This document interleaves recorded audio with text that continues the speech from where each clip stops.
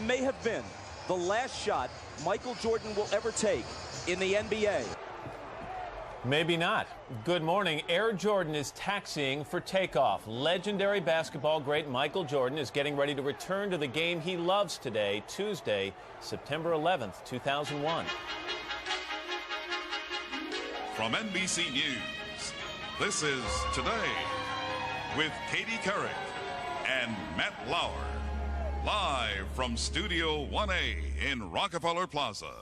And good morning. Welcome to Today on a Tuesday morning. I'm Matt Lauer. And I'm Katie Couric. What's that Dolly Parton song? Here we go again. Yeah, unbelievable. We've been talking about this for a long time. He retired from the game back in 1993 to try his hand at baseball. Then he returned in 1995. But he walked away again in 1999 after leading Chicago to 6 championships. Now the 38-year-old has been working out all summer, playing some pickup games against other NBA players. Outside his restaurant in Chicago on Monday, he told the Associated Press and other reporters, quote, "I'm doing it for the love of the game, nothing else, for the love of the game," unquote. Reached later by the Washington Post, his airness said he was not confirming a comeback. So, will he or won't he? We'll talk to Bob Costas about that in just a couple of minutes. We'll also turn our attention to the economy. Are consumers the only thing standing between us and a recession? We'll get the outlook on that from President Bush's Commerce Secretary. And speaking of commerce, a man who knows a little bit about that will stop by. Or our old boss, recently retired GE Chairman Jack Welch, one of the most successful CEOs of the 20th century. Dun, da, da, da. We're going to find out what makes him tick. Then Senator Ted Kennedy will be here to celebrate the 30th anniversary of the John F. Kennedy Center for the Performing Arts. And a little later on, we're going to have more of our Living Better series with a look at how your mood plays a role in your health. Plus, the very funny Tracy Ullman will stop by to tell us what she's been up to lately. She's got a new show called Visible Panty Line. Like you got to love that. Anyway, but first, his airness, as Matt mentioned, may be reigning once again. Michael Jordan is poised for a comeback. Here's NBC's Bob Faw. Jordan spinning. On the court, he's done it all, winning 10 scoring titles in 13 years, leading the Chicago Bulls to 6 world championships, becoming arguably the greatest basketball player ever. And last night in Chicago, the Associated Press says Michael Jordan, quote, all but confirmed he's coming back to the NBA to play for the lowly Washington Wizards. I'm doing it, Jordan told the AP, for the love of the game, nothing else. I know he's going to play great, but will he be comfortable at 75% of being Michael Jordan of yesteryear? See, he's not going to be the same Michael Jordan. Later, told of those reports, Jordan said he had confirmed nothing, adding that until he could grade his physical condition 10 on a scale of 10, and that he's now a 7.5 or maybe 8, he's not sure what he'll do. Still, reports that Jordan would make an official announcement within 10 days electrified Washington fans. I think Mike will come back and show him that he's not as old as people think he is. He's left and come back before in 1993, trying and failing in minor league baseball, then returning in 1995 to lead the Bulls to 2 more titles, immortalizing himself in the Windy City. I think it's great, you know what I'm saying? I miss Jordan. In his absence, the NBA's television ratings slipped. Marketing experts predict they'd climb if he returns. The AP quotes Jordan as saying, I want to play for years, bringing number 23 closer than ever to 1 more title. Comeback kid. For today, Bob Faw, NBC News, Washington. And Bob Costas has covered Jordan's career for NBC Sports. Hey, Bob, thanks for coming in. I know how you hate to wake up in the morning this early. You like to wake up in the morning. Eventually. Yeah, right, exactly. Yeah. Anyway. I prefer it to the alternative, actually. Will he or won't he? Absolutely, he will. Really? Yeah. Why are you so certain? Because he's gone this far along the path. It's not just a matter of getting in shape. He endured the cracked ribs, the back spasms.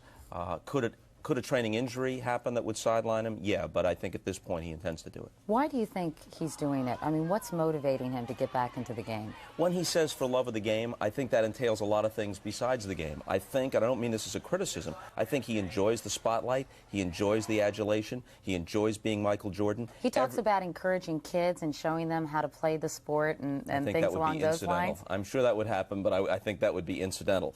He has a craving for competition unlike almost anyone who's ever lived. People who know him very well say that he will make a competition out of anything. He plays cards seriously. He'd play ping pong with his kids seriously. He needs competition at the highest level. He can't be the same Michael Jordan he once was, but he can probably be one of the 10 to 20 best players in the league. All right, let's do a laundry list of what does this mean for certain things. For basketball. Kind of a double-edged sword. in that there's no question that his return will focus additional attention on the NBA, but they're actually trying to come out of the Jordan era and move into a new era with Kobe Bryant and Allen Iverson and Shaquille O'Neal taking center stage. Will they ever be as transcendently popular as Jordan? No, but they're coming into their own. Now this kind of diverts attention a little bit. And if people want to watch the games the Wizards play more than they want to watch the games the Sixers or the Lakers play, in a way it sends a bad message about the future of the NBA. All right, what does it mean for the Wizards themselves? Well, they'll be a better team. He's improved them as an executive, added Doug Collins, our old NBC colleague, as a coach, and he's a very good coach. I think they'll be an improved team. That may mean that they can make the playoffs. They can't contend for the championship. What will this mean to his peers? How will he be received? He doesn't have many peers. He's the greatest player of all time. There's only a handful of guys left in the league, Karl Malone, John Stockton, Hakeem Olajuwon, whose careers really kind of overlap his significantly. He'll run into guys like Kobe Bryant and Allen Iverson, who will want to show him that to a certain extent his day is past. Let's talk about fans. It was interesting, before the show we do teases with local stations, and I think Atlanta was doing a survey, and overwhelmingly, I believe fans were saying they didn't want him to come back. Well, a lot of fans don't want the last image to be spoiled. First of all, I think, obviously, it's his life. And if he craves competition so much and he can still play reasonably well, of course he should do whatever pleases him. But a lot of people believe that he had the single greatest exit in the history of team sports, and you can't possibly add to it. You can only detract from it. And you can only go downhill from there, basically. Oh, right. Now, his argument is, so what? I've done what I've done, and as long as I'm still a good player. I remember Bill Bradley wrote a book called Life on the Run when he was playing with the New York Knicks. He said he didn't buy the Joe DiMaggio argument that you had to go out on top and never let people see you decline. He said getting better was part of the athletic process, and then peaking and declining was also part of a process that he wanted to live out. Not to the point where he wasn't capable of playing in the league, but he didn't mind playing at less than his best as long as he was still giving whatever was his best at that time. Well, I think that's a good, refreshing attitude to have, don't you? I mean, I think sports could use more of that. It makes sense. Life could use more of that. But it makes sense for almost everybody except the guy who went out like Jordan did. Yeah, let's actually take a look at how he left the game on such a high note. Let's take another look at that. Brian Russell with a quick crossover. Look at Brian Russell slips, and Michael pulls up and buries the shot to give him a 1-point lead. That may have been, who knows what will unfold in the next several months, but that may have been the last shot Michael Jordan will ever take in the NBA. Watch Jordan's left hand here as he gives Russell the push. The referee can't see that. Jordan frees himself up for a clean look. The greatest thing about Jordan is he has all the tricks. That's why it's so difficult to guard him. If that's the last... No, what I was just about to say there, I've heard it so many times, I practically know it by heart. If that's the last image of Michael Jordan, how magnificent is it? See, and that's the difference between him and almost anyone else. Ted Williams hit a home run on his last time at bat, but it wasn't in the World Series. This not only was in the NBA Finals, it turned a 1-point deficit into a 1-point lead and a win. Going out like that, you know, Babe Ruth went out hitting under 200, but there's no film of it. There's no film, you know, it's just a few still pictures. We've got a set image of this guy that some people believe that he's tampering with. Some people think he's a little bit like a guy who's been on the Broadway stage. He's gotten a half-dozen standing ovations and curtain calls, and now when all the folks are in the lobby buzzing about how it was the greatest show they've ever seen, he comes running out in full costume saying, wait, come back, one more thing. You know, and he's a guy who's always had a great sense of theater, but his great sense of competition and need to compete may overwhelm that sense of theater here. All right. Well, Bob Costas, great to see you as always. Thanks for coming in, Bob. Thank you, Katie. It is coming up on 7:09. Now let's get the rest of the morning's news from Ann Curry over at the news desk. Ann? Good morning, Katie. Good morning, everybody. In the news this morning, for the second time in 2 weeks, the U.S. has lost a spy plane over southern Iraq. Iraq said today that it claimed that it shot the plane down near the town of Basra. The U.S. says only that it has lost communications with the unmanned Predator spy plane, but that it does not know why. A California grand jury has rejected a flight attendant's complaint that Congressman Gary Condit obstructed justice. Anne Marie Smith has accused Condit of asking her to sign an affidavit stating the two did not have an affair. Well, Condit has denied asking anyone to lie. The grand jury said the criminal complaint was not in its jurisdiction. Smith's lawyer plans to refile the complaint. Today, the National Academy of Sciences is releasing a report that says more stem cells are needed if scientists are to find cures for some debilitating diseases. The Academy does not mention President Bush's policy on stem cells directly, but does say the federal funding the president has approved for about 60 cell lines is not enough. Police in Sacramento have released a videotape made by mass murder suspect Joseph Ferguson just before he killed himself. And the tape is chilling in what it reveals about the gunman. NBC's Chip Reed reports. This was 20-year-old Joseph Ferguson making an angry, profanity-laced statement that police say was taped during his murderous rampage in Sacramento this weekend. I'm on a hell of a show. I've taken 4 victims.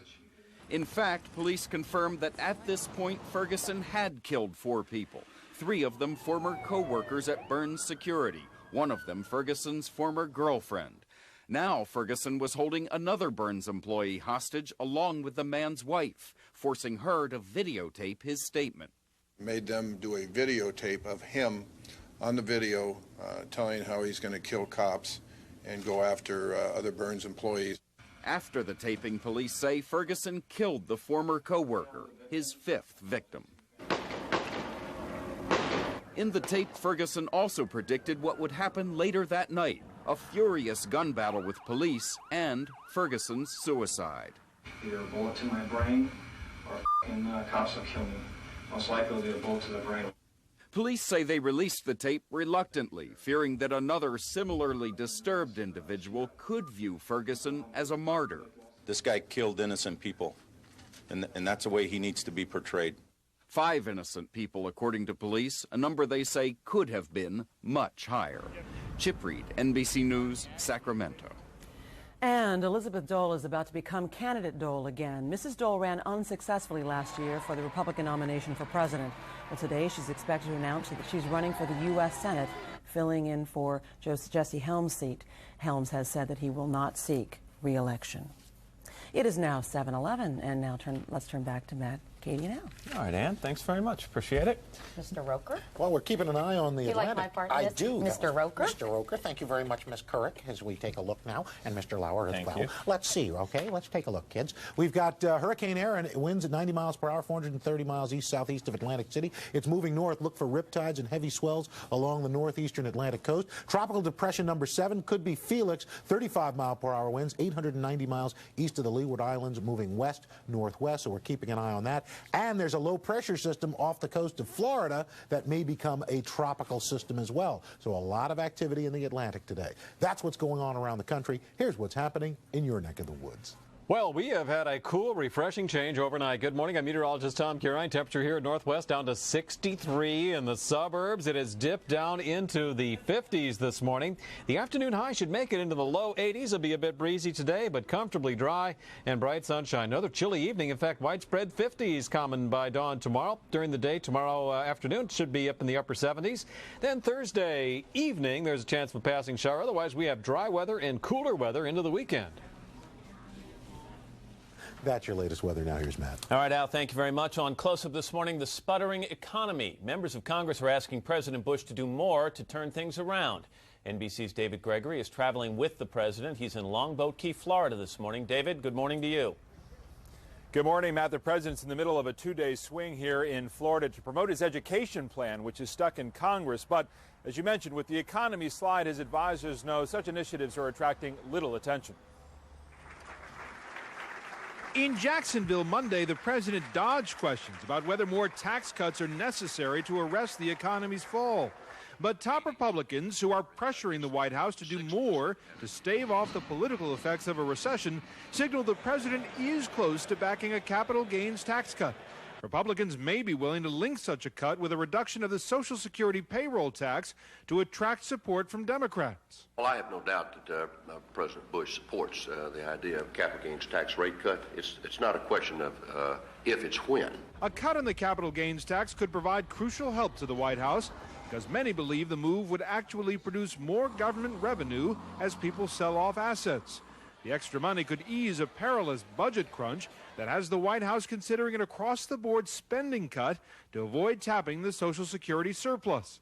The economy and a looming fight over the budget have left the public anxious. They're concerned about their jobs, they're concerned about their retirement, and they want to see something happen now, and they want to see some leadership from this city now.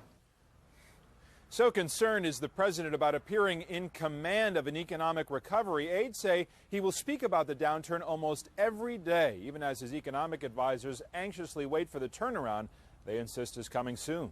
Matt? All right, David Gregory in Florida this morning. David, thanks very much. Don Evans is Secretary of the Commerce. Mr. Secretary, good morning to you. Good morning. How are you? I'm fine, thank you. How would you describe the economy right now? Where are we? We're at an unacceptably slow growth rate, Matt. I mean, you saw the numbers recently in the second quarter. The economy was growing at about 0.2%. This quarter, I don't know, it's not going to be much north of that, maybe in the 1% range. But it's unacceptably slow right now. The president had hoped that his tax cut would spur on the economy. The checks are still going out to individual taxpayers, I know. Is there any early indication that taxpayers are taking that several $100 check and spending it in a way that will, in fact, spur on the economy? Well, certainly a number of the taxpayers I've talked to across America are spending it. I mean, as I traveled around the country, I'm hearing people say, thank you very much. I got my $600. I've bought school supplies or school clothes with it. And so the money is moving into the economy. It's helping the economy, Matt. There's no question about that. The question is, how much is it helping? And a lot of people want more to be done. We just heard David Gregory talk about a possible cut in the capital gains tax. Would you be in favor of that? Well, the president has already said he's going to be open-minded. He is very concerned about the economy. He's very concerned about the rise in the unemployment rate. And so he will be open-minded. He will listen to his economic advisors. They will present to him ways to further stimulate this economy. Couldn't a cut in capital gains, though, also hurt the stock market with investors selling off stocks to reap profits? Well, again, man, I mean, I don't want to prejudge what the president's going to do on this. Let me tell you, there's other things that can be done that he's already presented to Congress. One is pass the president's national energy plan. I mean, he presented that to Congress. We need to bring energy prices down in this country. That will help stimulate growth. That will stimulate more jobs. That will put more disposable income in the hands of the American people. Congress needs to pass trade promotion authority for the president. He's asked for that. As I talk to businesses all across America, they all tell me that their future growth is outside the borders of the United States. 95% of the people in this world live outside the borders of this country. And most experts will tell you that those two plans will help in the long term, but it's not going to do much in the short term. In the short term, we have tax cuts that are beginning to take hold, man. We'll continue to watch these numbers very, very closely. The president is very concerned about this economy. He's very concerned about unemployment. As he said, anyone that's unemployed in this country is one too many. So, we'll continue to watch the numbers. There are more important statistics coming out this Friday. He'll watch those. His advisors will advise him, and he'll make decisions in the coming weeks. Commerce Secretary Don Evans. Mr. Evans, thanks very much. Thank you, Matt. 17 past the hour. Here's Katie. All right, Matt, thank you. Tim Russert is NBC's Washington Bureau Chief and moderator of Meet the Press. Hi, Tim. Morning, Katie. Obviously, the Bush administration is taking the offensive on the economy right now. They're putting out Don Evans, who's Commerce Secretary, is the point man on the economy. We heard David Gregory say the president was going to be talking about it every day. When unemployment figures came out on Friday, he had a press conference where he talked about understanding what people are going through. How worried are they about the economy in the Bush administration? One of George Bush's closest friend in Congress, Congressman Roy Blunt, the other day, Katie, said there's absolute terror, quote unquote, amongst Republicans in Congress. They are all running for re-election on the House side in 2002. They are panicked. But isn't this sort of the natural course of events in some way, Tim? I mean, we talked to economists yesterday who said there's very little that the Bush administration can do about this. Well, there are cycles of economic growth and decline. What the House Republicans are concerned about is that the decline is going to take place on their watch, and by the time the economy picks back up, it'll be beyond 2002, and they'll be out of office, and the Democrats will control the House and Senate. The Republicans have a big choice to make, Katie. As of now, as of this morning, they have decided to go for an across-the-board cut. And what will happen is, for George Bush's promise and big increases in education and defense will not happen. They'll set aside Social Security and Medicare, but every other program area will be cut unless it's specifically exempt. And get this, the cuts would not take place officially until 15 days after Congress leaves town. It depends on what they set aside. If they set aside Social Security, Medicare, defense, some of those programs, then the cuts could be as large as 5% across the board in every other program, according to Democrats. Veterans benefits, environmental programs. This could get very loud and very ugly. So what will the response be to that? Well, the Democrats are stepping back saying, no, you can't do that because those are important programs. But it begs the question for the Democrats, then what do you do? Do you roll back the tax cut you're complaining about? They don't want to do that because they don't want to be perceived as anti-tax cut. Do you dip into the Social Security Trust Fund? Neither party wants to do that because they have pledged they wouldn't do it. The fact is there is no real Social Security Trust Fund. It is money collected and an IOU is put into a fund, but for most of government, other than the last 2 years, that money was used. But it's symbolic here, though. It's symbolic more than anything here, Tim. It's hugely symbolic, and both parties pledged not to do it. The fact is, Katie, the notion of giving a big tax cut with big increases in defense, big increases in education, and locking up Social Security cannot happen in the current economic climate, and both parties are trying to work their way out of it. The Democrats are content to sit back and say, Mr. President, it's your budget, your tax cut, your economy, your move. Let me ask you a quick question about the capital gains tax cut. I know I shouldn't do this because we have got a lot of other stuff to talk about, but that is such a contentious class issue. I mean, will that go forward, or as Dan Rather would say, does that dog don't hunt, or whatever he says? It does with a lot of people, but it might be offset by a cut in the payroll tax, which a lot of middle American, lower income Americans have to pay also. The difficulty with the capital gains tax is why you get immediately a spike in revenue in the first couple of years. Down the road, it could bring declining revenues. All right, real quickly, what about Elizabeth Dole running for Senate? Do you think she's got a good shot? She's running hard, announcing today she's going to spend the next 3 months raising a lot of money, Katie, trying to show that she shouldn't have any competition in the Republican field. If she gets the Republican nomination uncontested, she's almost a sure lock to win. And how about the other guy from North Carolina? Michael's coming back, Katie. Come on down. I know. Boy, Washington must be so psyched for that, Wizard season ticket owner. I've labored in the vineyard. I've seen the promised land. Coming my way. My new best friend, Tim Russer. Tim, thanks a lot. Good to see you. It's 7:21. We'll be back in a moment. This is Today on NBC.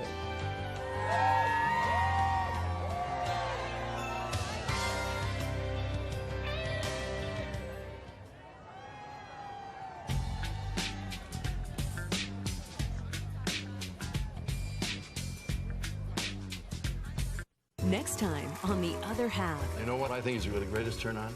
The back of a woman's knees. Okay, Dick. Whatever.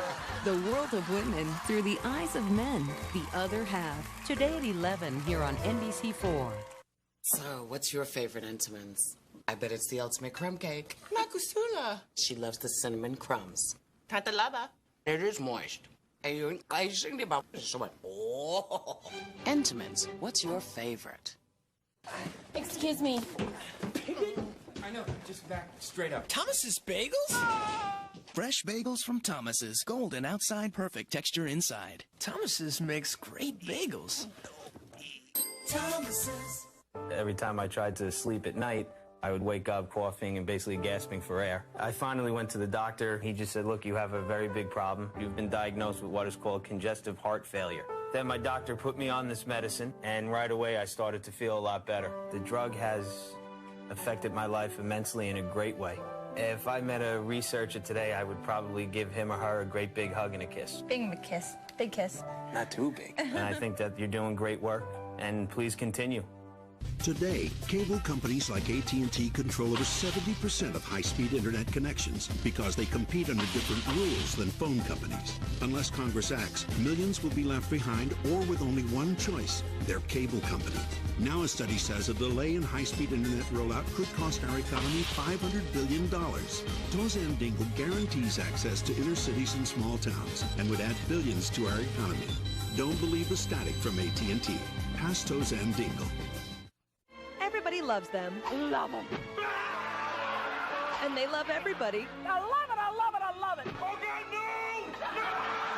An hour with the cast of Everybody Loves Raymond. Next, all new Rosie. Today at noon here on NBC4.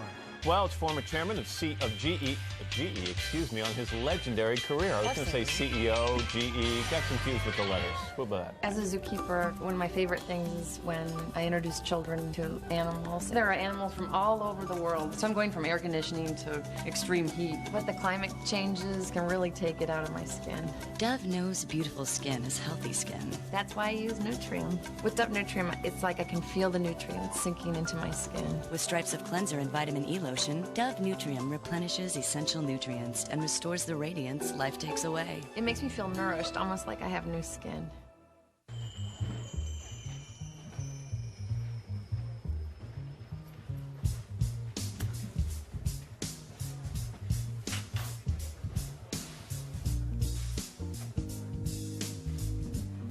Introducing new Kellogg's Special K Red Berry cereal. Crunchy sweet flakes, now with slices of real strawberries, right in the box. Looking good, never tasted so great. Kellogg's Special K Red Berries. It's new.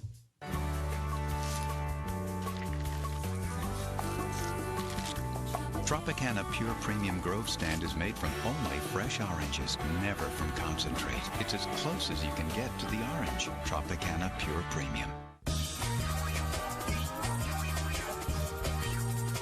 There's a place nearby with everything your vehicle needs to keep going in this busy world, even on Saturday. Oil changes, brakes, tires, and more. All in one convenient stop.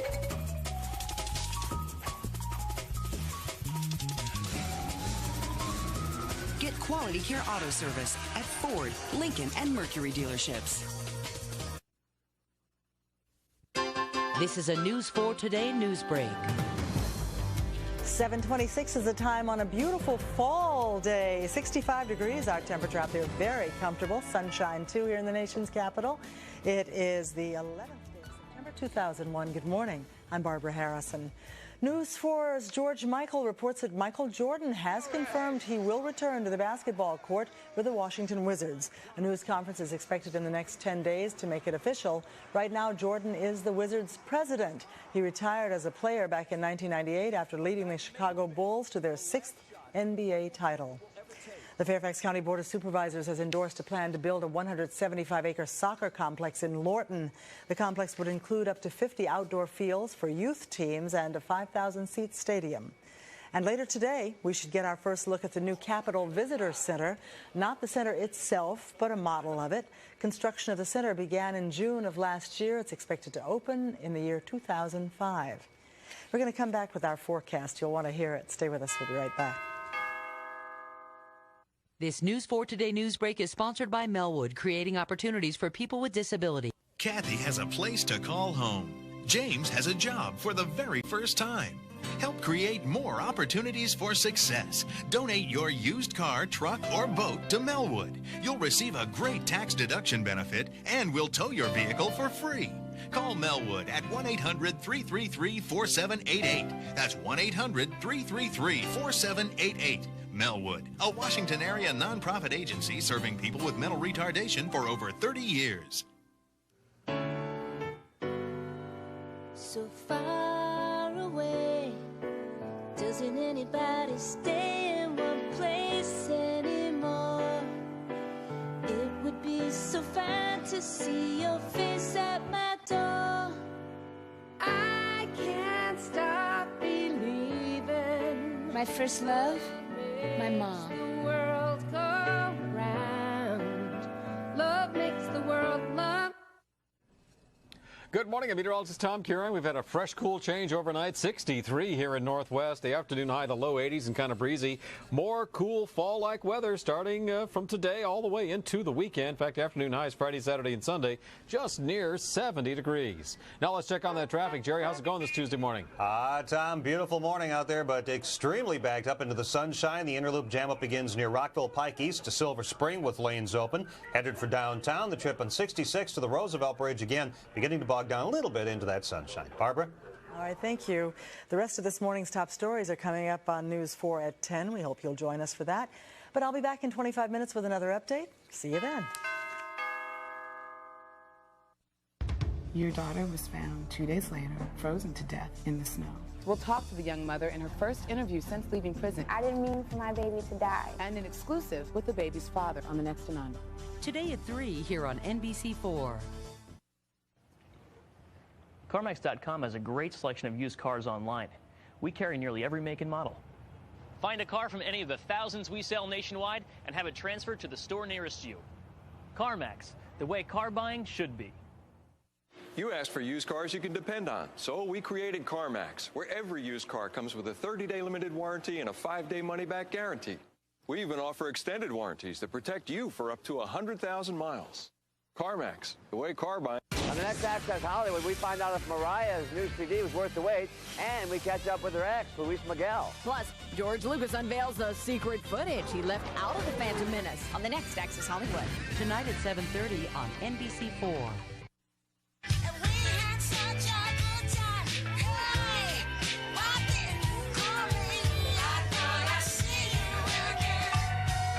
back at 7:30 on this Tuesday morning, the 11th day of September, the year 2001. And yes, you're listening to singing sensation Macy Gray, who will be performing for us live in concert on Friday.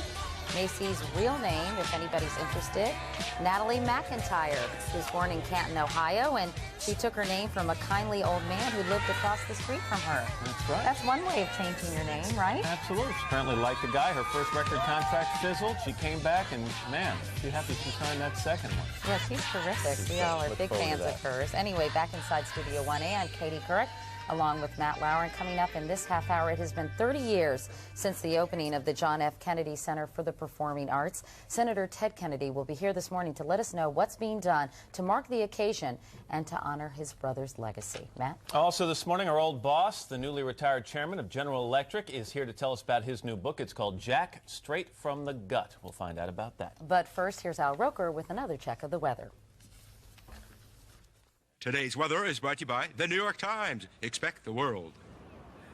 Good morning, everybody, and we've got some ladies who asked the question, do you know the way to San Jose? I'm guessing you're from San Jose? I'm from San Jose. We're sisters celebrating our birthdays. What birthday? Okay, never mind. I'll be moving on now. And we've got, we got Hurricane Aaron. This is Aaron right here. This is Aaron? Yes. Celebrating her daddy's birthday. Oh, my gosh. And what's your name? This is Maggie. My golly, how old are they? They're 20 months. Thanks for bringing them down. Where are you guys from? New Jersey. Okay, you guys answer everything together. That's great. It's a trained act. I like it. Let's check your weather, see what's happening. And Florida downpours. We've got flood watches for southwestern and southern Florida. Some areas picking up 7 inches of rain. And we may see this become a tropical system, so we'll have to keep an eye on it. Rest of the country today, we are expecting sunshine here in the Northeast with lower humidity. That's what's going on around the country. Here's what's happening in your neck of the woods. Breezy, cool, and dry this morning. We've seen a big change overnight. 63 here in Northwest at NBC 4. Nationals at 64. The afternoon high may reach the low 80s. And it'll be breezy today with bright sunshine. Another cool night tonight. In fact, down into the 50s. Widespread around the region tomorrow morning. And then Wednesday afternoon, the upper 70s, bright and sunny. Thursday evening, slight chance of a passing shower. And after that, we'll have some cooler temperatures with more dry weather on Friday, Saturday, and Sunday with afternoon highs each day just near 70. Now we got five sisters from 4 states. And you're going to Europe? Yeah. All right, have a safe trip. Now let's head back inside to Katie. All right, Al, thank you very much. It's 7:32. Coming up next on Today, freshly retired GE Chairman Jack Welch, straight from the gut. But first, these messages.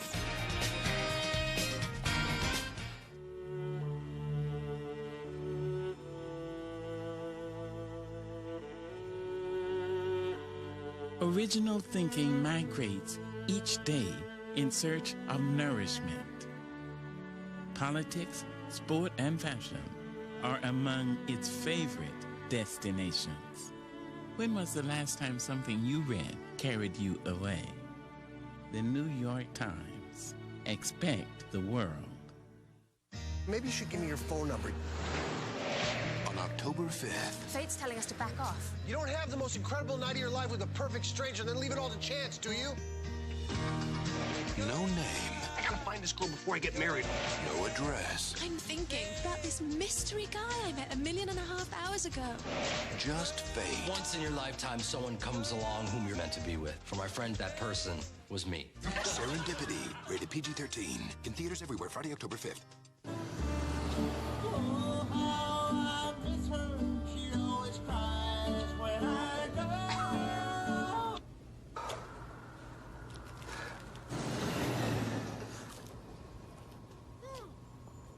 And now, I don't have my best friend around.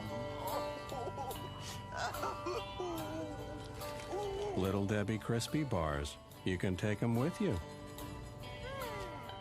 All skin is not created equal. It's more delicate around the eyes. L'Oreal creates new Advanced Revitalift Eye, smooths with Pro-Retinol A, and firms with Paralastol. New Revitalift Eye, only from L'Oreal. You're just 6 hours away from more beautiful eyes. Good. Boy, you sure love Campbell's tomato soup. Runs in the family.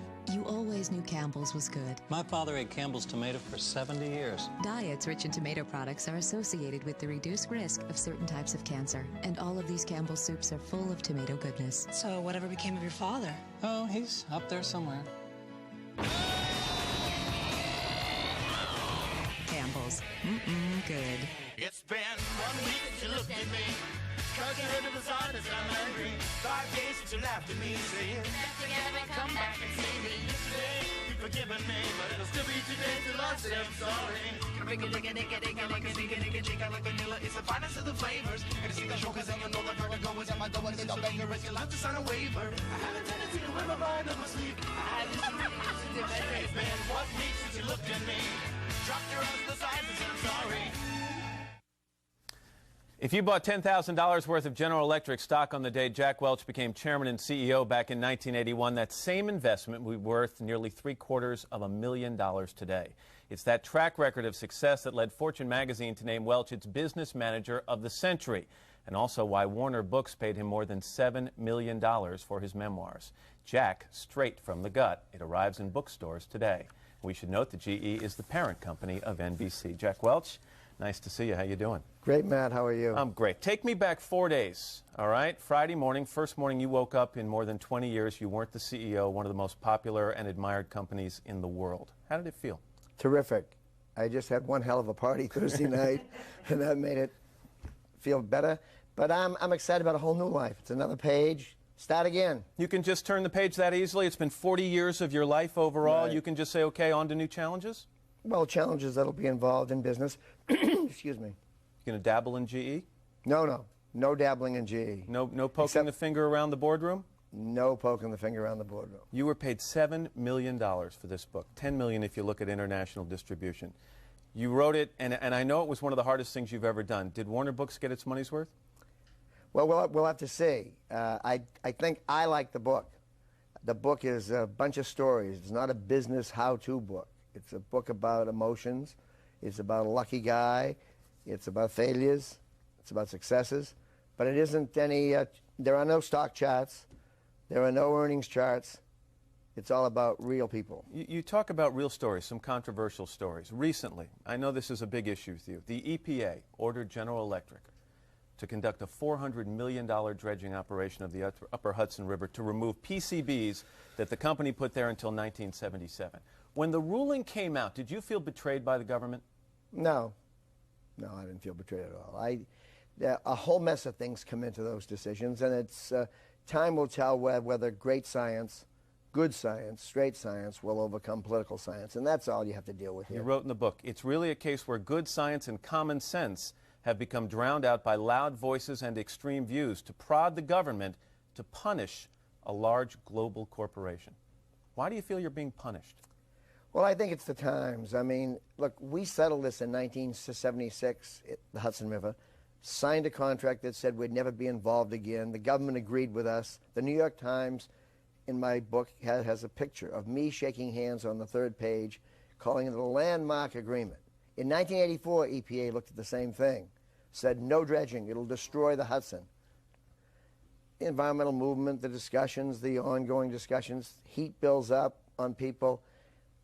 What's happened in the river since then, Matt? Well, heat builds up on people. Did heat build up on the Bush administration because of their views on global warming, Arctic drilling, where they had to look and say, wait a second, we have to do something that is viewed as positive for the environment. Let's go after GE. Well, you'll have to ask them that. But what basically happened was in the last days of the Clinton administration, they laid out a plan.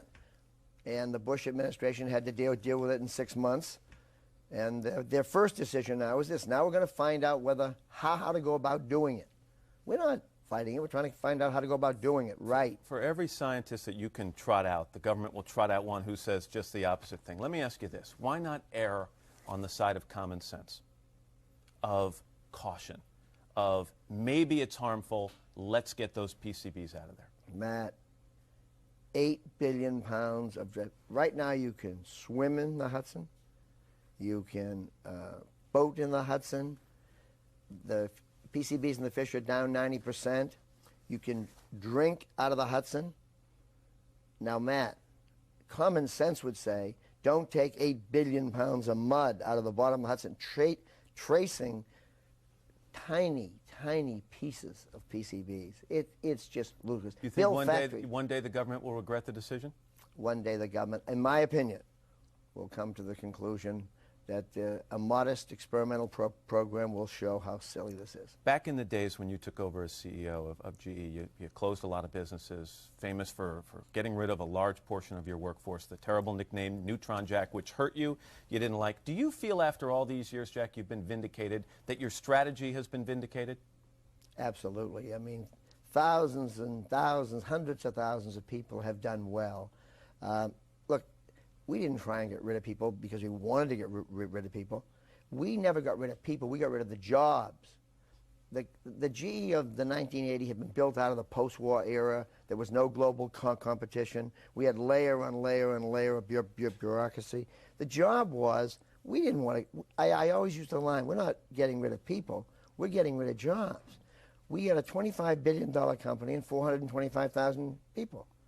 Today, we have a $140 billion company and 300,000 people. At the time, IBM conducted an advertising campaign, an image campaign, and they used the tagline, "Jobs may come and go, people shouldn't."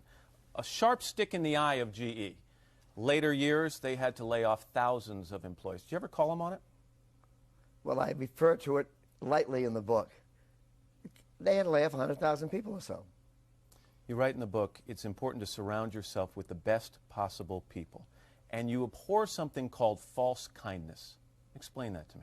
False kindness is everybody getting the same thing, people not getting candid appraisals from their managers, people not having a discussion openly about their careers. The worst thing you can do is not tell somebody early in their career where they can go. If you're going to take somebody into their 50s and then all of a sudden tell them after 20 years of telling them they're great, hey, you're not quite good enough, that's what I call cruelty. If you were lying on a couch as opposed to sitting in the chair, a psychiatrist might say to you, that's a good way for a CEO to feel better about the fact he's had to lay off people. No, I don't think so. First of all, I wouldn't lie on the couch to do that. Matt, that has nothing to do with it. The facts are you want to have your best people. You don't see mass layoffs around in companies that are running. This is our best. This is one of our best years. We'll outperform the S&P. I mean, this is the way you run a company. Let me throw some phrases and words out to you. Give me what comes straight from the gut, okay? Yep. The internet. The most transforming thing that's ever happened in business. Huge impact in your life? Huge. George W. Bush. Good guy. Got to get out, sweat more. Got to let the people feel that he knows what's happening.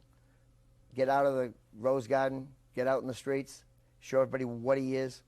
Election night 2000. You and some friends were in the NBC News studios here in Rockefeller Center. Sadness initially. Elation at the end. You were rooting for your guy, George W. Bush. Absolutely. Did you, the rumor has it, did you encourage anyone behind the scenes or on the air here at NBC, keeping in mind GE owns NBC, to call the race for George W. Bush? That's on its face nuts. You know we can't do that. You know I wouldn't do that. You know if I told you to do that, what you'd tell me? That is just, let's not spend a moment on that discussion. In hindsight, was it a mistake for you to be there? Like hell. Why wouldn't I be there? Why should anybody else be there if I can't be there? Bill Clinton. Affable, charming, good president in many ways. Al Gore. I'm glad he's not president. Did you call him, quote, evil, evil, evil at a dinner party here in New York? Someone said that, and I haven't commented on it. Honeywell. Mistake? No. Took a swing. A big swing. Big swing. $41 billion swing. Yeah, but the next day, dusted ourselves off, went back to work, and grew earnings 15%. You called it, quote, the cleanest deal you'll ever see. How'd you misread it? I mean, was it misread? Well, 13 countries agreed with me, including the U.S. Some new law was applied. Boom. Over. When you were vying for the job of CEO 20 years ago, you wrote a letter to Reg Jones, then chairman, and you said, among other things, you were going to include in that letter a vow that you would leave the job after 10 years. No matter what, you wouldn't serve more than 10 years. Friend talked you out of that. Now you've served 20 years, you're leaving. If you could serve more, would you stay in this job? I could have served more. The answer is no. It's time to go. We had a team of great people. Now it's time to repot the plant, get some exciting new faces, and we're doing it. If there's one thing you want people, and not just CEOs, who probably are going to snap this book up pretty quickly, but regular people to take from the book, what would it be? Everybody's got a shot. I'm a lucky guy, a modest background, got some luck, had some breaks. This is a great country. There's a great shot for everyone. I hope this is not just business people buying this book. I hope it's mothers like mine selling it to their kids, showing their kids how lucky you can be.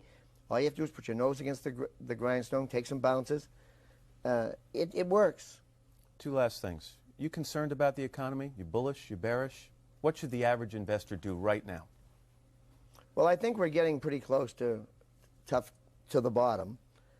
When it swings back, I don't know. Timing, market timing is always very tough to pick. But things are tough. If you could have a mulligan, Jack, on any decision you've made in the last 20 years, which would it be? I don't take mulligans. I'm going to hold you to that the next time we hit the course. Good luck to you. Thanks. It's Great been to a be with pleasure. you. Thanks a lot. And if you'd like to read an excerpt from Jack straight from the gut, you can log on to your website or our website at today.msnbc.com, or you can check out any street corner. Jack's going to be handing the book out here in New York. It's 7:46. Up next, Senator Ted Kennedy right after this. Everyone knows Santa Claus, but behind the magic is a massive global operation. This is Santa's Workshop 2001. We work with UPS to bring in raw materials, produce goods, wrapping paper, ground, overnight, international, you name it. Just this morning, I had a shipment of candy canes stuck in customs in Belgium. And one call to my UPS rep straightened the whole thing out. There have been instances where the naughty got toys and the nice got coal. But it's not gonna happen on my watch.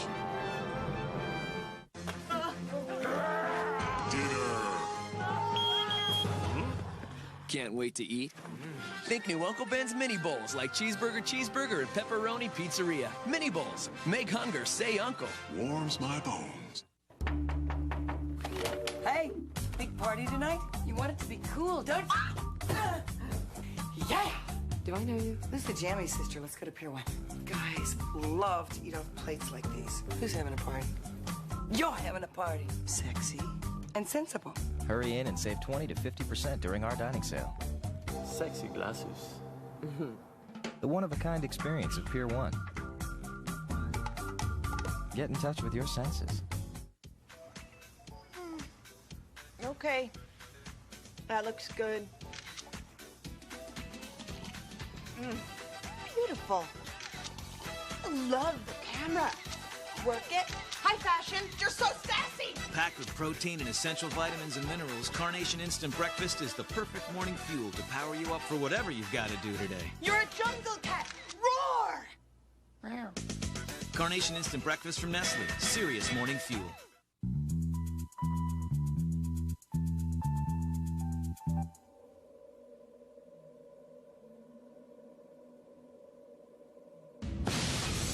Need help deciding? Go to thenewsteel.com. What does a week in paradise smell like? Like sea green polos with the scent of the tropics. Like floral flowing skirts. And a sweater for those cool nights with the guy who still makes you feel warm inside. Like the freshness of Tropical Bloom Downy. With the lush scent of exotic flowers that brings a little paradise home. Let the freshness of Tropical Bloom take you there. A quick toss of the Downy ball as you start the wash releases freshness in the rinse. Downy. It touches so much more than clothes.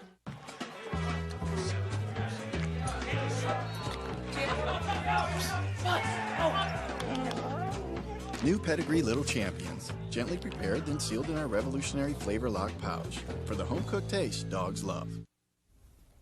This past weekend, the John F. Kennedy Center for the Performing Arts celebrated its 30th anniversary. Today, the center unveils the JFK Interpretive Exhibit program honoring President Kennedy's legacy and commitment to the arts. And I am certain that after the dust of centuries has passed over our cities, we too will be remembered, not for victories or defeats in battle or in politics, but for our contribution to the human spirit.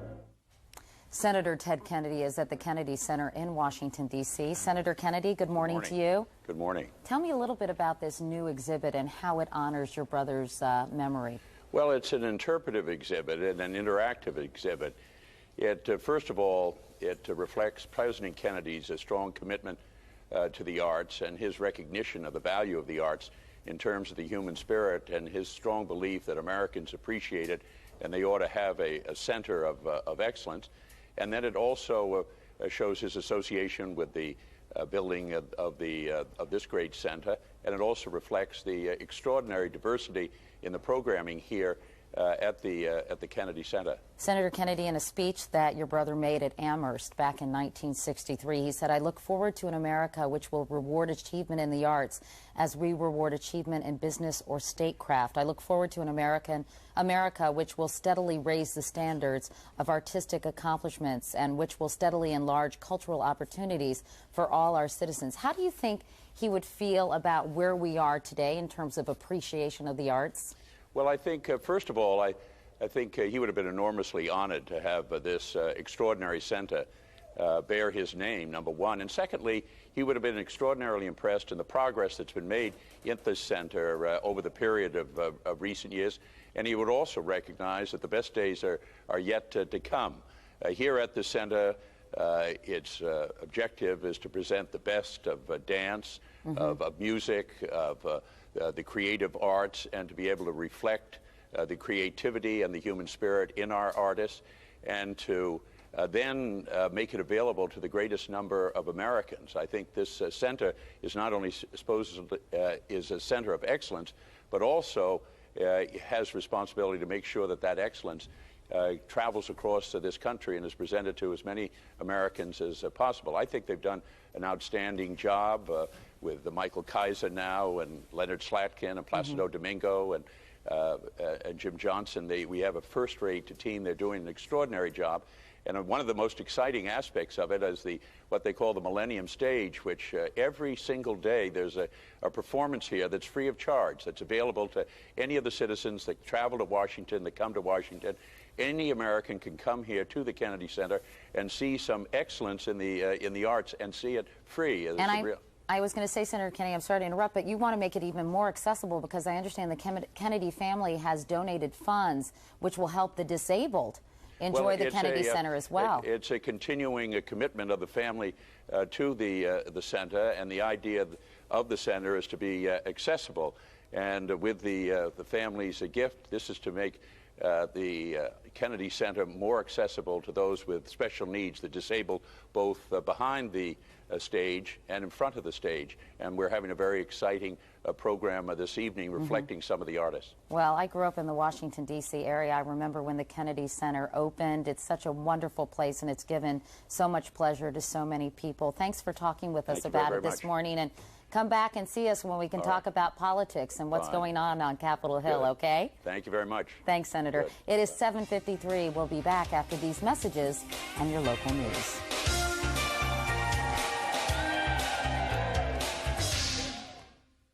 I ate Quaker oatmeal for 30 days. It actually works to remove cholesterol from your body. Sucks it right out. Help lower my cholesterol 10 points. That's even more than I bargained for. Quaker oatmeal warms you heart and soul. I ate Quaker oatmeal for 30 days.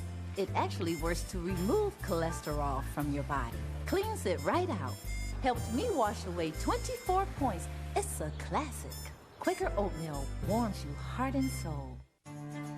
Asthma was watching my kids grow up and not always being able to participate. Advair is a new asthma product that's clinically proven to improve lung function and increase symptom-free days to help you do more of the things you want to do. That's because Advair is the first and only product to effectively treat the two main components of asthma, airway constriction and inflammation. Just one inhalation, morning and night. Advair won't replace fast-acting inhalers for sudden symptoms and should not be taken more than twice a day. People switching from an oral steroid like prednisone to Advair, which contains an inhaled steroid, need to be especially careful. While adjusting to the switch, your body may not be as able to heal after surgery, infection, or serious injury. If you have heart or blood pressure problems, tell your doctor.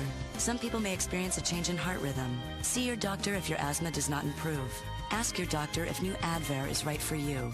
Advair, because life should take your breath away, not asthma.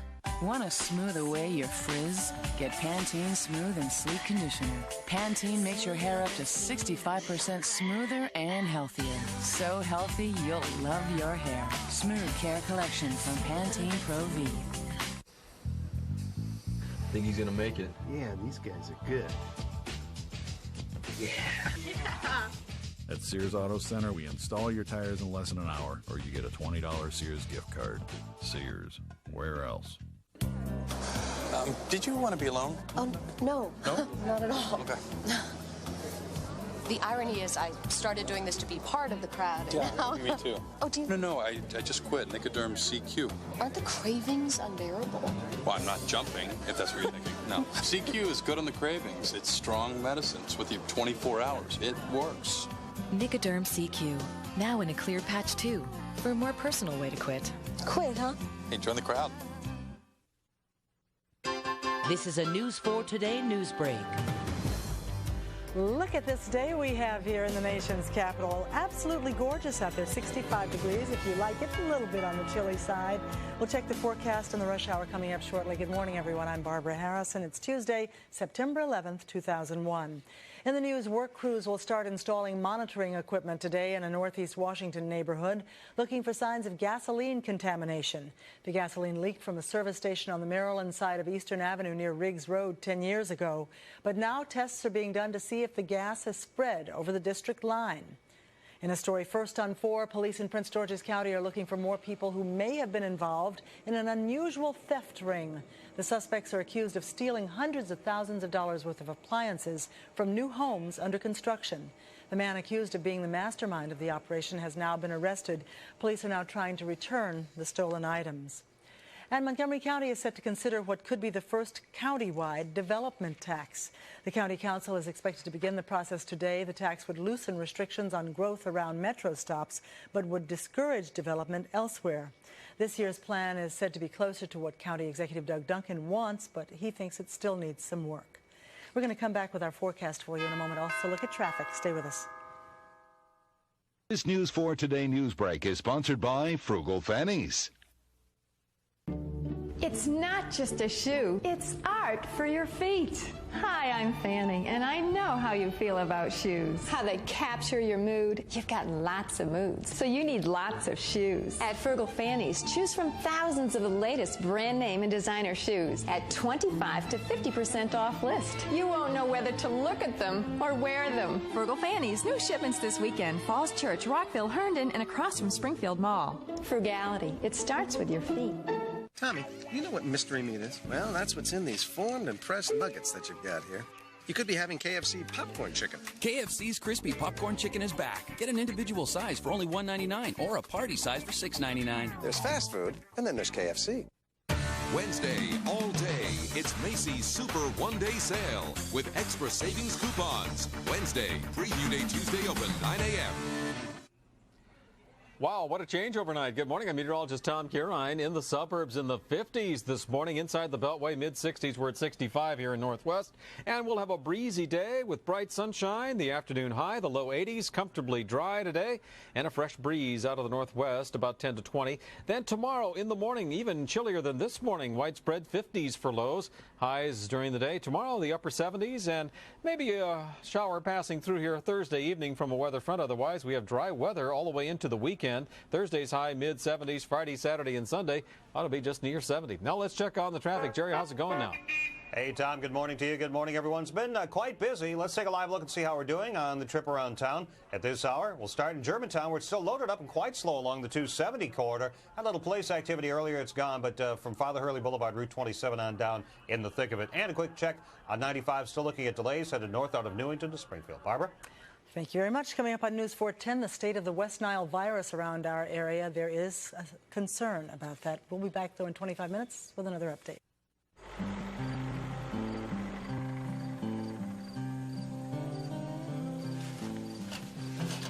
Maybe it's the soil. Nope. Gotta keep looking. Maybe the sun. Or just something in the air. Nope. Not here. But things just naturally seem to grow faster in the South. There you are. Lotto South, new from the Virginia Lottery. Current jackpot, $2 million. Whoa, it grows fast.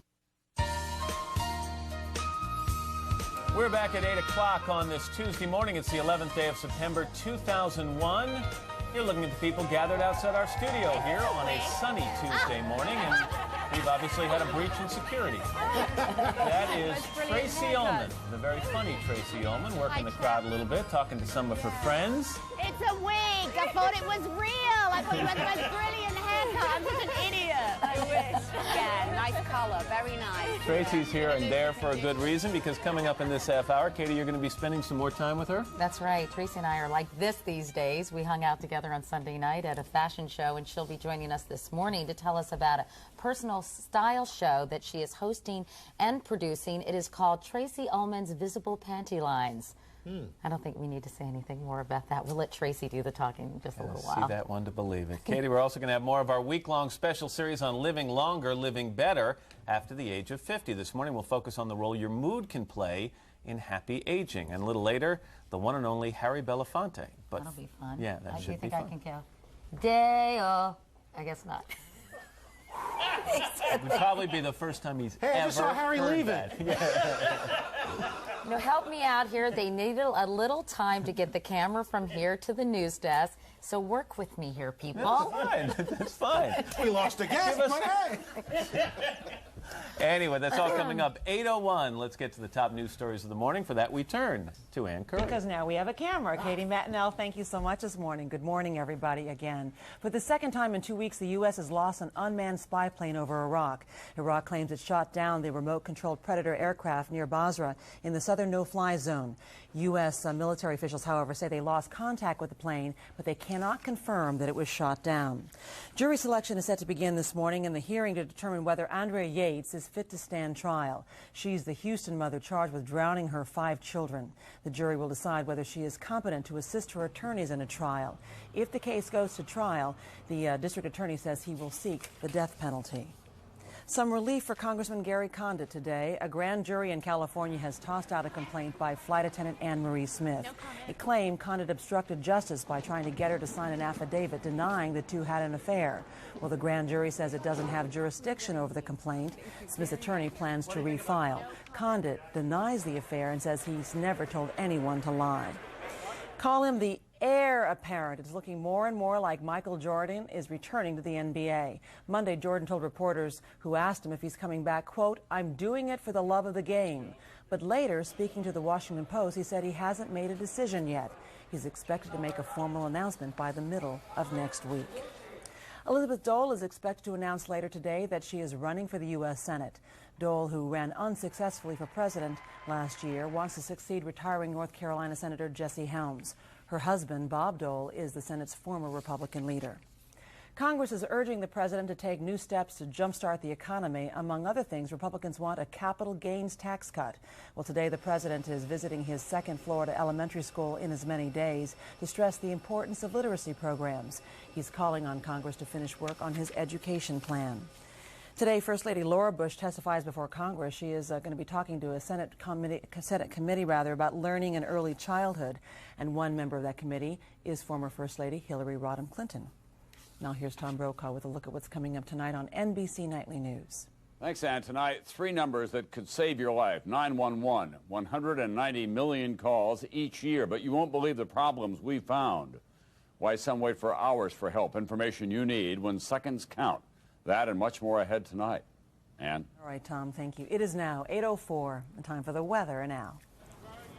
Today's weather is brought to you by Walmart. Always low prices. Always. Beautiful morning here in the Northeast. Let's check the rest of your weather, show you what's going on for today. And you'll see that we've got clear skies throughout much of the country, some showers in the northern plains, and wet weather down in Florida, where they'll be picking up as much as 7 inches of rain in parts of central and southern Florida. Partly cloudy skies in the Pacific Northwest. The heat continues in the desert Southwest, 106 in Phoenix. That's what's going on around the country. Here's what's happening in your neck of the woods. 65 cool, dry degrees here in Northwest Washington. Good morning. I'm meteorologist Tom Curran. A wonderful change overnight and a fresh, cool air mass going to be with us here for the next several days. And we will have the afternoon high reach just the low 80s today with comfortably dry weather. The breeze is out of the northwest about 10 to 20 miles an hour. Then tonight, a really chilly evening down into the 50s. And we'll see the afternoon high tomorrow just the upper 70s with bright sunshine. Thursday evening, slight chance of a passing shower. Otherwise, we'll have some cool, dry weather all the way into the weekend.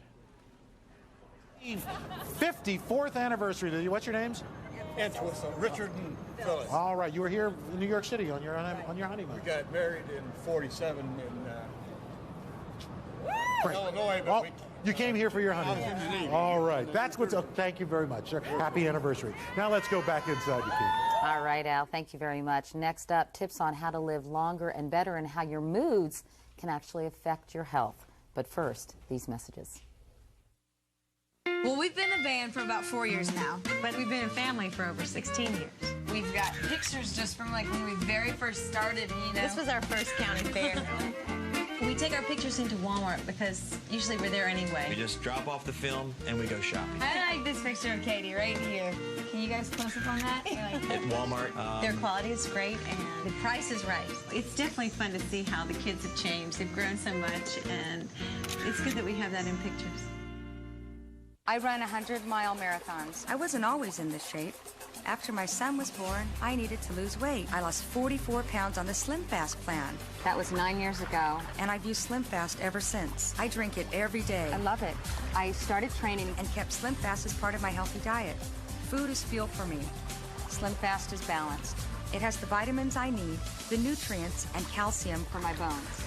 Slim Fast helps keep me in top form. Slim Fast every day. Get healthy. My restaurant was opening in just 1 hour, but my headache was running the kitchen. I needed relief in a hurry, a big hurry. So I grabbed some Advil liquid gels. They get the strength of Advil into my system fast. They're even faster and better on tough pain than Tylenol. With Advil liquid gels, I was back in control, just in time. Take Advil liquid gels and take control. Pete Sampras knows about One-A-Day's new active multivitamin with more B vitamins and ginseng to enhance energy. One-A-Day. Get active, stay active. Taste the best the world has to offer. New Fancy Feast grilled. Tender grilled cuts of beef, chicken, or turkey. There's nothing in the world like it. New Fancy Feast grilled from Friskies. Good taste is easy to recognize.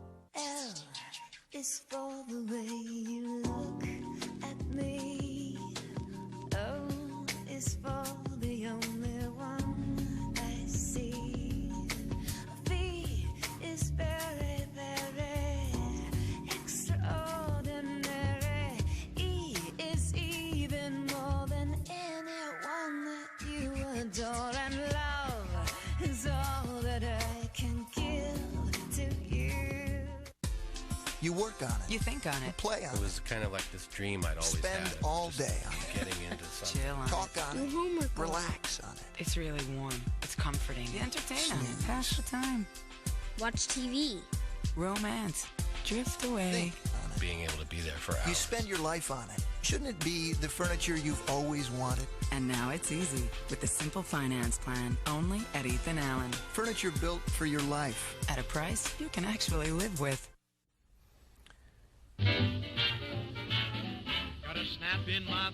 This morning on our continuing series, Forever Young, A Guide to Life After 50, Living Better Today. All week, in conjunction with Newsweek magazine, we're looking into some ways that older people can live longer and better lives. Today, our focus is on moods. As people move through life, they become increasingly aware that time is precious. Here's how one woman in Berkeley, California is making sure her time is well spent by sharing it with others.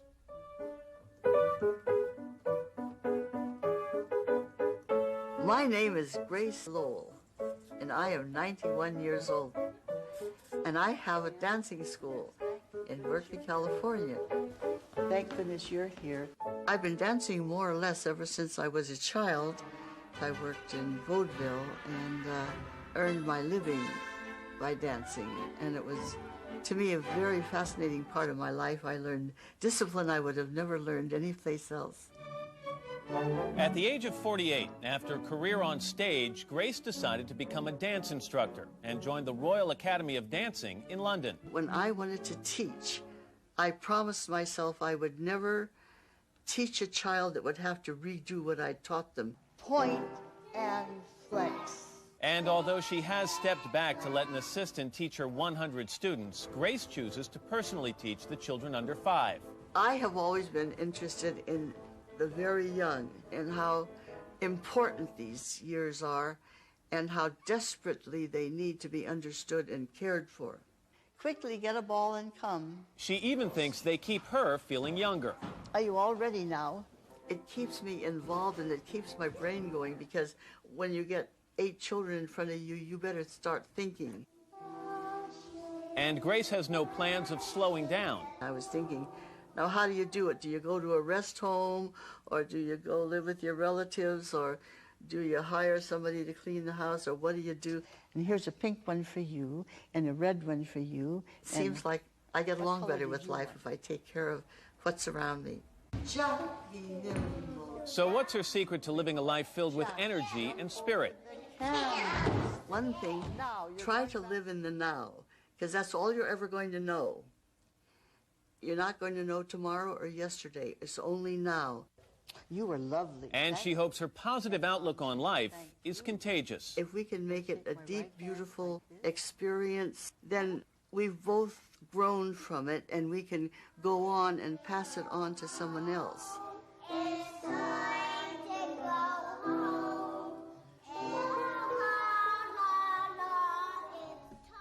Laura Carstensen is a professor of psychology and director of the Institute for Research on Women and Gender at Stanford University. Laura, good morning. Good morning, Professor. Grace, would she be the exception to the rule? I mean, she obviously has found a way to live her life so that it's fulfilling at 91. Is that the norm? Well, I think Grace is exceptional in many ways, so I wouldn't say she's the typical person of any age. But she did say something that is typical of older people. That is, on average, they tend to live in the present, to focus on the here and now, to take each day as it comes. And they do that much more than younger people do. So this is just the opposite of what a lot of people believe. A lot of people are going to tell you that older people are obsessed with not the here and now, but the what happens 5 years from now. And the clock ticking is constant, and depression becomes a problem. You don't think that's true? Well, the data suggests that's not true. Older people think very much about the present. They don't think more about the past. And it's another image of older people, is that they're thinking about the past. And they don't worry as much about the future as younger people do. There may be a paradox here. That is, as you approach the end, that is the end of the lifespan, you don't have to worry about the future as much, because the future becomes less relevant. And people's goals shift to goals that are ones that will be realized in the moment. Those kinds of goals tend to be goals that are important, emotionally meaningful. And when people pursue life like that, it's good for your mental health. But is this in a perfect case? I mean, what about the people who are in their 60s and 70s who have health problems? And those health problems impact their ability to enjoy their daily lives? And that's a lot of people. There are a lot of people who have health problems in their 60s and 70s, although people in their 60s and 70s living healthier tend to be pretty healthy, so they may have some kind of chronic diseases. But by and large, older people deal with chronic disease emotionally better than younger people do, who have the same kinds of chronic diseases. There's something about the regulation of emotion that seems to improve over time. So in other words, we're better at handling our moods as we get older. Where we're young, a mood might get us down for a week at a time. When we're old, we'll say, you know what, this too shall pass. We've learned to accept it. Right. We have done some research where we sample people's emotions in day-to-day life. So they carry electronic pagers, and we page them at random times during the day and say, what are you feeling? And with age, you see a decrease in the frequency of negative emotions. Positive emotions are just as frequent into old age. But I think even a more important finding is that these negative emotions last for a shorter duration, as you're saying. So younger people can get down, and it's hard to get back up again. Older people do get down. I don't want to minimize the hardships of old age, but they do seem to become very adept at at bringing up mood again. So living in the now, as Grace says, and as you said, probably a key to enjoying your life in your quote-unquote golden years. Very much so. Laura Carstensen, Professor, thank you very much. We appreciate it. You're welcome. It's 8:14. To learn more about mood and aging, you can visit our website at today.msnbc.com. And we're back right after this. What did you have for dinner? Last night I had microwave popcorn and cold spaghetti. Oh, big deal. The other night I had a pint of mint chocolate chip. Oh, I had pizza that was older than me. I had herb roasted chicken in a rich, creamy mushroom sauce with roasted red skin potatoes, broccoli, and red peppers. It was lean cuisine. Do something good for yourself with Stouffer's Lean Cuisine. It's not just lean, it's cuisine. This will be an everlasting love. This will be the one I'm waiting for. This will be the first time anyone has loved me. More women use orthotricycline than any other birth control pill. Taken correctly, it's over 99% effective, so you don't worry about getting pregnant till you want to. And orthotricycline is clinically proven to help clear up moderate acne. The pill does not protect against HIV or sexually transmitted diseases. Serious risks include blood clot, stroke, and heart attack. Cigarette smoking increases these risks, especially if you're a smoker over 35. Women who use the pill are urged not to smoke. Women who have blood clots, certain cancers, a history of heart attack or stroke, and those who could be pregnant should not use the pill. For more information, talk to your healthcare provider. If you're going to take the pill, why not take orthotricycline? Clinically proven to help your skin look better. Orthotricycline. Isn't it great to find the one that's right for you? This will be. Wouldn't it be great if Bounty came in a box? Ta-da! Incredibly practical. Practically invisible. New Bounty in a box. It's Bounty in a box. My mom said she can't believe you were right. Need a little quiet time? Give them a Quaker Chewy. Wholesome granola now mixed with delicious chunks of Nestle Baby Ruth bars. Chewy stops the chatter.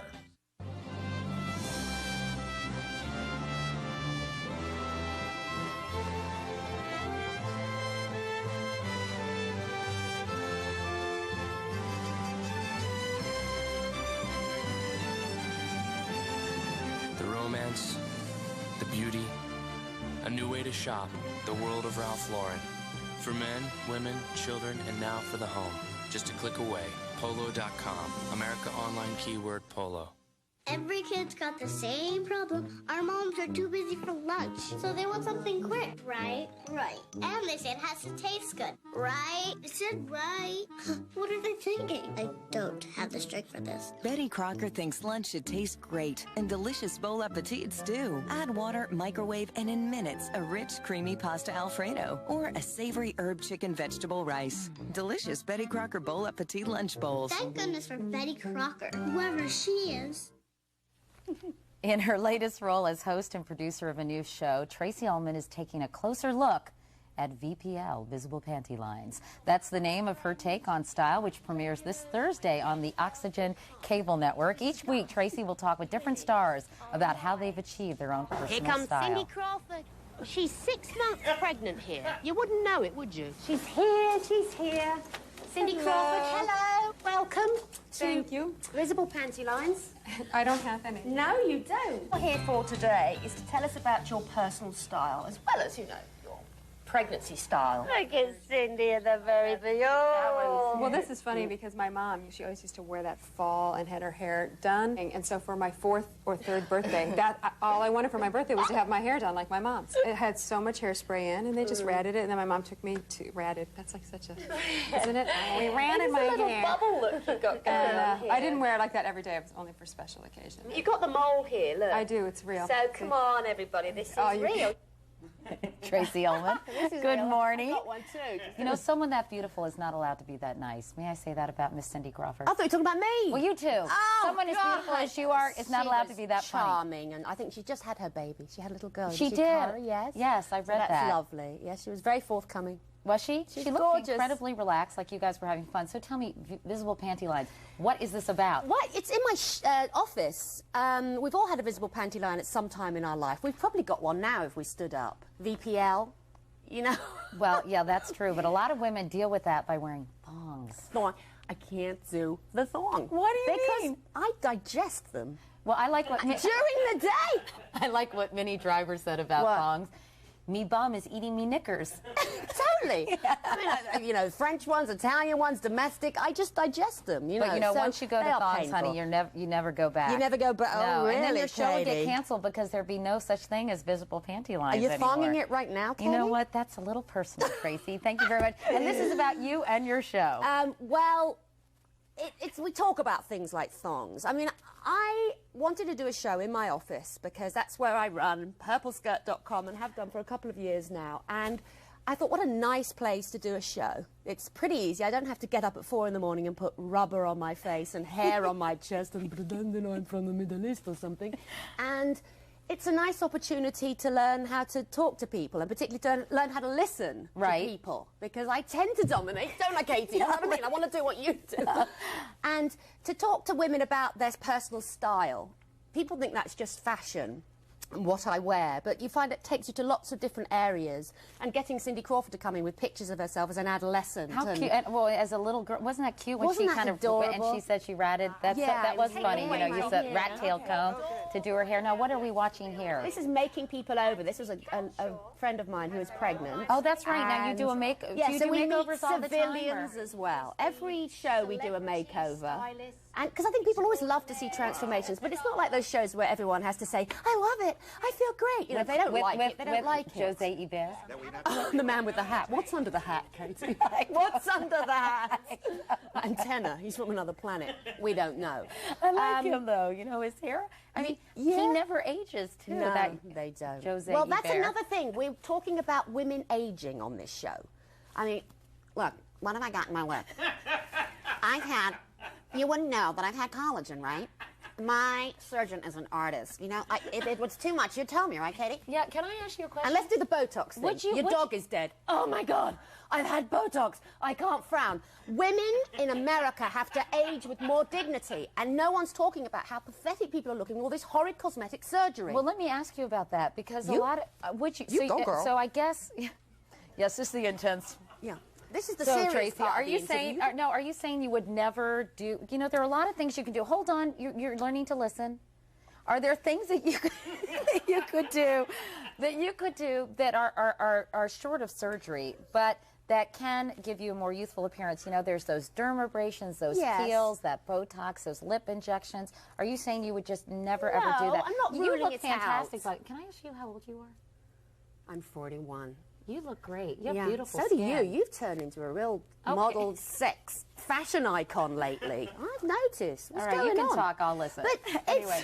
No, I'm not ruling it out, but I'm just saying the severity of it and the age which people are getting it done in their 30s and stuff. I know. Isn't that weird? I went to my dermatologist the other day, and I saw, seriously, these girls, and not the other day, it was a few months ago, in their late 20s. Yes. Getting Botox in their, on their forehead. And I found that so sad. Yes. And it's that everyone's trying to look 27 and freeze themselves at 27. We're talking about things like that. But what has been nice about this show as well is not just talking about celebrities. We're talking about politicians, lawyers, other women, taking a broader scope, getting old photographs of a favourite of mine, Golda Meir, seeing what the woman was wearing in Jerusalem in 1952, and Madeleine Albright. And I love the brooches. Picture. Madeleine is famous for her and brooches. she wears the black travel dress. Yeah. You know that black travel dress?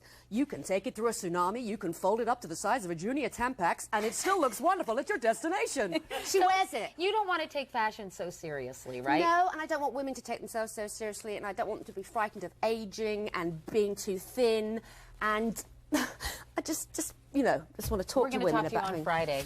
I love having you. All right, I'm listening. We'll be right back. The Heartburn Hotel. If you suffer persistent heartburn 2 days a week or more, despite diet change and treatment, it may be acid reflux disease. Prescription Prevacid can mean 24-hour relief from acid reflux disease. Prevacid turns off tiny pumps that produce acid. It has a low occurrence of side effects, such as diarrhea, abdominal pain, and nausea. Ask your doctor if Prevacid is right for you. So leave your heartburn behind, yeah!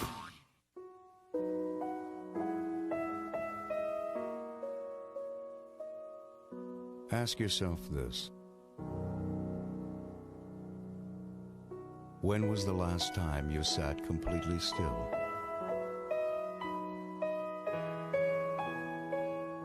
And watched yourself in someone else?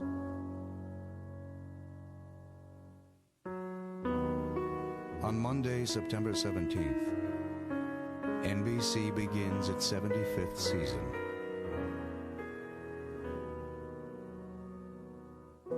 We invite you to sit completely still and watch.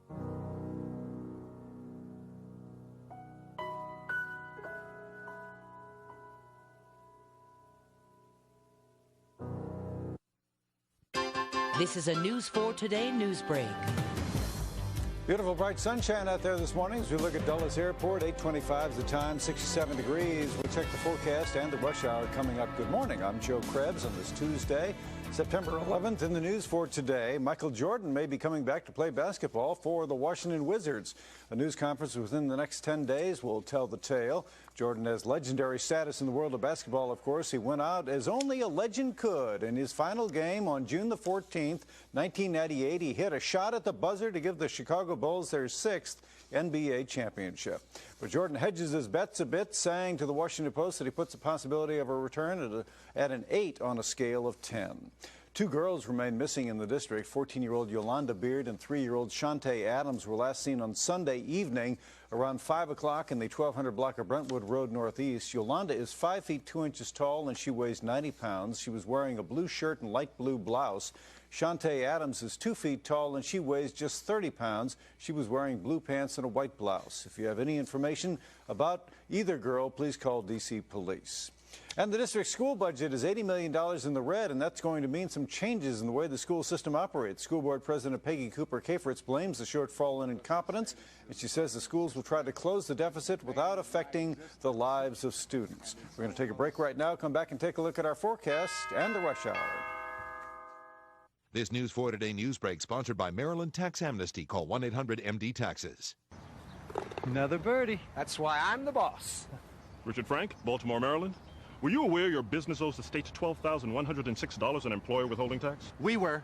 We know everything. Refusal to pay can result in fines, liens on assets, even jail time. Jail time? Jail time. Play on. Nice putt. Maryland Tax Amnesty is your chance to pay outstanding state personal income and business taxes with no fines, civil action, or criminal penalties. The clock is ticking, so do it now. I first became aware of school choice in 1994 when Sharonda was in the 3rd grade. For me personally, school choice is not a political issue, it's a family issue. I'm more than capable of being involved in my child's education. Sharonda has talked to us about becoming a pediatrician. Not only does she want this, but I can actually see it happen. That just warms my heart. I feel good about it, you know? If you give parents a choice, that gives kids a chance. It's about the kids. Well, we had a wonderful change overnight. Good morning, I'm meteorologist Tom Kieran. We swept out the high humidity, and in comes some fresh, cool, dry air. 67 here at NBC4 and at National Airport with a fresh breeze out of the west-northwest.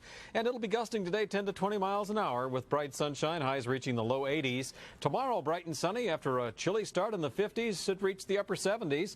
And then Thursday evening, there's a slight chance of a passing shower. Otherwise, we've got dry weather into the weekend with Friday, Saturday, and Sunday's highs just near 70. Now let's check on that traffic. Jerry Edwards, how's it going this morning? Tom, it has been a little rocky. Good morning, everyone. Let's head south and show you the outer loop of the Beltway, just crawling from Eisenhower Avenue passing Telegraph Road. An accident there has just been moved to the shoulder, but a very painful trip indeed. It looks like it's improving a little bit, picking up a little bit of speed now on 270 out of Germantown. Back to you. Thanks, Jerry. Coming up on News 410, the state of the West Nile virus around our area and the nation. And there's new concern this morning. Another local news update in 25 minutes. Stay with us. Most people don't mean to be hurtful, but when you're really overweight, you hear all the comments. So you learn to build a wall around yourself to block out what you don't want to hear. Then I overheard someone talking about Jenny Craig, and I'm glad I listened. There's never been a better time to join Jenny Craig with their personalized one-on-one counseling. And now, for a limited time, lose 20 pounds for $20 plus the cost of food. Call 1-800-JENNY20. I was at a party recently, and I overheard this woman say, she looks absolutely beautiful. And you know what? She was talking about me.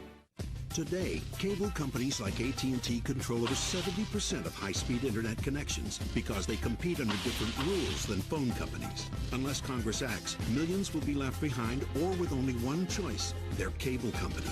Now a study says a delay in high-speed internet rollout could cost our economy $500 billion. Tozan Dingle guarantees access to inner cities and small towns and would add billions to our economy. It's time for real competition. Pass Tozan Dingle. Tonight, Jay's all new with Charlie Sheen, comedian Harlan Williams, and Go Jaywalking. And tomorrow, Jay's got Just Shoot Me's David Spade. Then on Conan, Robert Urich, all new tonight. Good to have you closer to home.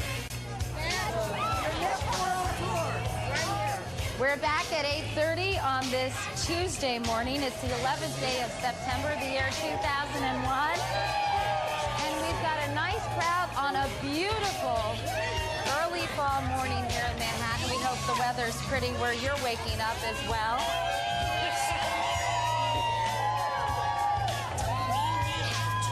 And I think that music you're listening to is once again Macy Gray, who's going to be performing here on Friday. It's hard to hear out here with the crowd and all the If it's not Macy noise. Gray, it's an enormous screw-up down in our audio booth. Yeah. But we think it is. Who knows? Anyway, outside Studio 1A, Katie Couric along with Matt Lauer. And coming up in this half-hour, Matt, Harry Belafonte is going to be here. He's going to be talking about a new project that he's worked on for years. It's finally come to fruition. It's an anthology of black music, and it's called The Long Road to Freedom. Also, we're going to talk about Howard Hughes, the reclusive billionaire, died alone except for the people he paid to be with him. There have been a lot of books written about him, but now author Richard Hack has written what he calls the definitive biography of Howard Hughes. We'll talk to Mr. Hack about that in just a few minutes. He's such an interesting figure, so that must be a fascinating book. Absolutely. Anyway, lots to get to, but before we do, we've got another check of the weather from Mr. Roker. Al, it is such a pretty morning, isn't it? It's a perfect fall morning here, although it's not fall yet, so it's still a perfect summer morning. And good advice, hug a nurse today. Where are you from? Youngstown, Ohio. Youngstown. What are you doing St. here? Elizabeth. Just hanging out? Just on vacation. Who are you here with?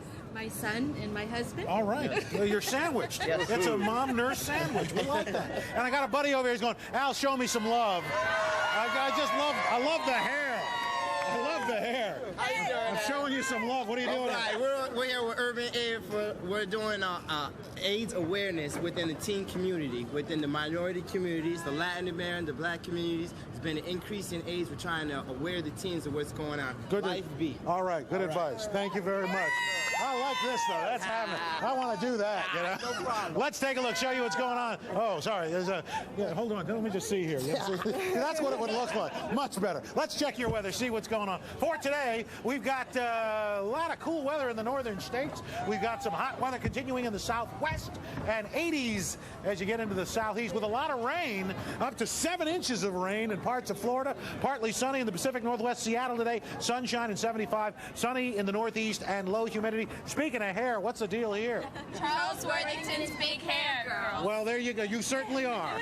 That's what's going on around the country. Here's what's happening in your neck of the woods. Well, we've had a fresh, cool, dry air mass move in overnight. Good morning. I'm meteorologist Tom Kierine. We're up to 67 degrees here in Northwest and comfortably dry with a nice breeze coming in about 5 to 10 this morning. It may get a little gusty this afternoon, maybe 10 to 20 miles an hour with bright sunshine, highs reaching the low 80s. And we've got a cool evening on tap tonight. Ought to be widespread 50s for lows. And during the day tomorrow, the upper 70s for highs. Then Thursday, partly sunny. Could have a passing shower Thursday evening. Otherwise, dry weather all the way into the weekend. Let's head down to Washington. Hey, Weller, look who's here. Mr. Peanut. I love Mr. Peanut. Mr. Peanut is here. Is he salt-free and dry roasted? I know. Well, he hasn't come out of his shell yet. He just. Hey, have you ever done anything for Habitat for Humanity? Yes. Did you ever take a hammer and saw or You nail? bet. Yes, we did. We did. In fact, the Today Show did it a couple of months ago up in Harlem. I thought you'd get a big kick out of this. Jimmy Carter, one of the nicest people in the whole wide world. A beautiful man, done so many great things. Here's his, where was it? Did you see his picture? Was it up there? And there you go, and some of his friends. And they're having their 25th anniversary. Can you believe that? Indianapolis, Indiana, this coming Saturday, the 15th. 25 years of helping humanity by building them a home. Can't beat that. And the people that actually live in the house helped to build it, too. Check it out. Happy birthday and happy anniversary to Habitat, one of the great organizations. On the back of our Smucker's jar, Alex LeBlanc of Waltham, Mass. Independent fellow, loves being around people. Fondest memory is going to the airport with his friends in the 20s and flying with student pilots in open cockpit planes. How about that? Handsome dude. Molly Holtzberg of Coconut Creek, Florida is 100 years old, loves to read, loves theater, discussing politics, and loves a good party and being with people. A party animal. Molly, you old fox. Sidney Johnson of Glenmara, Louisiana is 101, wonderful homemaker, enjoyed taking care of her family, married a farmer, and loved it. Eat good down on the farm. Lona Snodgrass, Charleston, West Virginia, 104, still lives in her own house, likes to watch television, loves stories about the good old days. She is pretty, very pretty lady. Edith Chittick of Westlake, Ohio, attributes her longevity to strong faith, a strong spirit, always puts family first and loves golf, and she is a Greg Norman fan extraordinaire. Pretty hair. Finally, Charles Hill, Los Angeles, California. Look at that. He is handsome. He could be an actor. Good-looking, smart, good-looking man. Attributes his longevity and good health to living a stress-free life. Loves going to the beach and watching his horses win at the track. How about that? Man knows his business. Anyway, happy birthday to all. Now back to Matt in little old New York. All right, Willard, thank you very much. Coming up, Katie talks to Harry Belafonte. But first, this is Today on NBC.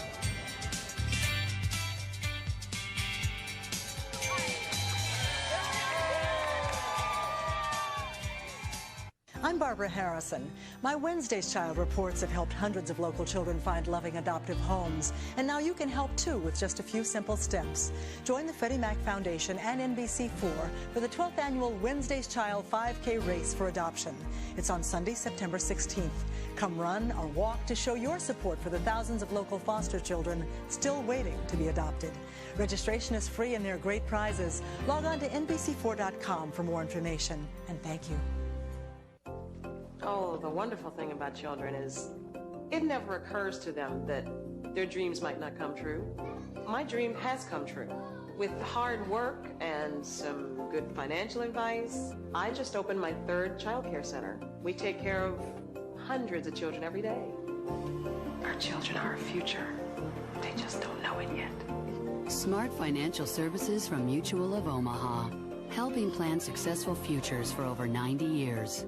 Why do the 4 giant bell phone monopolies want toes and dingles so badly? How about this? Section 4A states, neither the FCC nor any state shall have authority to regulate the rates, charges, terms, or conditions for any high-speed data service. Toes and Dingle will turn the 4 bell giants loose on America and then prohibit the FCC and all 50 states from protecting us. So, this is why our parents told us to read the fine print.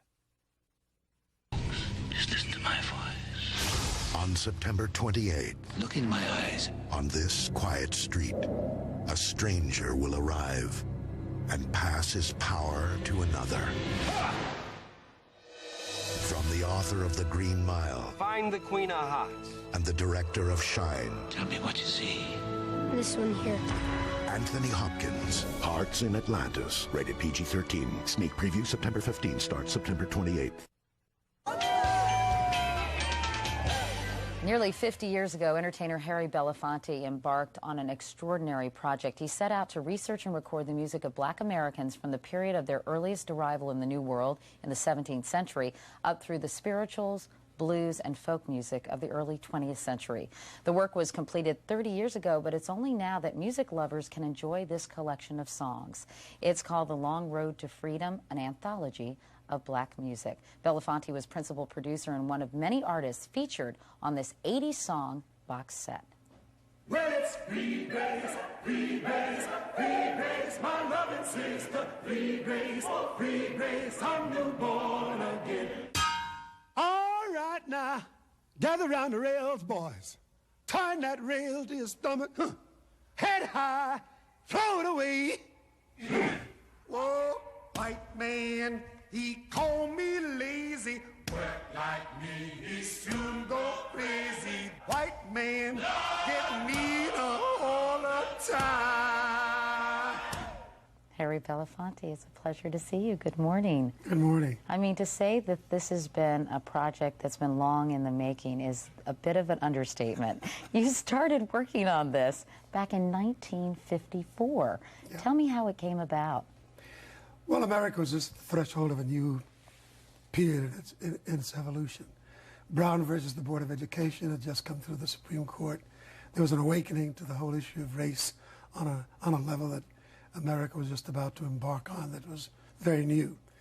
And I often felt that if people really understood more about one another, life could perhaps be dealt with in a more comfortable and meaningful way.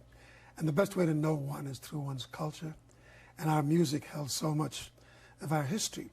And since I was an artist, since I had the platform of music, why not dig into our history through our musical expression and let people hear the songs that spoke to our trials and tribulations, our journey from the shores of Africa to the times of slavery, to the period of the Civil War, to the antebellum period, and the blues and the city and the rural. And it was just a huge canvas of material that I thought America would delight in. Oh, and such an incredibly rich history. And I understand that a lot of these songs were actually in an RCA vault for some 30 years.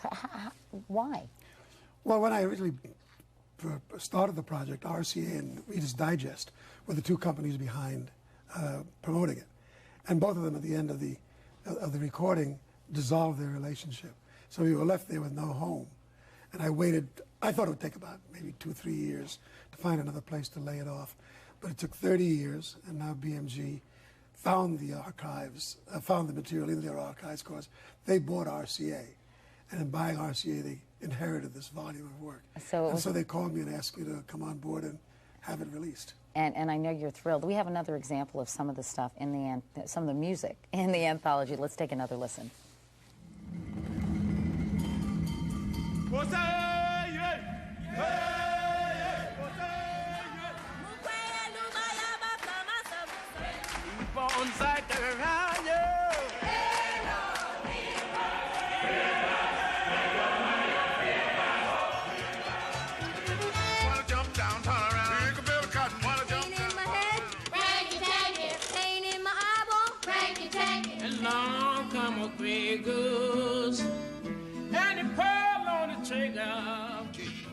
Brownie, you didn't bring old blue.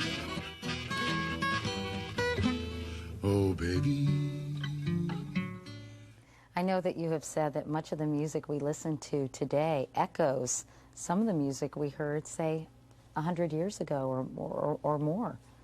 What's astounding is that almost all of American culture, regardless of race, has most of its resonance deeply rooted in African music.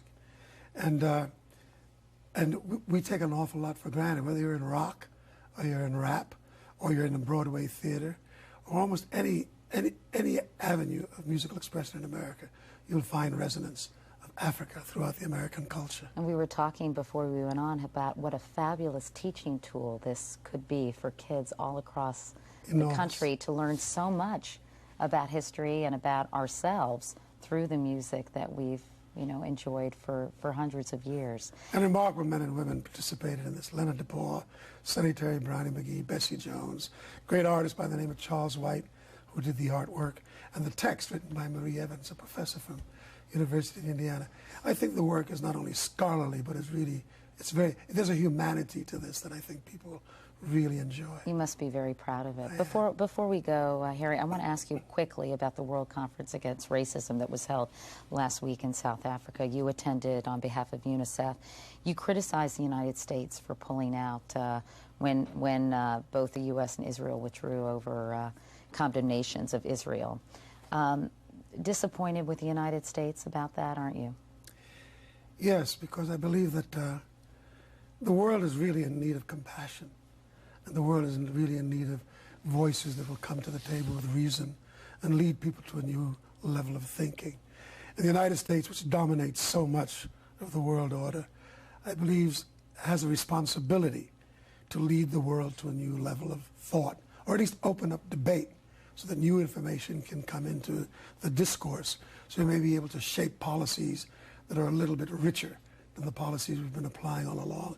That doesn't seem to be taking us out of the abyss of violence, killing, anger, rage, and I think we should be less arrogant about how we use our resources. Obviously, delegates left with sort of instructions on how to improve the situation in their respective countries.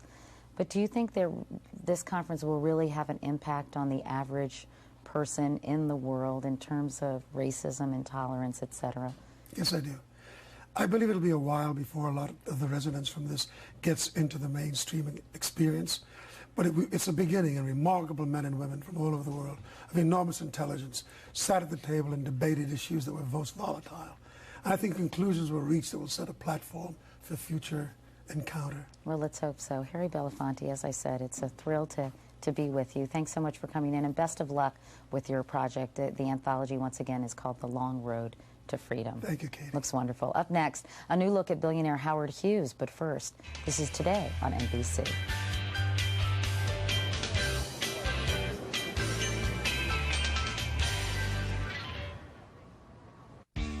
Top Drawer, the interior design store, is having one of their famous, wild, irresistible clearance events. Absolutely everything in our enormous showroom has been reduced. Select from our multi-million-dollar stock of unique home furnishings from around the world. Almost everything is available for immediate delivery. Don't delay. Hurry into Top Drawer, your interior design store, where the smart shoppers buy. Being in business, I know you've got to have a plan to succeed. That's why, as a candidate for governor, I've offered a detailed action plan for Virginia's future. To improve education and transportation, create jobs, preserve open space, and protect our environment. We can do it with more effective management and real fiscal responsibility. To find out more, call or visit our website, because you deserve more than political promises. You deserve a plan and results. And that's what my campaign for governor is all about. The Civic from Honda. Hey guys, can you help us? We need directions. It comes with an extraordinarily well-insulated... Oh, shit!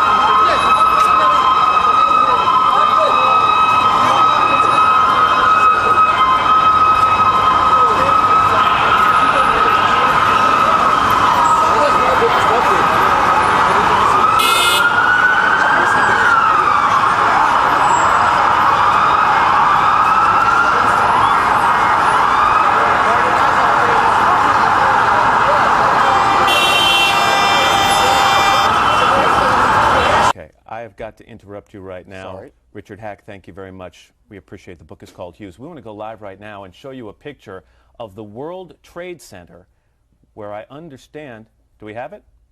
No, we do not. We have a breaking story, though. We're going to come back with that in just a moment. First, this is Today on NBC.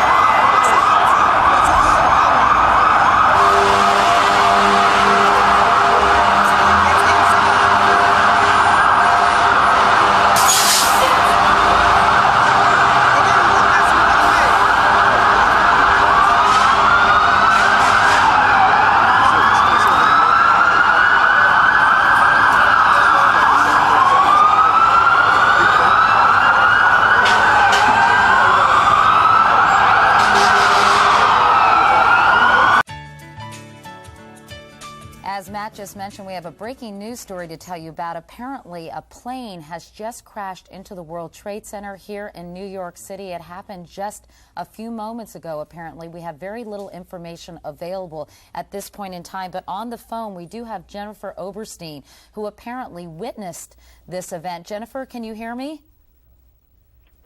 Hello? Hi, Jennifer. Hi, Katie. Hi, can you please tell me what you saw and to give me any information about what's going on there? Yes, I have to tell you, it's quite terrifying. I'm in shock right now. I came out of the subway at Bowling Green. I was heading to work in Battery Park at the Ritz-Carlton Hotel, and I come out, and I heard a boom, looked up, and there was a big ball of fire. I'm now looking north at the World Trade Center, and it is the left twin tower if I'm looking north. I'm in Battery Park right now, and you can hear the fire engines and the emergency crews behind me, and it is unbelievable. When the fire first burst, it was a... Hello? Go ahead. We can hear you. In air like I've never seen before, and as you know, I used to work in news. I've never seen any fire like this in the air, and the pieces of the building were flying down. It looks like it's like the top, I can't even tell you, maybe 20 floors. Intense smoke. It's horrible. I can't even describe it to you. Do you have any idea what kind of plane it was? I'm sorry? Do you have any idea what hit the World Trade Center? What it was? Yeah, what kind of plane? We're getting reports that an airplane hit the building. Oh, I didn't even know that. Honestly, I was walking up, and it looked up and saw a big boom and fire. You know, I got to tell you, we were all saying around here that it was very interesting that it would be a bomb and it would be so high up. So perhaps it was a plane. We have no talk of a plane. However, I have to tell you, there are still things flying in the air. I mean, it's mind-boggling, and it's horrifying. Jennifer, it's Matt Lauer. I'd like to ask you, while you were close to the building, or have you, since the explosion, seen anyone who's been injured being taken out of the building? Are there ambulances dealing with people on the sidewalk around the building? No, I have not. I have not gotten that close. I have to tell you that my father works in the World Financial Center, and I first called over there to see, because it's next door, to see, you know, if he was okay. I couldn't get through, and I'm far away right now. I thought it might be a little dangerous to get too close. I saw lots of debris coming down, and right now I'm in Battery Park. I don't know, you know, it's probably a 5-minute walk from here to the World Trade Center. but the smoke is incredible. I mean, I can't see the top of the tower, and it's starting to cover the top of the second tower. In fact, we're looking at pictures right now, Jennifer, with a huge gaping hole on the side of the building and billowing smoke. So I'm right now, you see, yeah, I see major fire. I definitely see fire.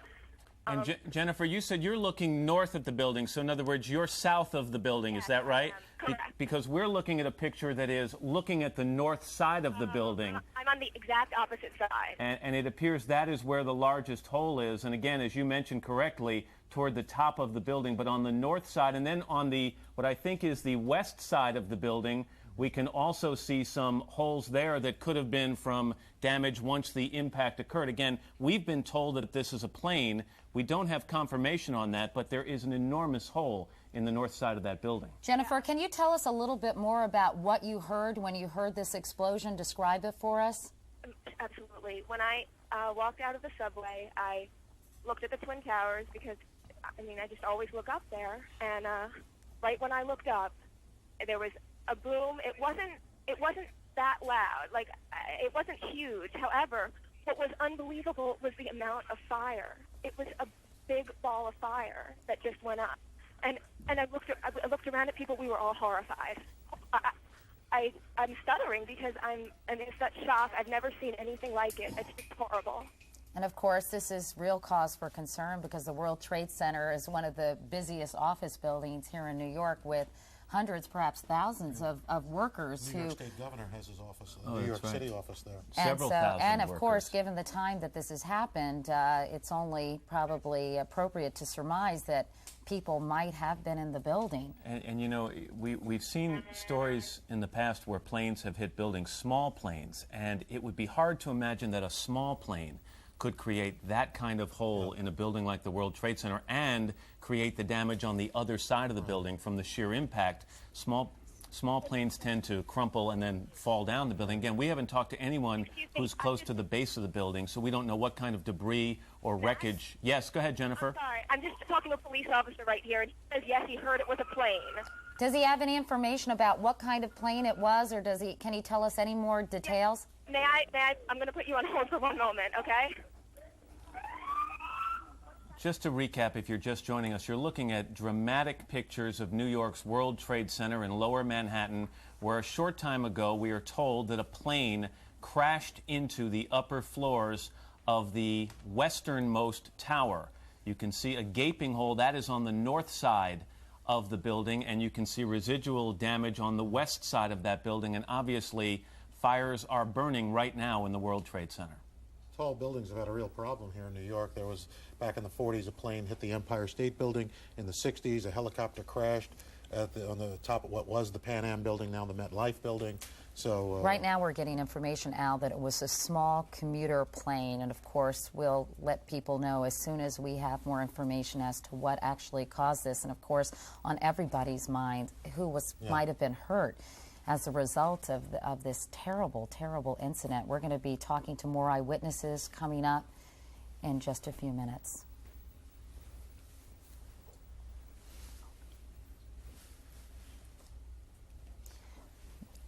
We are back at 9 o'clock Eastern Time on this Tuesday morning, and we're back with dramatic pictures of an accident that has happened just a short time ago. You're looking at the World Trade Center in Lower Manhattan, where just a few minutes ago we're told that a plane, some reports are that it was a small commuter plane, crashed into the upper floors of one of the Twin Towers. You can see fire and flames or smoke billowing from that tower. There is a gaping hole on the north side of the building. That's the side you're seeing to the left-hand side of your screen right now, and other damage to the west side of that building, which is to the right side of your screen. This, of course, happened just before the morning commute, before people were heading into their offices, and while I'm sure some people were already at work, immediately there's speculation or cause for concern. This is the World Trade Center that was the center of a terrorist bombing some years ago. So the questions have to be asked, was this purely an accident, or could this have been an intentional act? But either way, extensive damage has been done to this building. it also looks like there's smoke coming out of the east side of the building. That shot we just saw looks like white smoke billowing out the side of the east side of the building. Obviously, horrified commuters were absolutely devastated when they heard this explosion. We talked with somebody a moment ago about that, Jennifer Oberstein, and also another eyewitness, Elliot Walker, who is actually a producer here on the Today Show. Elliot, can you hear me? Yes, hi, Katie. Hi, Elliot. Tell me where you are and what you saw. Well, I live in this area. I've returned to my apartment, but I was walking down the sidewalk, delivering my young daughter to school, and we heard a very loud sound, the kind of sound you hear when a plane is going fast past you, followed by an enormous crash and an immediate explosion. I don't think we could feel shock waves, but we sort of felt like we did. And we were in a position where we could see the Trade Center almost immediately between the other buildings. And an enormous fireball that must have been 300 feet across was visible immediately. A secondary explosion, I think, and then plumes of smoke. There must have been a 3-block cloud of white smoke. Now, from where I was on the street a moment ago, you can, in fact, see smoke leaving the building on 3 sides. It seems to be coming out on at least 4 or 5 floors. The air is filled with hundreds of thousands of pieces of paper that are just sort of floating like confetti. The area is swarmed with emergency vehicles and sirens. Obviously, we're very sensitive to this kind of thing in this neighborhood. Elliot, have you, of course, because of the incident that occurred in the early 1990s, have you seen any evidence, Elliot, of people being taken out of the building? You say that emergency vehicles are there, understandably so, but of course the major concern is human loss. I mean, do you know if there were many people in the building? Another one just hit. Something else just hit. A very large plane just flew directly over my building, and there's been another collision. Can you see it? I can see it on the shot. Oh my! Something else has You know what? We just saw like a plane circling the building. We just saw a plane circling the building a second ago on the shot right before that. I think there may have been another impact. Can you tell? I just heard another very loud bang, and a very large plane that might have been a DC-9 or a 747 just flew past my window, and I think it may have hit the Trade Center again. To be honest, Elliot, I didn't get the impression that it was that big a plane. It looks big from here. I did see a plane go by a second ago, though, and it has now impacted the building. I'm trying to see if it's the different tower.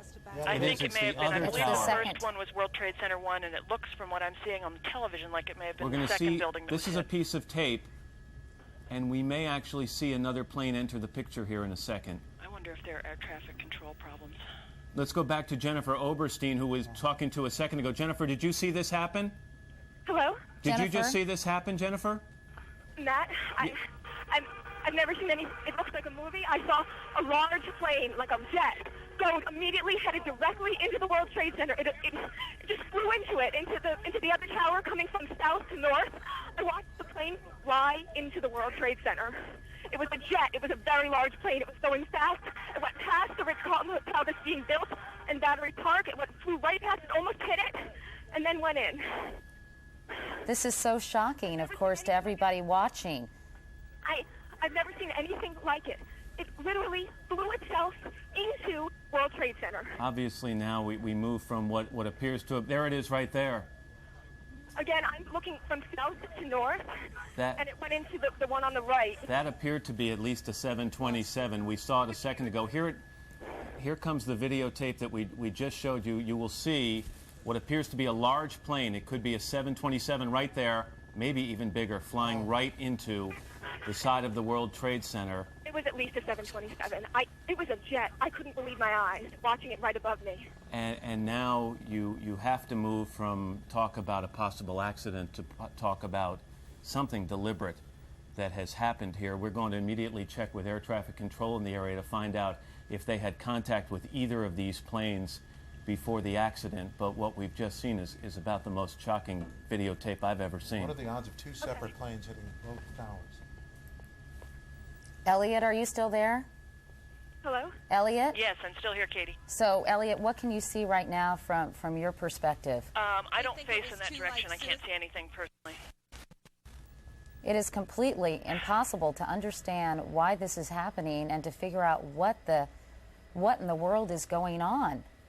I think we have to be grateful Ali that the first Eberhard plane hit before 9 a.m., but it's now after 9 a.m., and I just wonder how many people were A lot in of those those offices. buildings fill up. Well, hopefully that they were evacuated following the first incident, and we can only hope that there was a very short period of time from when we first learned about this was probably about 8:50 Eastern Time. This second incident occurred about 9:05. And so obviously that would be a short amount of time to get people out of the building. Ali Eberhard is another witness who is on the ground. Ali, can you hear me? Yes, hello. Please tell me what you're seeing. Well, I live in Lower Manhattan. I face the north tower, the north side where the first plane crashed into the building. And right now, there's a lot of chaos on the ground, a lot of emergency vehicles. Everyone from the World Financial Center has exited and is walking north up to Battery Park North. There's just mass and mass of people walking north uptown of Manhattan. I was happened to look on the first tower, and I actually saw people waving where the first plane crashed through, and then it was unbelievable seeing this second jet come crashing into the second tower. What is going on? And unfortunately, here in New York, many of our stations cannot see this, local stations, because the antennas are on the World Trade Center. They're backup towers on the Empire State Building, but communication, television communication in New York City is probably pretty much knocked off the air. I just want to say something. We're looking at a picture here where it appears, because of the angle, I think, that the towers are leaning, and I don't think that that is actually the case, because after the first impact, it looked as if it was the right-hand tower was leaning, and now somebody is saying, we're getting a witness saying they are leaning actually right now, which will give you an idea of the type of impact we're talking about. And that perhaps they're buckling under the force of the collision or the hole that's resulted from these two planes. We're going to go to George Shea right now, who has also witnessed both or one of these collisions. George, can you hear us? I can hear you. What did you see, George? Yeah, well, I was in a car driving up, just gotten out of the Battery Tunnel, driving north on West Street when an enormous explosion happened. And it was larger than a construction explosion. I looked out the window, and what appeared to be an enormous tire smashed into the ground, and I believe it hit the car to the right of me. And it was just so scary, and there was also a ton of debris fall. And I jumped out of the car, and I ran south away from the building because I thought there would be further explosions. And have you seen anyone injured on the ground, George? A man next to me was actually hit by a piece of debris in his arm, and they said that someone had been badly hurt in a car ahead of me. I'm not certain if it was the car next to me, and I can't verify that. All I can say is that a lot of debris was falling. It was very confusing because everybody, I think, immediately assumed that a bomb had exploded, and that sort of had people thinking that further bombs may explode. So there was sort of a rush away. Did you see, George, the second plane, that jet, fly into the other twin tower? I heard two explosions, however. There was a first explosion that was louder, and then a second explosion. And but I could not see that, and I looked up, and when I looked up, I saw debris falling, and the tire, as I said, a very large tire. Well, of course, this is, as we've said, completely shocking video and a shocking turn of events. And we've been talking here that the first incident, one might surmise that it was some kind of accident, and then to have a second, what appeared to be 727 jet, of course, the question of terrorist activity has to surface, and the question of whether this was an intentional terrorist act of some kind. You know, keep in mind that we're in an area here where there are three major airports. You have Newark Airport, Kennedy Airport, and LaGuardia Airport, all within several miles of the World Trade Center. You know, it's very unusual for a plane to get into this area without being completely tracked or identified by air traffic control. So you would have to imagine that, A, if this plane were headed right for the World Trade Center, there must have been someone trying to talk or communicate with that pilot, and for it to fly right into the side of the building. Well, the smaller plane you can understand almost, but a jumbo jet, a large jet, completely. Let's re-rack that video, if we could, down in the control room where we actually saw the jet flying into the building, and which I was mistaken. When Elliot Walker said it was a big plane, I was looking in the distance and saw a small plane, which might have been a helicopter, actually. To see this plane come into the picture, there it is. That is a big plane. And I mean, it's hard to imagine. It's a 737, we're now being told, and flying directly into the midsection of what would be the eastern tower. of the World Trade Center. I'm wondering if Jennifer Oberstein is still on the phone. Do we still have Jennifer on the phone? She's actually not on the phone because she was near a police officer. At least we could have perhaps gotten more information from that officer. Needless to say, it's pandemonium, I am sure, down there, and we gathered that from even the eyewitnesses with whom we spoke, and how terrifying this was for them to see. And you can only imagine, as you get closer to the Twin Towers, a New York landmark,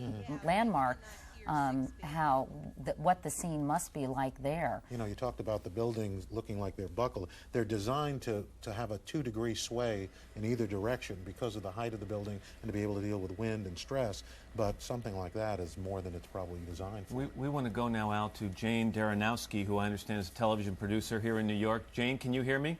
Yes, I can hear you. I'm down here near the World Trade Center. I was walking down 6th Avenue this morning at 8:42 a.m. A group of us saw a plane veer through the buildings. Then we saw a huge cloud of smoke, and then fire came out of one of the towers. Here, it's near the upper floor, as you can probably see with your chopper shots. And then about 10 minutes ago, a second explosion in the second tower. Lower down, that was not affected by the plane, so I'm not quite sure what happened there. But right now there's a huge gaping hole in one of the towers, and the other building is on fire. The scene down here is incredible. People are out of their office buildings, watching, crying, taking pictures. I've never seen anything like it down here. Jane, you said you saw the first plane. Did you get a glimpse of what kind of plane that was? We were told it was a small commuter plane. Well, it wasn't a Cessna or anything like that. It was a larger plane, a mid-sized plane, and we could hear it very low. And walking down the street, a couple of us looked at each other, thinking, what's happening? Then it veered drastically on its side through the buildings and then went into the upper floors of the World Trade Center tower. And we want to just mention that when the impact hit the first tower, you would hope that people who were in the second tower were beginning to evacuate, especially if air traffic control had some indication that this was deliberate. You'd hope that they were starting to get people out of the other tower before this second plane hit that tower. But if you tried to go up, we've been upstairs in the towers of in the restaurant up there to try to get down.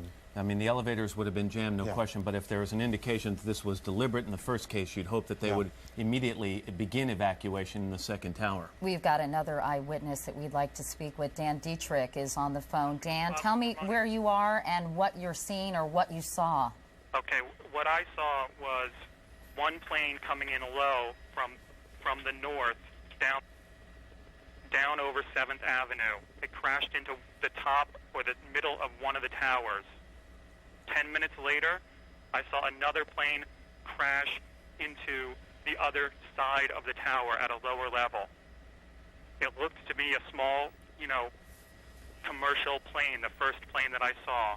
It crashed into the top of the tower, and there was a huge fireball, and there was a gaping hole in the side of the tower. As we were waiting outside and looking at it, another plane came in low, I believe from the other side, and hit the middle of the other tower. Now, I saw both planes, two separate planes, crash into each tower. And Dan, and again, the size of the planes, tell me about that. I would say that the plane was a mid-size, looked to be a commercial airline. I don't know. I thought perhaps, a commercial airline, a mid-size, not a jumbo jet. This, of course, is unconfirmed, but we are getting information from an employee of United Airlines. And again, we want to emphasize this is unconfirmed, but there is speculation that an American Airlines plane was hijacked and crashed on purpose into the World Trade Center, and that the second plane was another plane, perhaps hijacked, was then flown in to the second tower. Dan, tell me about people on the ground. Are you at a vantage point where you can see what's happening on the ground? I'm farther up in the West Village. I'm not on the ground near the base of the towers. Where were you when it actually happened? I was walking down 7th Avenue south at about Charles Street, which is about 15 or 20 blocks north of the towers. Well, obviously, this was a shocking thing for you to witness on this Tuesday morning, you know, where some wires just came out and said in 1945, an Army Air Corps B-25, a twin-engine bomber, crashed into the 79th floor of the Empire State Building. That occurred in dense fog. This was a crystal clear day in Manhattan, so it is completely unclear how there would be any kind of problems with visibility. Dan, thank you so much for talking with us. Hopefully you can stay on the phone and we can check back in with you at another point in time. We really appreciate it. You're welcome. We want to also report that remind people that the World Trade Center bombing that took place on February 26th back in 1993, the product of a terrorist attack, the result of a terrorist attack that killed 6 people and injured more than 1,000. Of course, that happened on a Friday afternoon. I think, Matt, you and Al were working that day. We were. I know I was at home in Virginia watching it in disbelief, and now it feels a bit like deja vu. But, of course, this is so much more bizarre. Yeah, no question. And you keep in mind that that killed 6 people, injured 1,000, and the explosion happened in a garage in the basement. This was a direct hit on the midsection or upper section of the tower, so the potential for injuries and death much larger. Of course, also some people on the planes. Yeah, that's right. Exactly. If they were hijacked and they were en route to a different destination, of course, this story continues to unfold. Bob Kerr joins us now. Bob, where are you and what can you tell us? Katie, good morning. I'm on the north lawn at the White House, and the first thing we look for here in light of what's happened is whether there is any unusual activity out here, whether there's an unusual police or Secret Service presence, people on the roof, that sort of thing. We don't see that as we speak. I did try to call the National Security Office here. As you know, the president is out of town. He is in Florida. We're told he has been informed of this. I can tell you that the White House National Security staff that remains here is in a senior level meeting, and we're hoping to hear from them as soon as possible. But Katie, the reaction here to the pictures you're seeing and to the initial pictures when they came up, even in what's called the lower press office here at the White House, was one of shock. I mean, people are just standing around television monitors looking at this. And when I say people, I don't mean just the reporters. I mean the people who are actually in the office who work here at the White House. So very little information is coming out of the White House at this juncture, but needless to say, if the speculation is true about some kind of terrorist event, this will be a major, major crisis for the Bush administration. Jim Miklashevsky is at the Pentagon now. Mick, are you hearing any more information from there? Well, according to U.S. intelligence officials, Katie, there appeared, at least to their knowledge, to be no specific threat involving hijacking airliners or any attacks on buildings in the New York area. U.S. intelligence officials report this morning that there are, they constantly are hearing about threats, possible terrorist threats against American targets worldwide.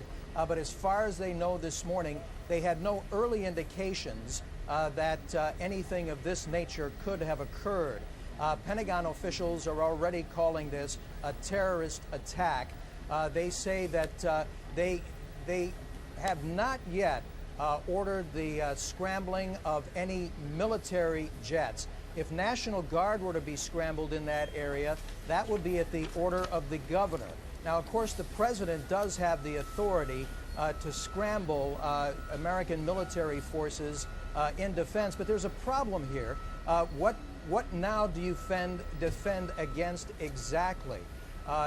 If you put warplanes in the air, there's always a danger that they could misidentify a pilot's intention. Although I believe, according to officials here, I just wanted to tell you guys, if you want to continue, are now off limits and restricted. But so far, the U.S. military and Pentagon officials are scrambling to get as much information as they possibly can to determine what course of action, if any, the U.S. military would take. But, Mick, they are describing this as a terrorist attack right now. There are some officials here in the Pentagon who are calling this an obvious terrorist attack based on very preliminary information. The information that intelligence officials are getting in terms of a possible hijacked plane, and, of course, the very horrifying video of the plane veering into the tower itself. is a clear indication to everyone here that this is not an accident. All right, Jim Miklashevsky, thanks. And, of course, the coordination that took place to have two planes hit the towers within 18 minutes of one another. Let's go back to the White House now. Bob Kerr is still standing by there. Bob, what can you tell us? Well, Matt, it was interesting to listen to Jim Miklashevsky there from the Pentagon. Of course, the president has the authority to scramble military forces, and this is a case, obviously, in which retaliation, if indeed it proves to be a terrorist incident, will be contemplated. But the usual course of events is it's an investigation. You know, unless someone steps forward, claims responsibility, the White House and other arms of the U.S. government will say, we have to determine who is responsible for this attack, try to pinpoint it, and then the U.S. usually says someone is going to be made to pay. But that is a big if we can determine exactly the origin of this terrorist attack. And so there are some implications to that. Let's go back to Jim Miklashevsky. Bob, thank you, at the Pentagon. Mick, you have more information? Well, Katie, Bob's exactly right, but what their primary concern right now is protecting the American public in the New York area right now against any possible further attacks by the air. They have no indications there will be, but there is some concern that since this appeared to be such a highly coordinated attack, that there may be other terrorist attacks that could be planned either in New York or elsewhere. This is absolutely the worst case scenario for the counterterrorist planners because apparently, according to intelligence officials, there were no firm indications prior to this that anything like this could have happened. But in terms of scrambling the U.S. military, it would be for protection for the time being and not necessarily even thinking right now about any kind of retaliation. All right, David Gregory is now on the phone from Longboat Sarasota, Key, yeah, actually, where he's following the president. That's right. David? Yes, Katie, the president is about to begin an education event, which is obviously being canceled. The event will go forward insofar as the president, we expect momentarily, will come out and make a statement about this.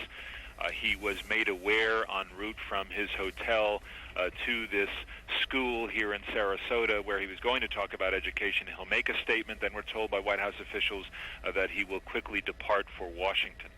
We should mention, David, that New York City Airport or New York area airports have all been closed. The Lincoln Tunnel has been closed here in New York. While we're getting ready to listen to the president, let's go back to Jim Miklashevsky at the Pentagon. Jim, you talk about counter-terrorist measures that are in place. Can you shed any light for us on what kind of things are in place in the event of an attack of this nature? Well, Katie, it's very difficult for the U.S. military to respond to this kind of thing right now because it's unclear exactly who's behind it and if there are any other potential attacks or incidents like this, because this has obviously not been officially declared a terrorist attack. But all the experts who are looking at these pictures say there's no doubt about it. This was a coordinated terrorist attack. But who and why is very much unclear right now. And the problem with trying to then put planes in the air to try to prevent any further attacks is these are, after all, open airspaces for the most part. And it's difficult for the U.S. military to simply scramble jets and put them in the air. And then, according to officials here, then do what? This area, of course, according to officials here, is obviously going to be declared off limits in terms of any air traffic. But right now, officials here at the Pentagon are simply scrambling to find out first what happened and what potential reaction the U.S. military could provide in terms of protection. Possible further protection against any further potential attacks. And Mick, it's important to note that if these planes were hijacked, if they were carrying passengers, there isn't much that military officials could have done. You can't shoot down a plane like that for risk of the people on board, plus for the injuries you could cause on the ground in a place like Manhattan. Go ahead. That's exactly right. And the president, as we said earlier, does in fact have the authority to scramble the military to put them up in some kind of force protection mode. The governor has the Air National Guard at his disposal. He can do that. But again, officials are pretty much wondering exactly what to do in terms of protection and how. Again, to the terrorist officials, this is absolutely the worst case scenario because there right now seems to be not much they can do in terms of the aftermath. Mick, obviously, yeah, we're scrambling for information here. I would just want to read this Reuters wire that says 2 planes crashed into the towers of the World Trade Center on Tuesday morning, causing huge explosions and killing at least 6 people. CNBC TV said there were at least 1,000 injured. Both towers of the Lower Manhattan landmark, where thousands of people work, were the scenes of a bombing in 1993. The FBI told the Associated Press that it was, quote, foul play and not an accident. A person who answered the phone, that was reported by ABC, a person who answered the phone on the trading floor at interdealer broker Cantor Fitzgerald, located near the top of the World Trade Center, said, "We're blanking dying," when asked what was happening, and hung up. There was screaming and yelling in the background, and a follow-up call was not answered. Nick Fulton, an eyewitness, said just before the first explosion he saw a plane fly over his apartment in the Soho district of Lower Manhattan. Jamie Gangel is on the telephone, our national correspondent, with more information. Jamie, what can you tell us? Katie, I've just spoken to top U.S. officials with the access to latest intelligence, and they said, quote, that this was clearly terrorist-related, no question about it. They said that they couldn't give any further details now, not because they didn't want to share it, but because they just don't know yet. They're at the earliest stages. So do they know, Jamie, if a plane was in fact hijacked? They would not answer that, and I think that it's because they just are getting the earliest details and they're afraid of putting out misinformation. But they said, that it was clearly terrorist-related. All right, Jamie, thanks. We're looking again, if you're just joining us, as both towers of the World Trade Center in New York City, where 2 planes have crashed into the towers, one shortly before 9 o'clock Eastern Time, one shortly after 9 o'clock Eastern Time. And as you can see, the tower on the left was hit just above the midsection point. They're both 110 floors high, 1,300 feet above the ground. The tower on the right was hit more, probably 2/3 to 3/4 of the way up the tower, but you can see fires burning in both towers. We actually saw a videotape we watched the second tape, or the second plane hit the building. You'll watch it enter from the right portion of the screen and then make contact with the left-hand tower in what is shocking video. And here it comes right there. And you can see the impact on one side of the building and the residual damage coming out of another side of the building. And one can only imagine that one occurred shortly after 9 o'clock in the morning. How many people were in the building at the time of the impact? And it's a large plane. We're told it was either a 737. Some reports that the first plane was a 757. Some kind of Airbus. That was what the United worker told us. That apparently that it was an American Airlines plane that had been hijacked from Boston to Los Angeles, but we're just getting initial reports of that. And again, we must tell you that we're trying to get as much information, but it is trickling in at a very slow pace. So all of this is unconfirmed, and of course speculation of a terrorist attack is unconfirmed, although that is what some Pentagon officials are saying. Let's go to President Bush right now. Unfortunately, we'll be going back to Washington after my remarks.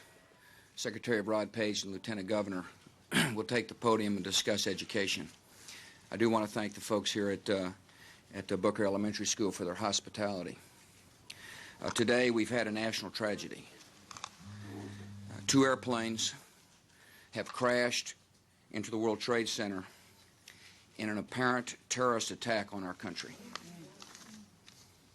I have spoken to the Vice President, to the Governor of New York, to the Director of the FBI, and have ordered that the full resources of the federal government go to help the victims and their families, and to conduct a full-scale investigation to hunt down and to find those folks who committed this act. Terrorism against our nation will not stand.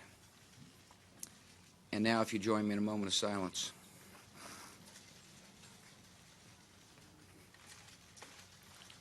May God bless the victims, their families, and America. Thank you very much. No. That, of course, was President Bush, who is in Florida, in Longboat Key. He was speaking at an elementary school. He had planned to be talking about literacy. Obviously, he had to change. He mentioned that this is an apparent terrorist attack. He is traveling back to Washington. He said that he had spoken to the governor of New York as well as the vice president, that all the resources will be brought to bear by the federal government to determine who did this and who was responsible for this terrible, terrible event. And then, of course, it was followed by a moment of silence for the victims. We're going to go to Andrea Mitchell now, who has more information on this tragedy. Andrea? Matt and Katie, I've spoken to a top U.S. official who says that early reports to our intelligence community and to other officials within the administration are that this was a hijacked American Airlines plane en route from Boston to Los Angeles. One of the two planes, they say, was apparently a hijacked American Airlines plane. They caution that early reports still need further confirmation, but this is at least what the U.S. government is being told by American Airlines officials, apparently. They are assuming and have obviously informed the president that this is a terror attack. And Andrea, we have no information as to in what term of the flight this plane was taken over, how much warning that air traffic controllers may have had that someone hostile was at the controls of this plane? Exactly right. They had no other information, just that at least one of the two planes was hijacked from Boston en route to Los Angeles, presumably after it had already been in the air and en route, because I was told en route to Los Angeles. So probably hijacked after it had taken off. As you know, those are very short flights. Those are usually 737s or 757s on that route. But this clearly, according to the U.S. government, is a terror attack, as you heard the president say. Now, one of the things, Matt and Katie, we should understand is that there was no specific threat that the U.S. government is aware of. No specific terror alert other than the worldwide caution that had been reissued in recent days because of the strife in the Middle East, because of concerns over terrorists. Of course, the best known is Osama bin Laden, but no alert coming from his organization. And as far as they know, as of this morning, as of this minute, he is in Afghanistan. But as we should mention, Andrea, it appears that this was a well-coordinated bombing or terrorist act because of the fact that two planes were used, both substantial in size, and the fact that they both hit the World Trade Center within 18 minutes of one another. Obviously, a lot of planning went into this attack. Let's go to NBC's Jim Miklaszewski at the Pentagon now. Mick, what can you tell us? Matt, to add to what Andrea Mitchell just said, senior military officials here at the Pentagon are saying they are getting information that the American Airlines Flight 11, after it left Boston apparently, was hijacked and was diverted, apparently the early information was being diverted to JFK for some reason. And then obviously nobody knows exactly who was at the controls of the plane, but it broke off its route from to Los Angeles and was headed toward JFK. That was the initial information that officials had received when obviously it did not go to JFK, but veered off and headed toward the World Trade Center. But again, no indication as to who may be responsible or who was at the controls of that plane when it rammed into the World Trade Center. Matt. Mick, thank you. We're going to be obviously talking with you throughout the morning, but right now we want to talk with Larry Johnson, a terrorism expert, in fact, the former Deputy Director of the State Department's Office on Counterterrorism. Mr. Johnson, can you please put this into some kind of perspective for us and give us your insight on what might have happened here? Well, first we need to be cautious before jumping to the conclusion that it's necessarily terrorism. I mean, I would be inclined, based upon the preliminary reports we've seen, to say that that's the case. But there's always the possibility that you may find out after the fact that this was some suicide pact for some reason that had nothing to do with politics. That said, this is a first.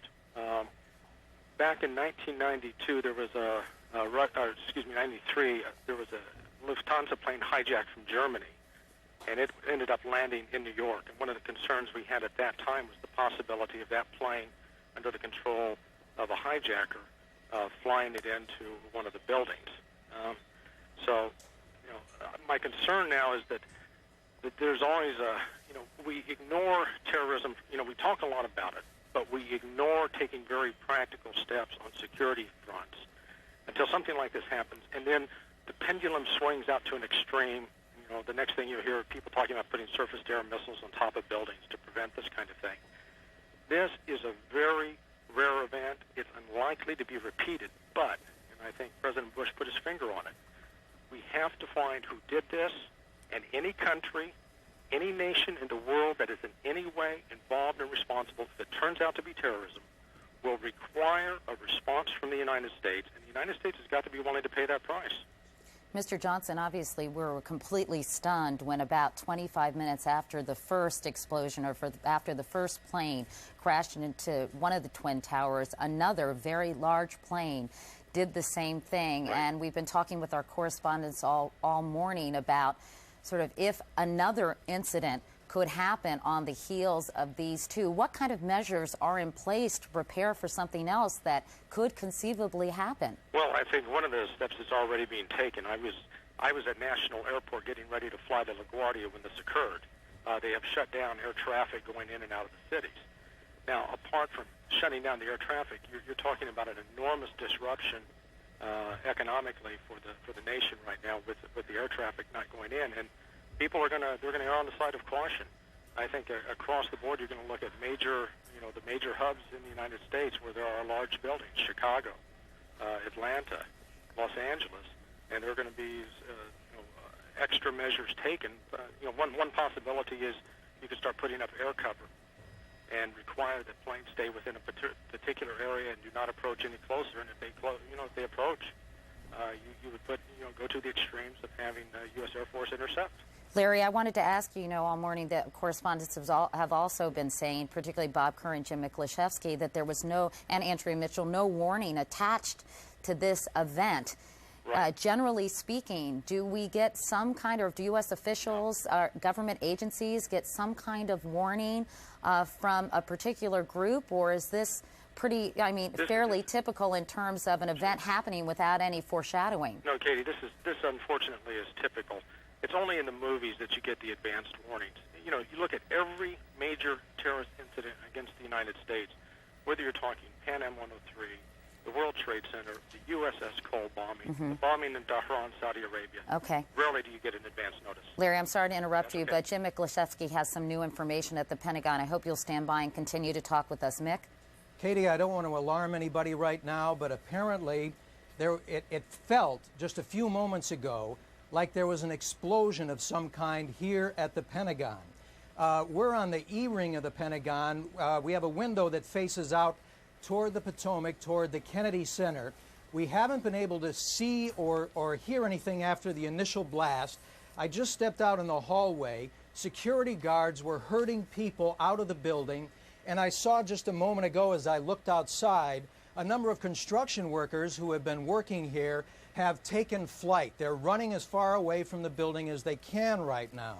I hear no sirens going off in the building. I see no smoke, but the building shook for just a couple of seconds. The windows rattled, and security personnel are doing what they can momentarily to clear this part of the building. Again, I have no idea whether it was part of the construction work, whether it was an accident, or what is going on. We're going to try to find those details and get them to you as soon as possible.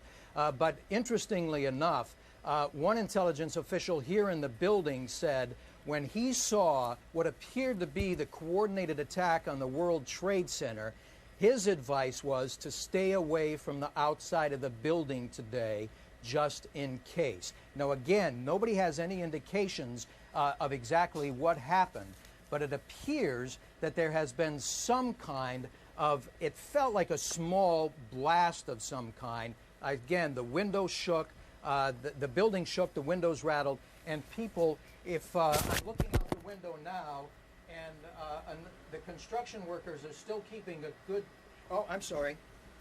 the construction workers are still keeping a distance. That's all I can see, and I see no other extracurricular security activity right outside. But to get more information, I'm going to have to break away and walk down the hallway and see what it is exactly that happened here just a few moments ago. Mick, see what you can find out. Please be careful and let us know what's going on there. Meanwhile, we're going to go back to David Gregory, who is in Longboat Key, Florida, where President Bush was earlier this morning for an event on literacy. He was going to a school to talk with kids. David, what can you tell us? A little bit more about how all of this unfolded and what the president is going to do next. The president declared this an apparent terrorist act.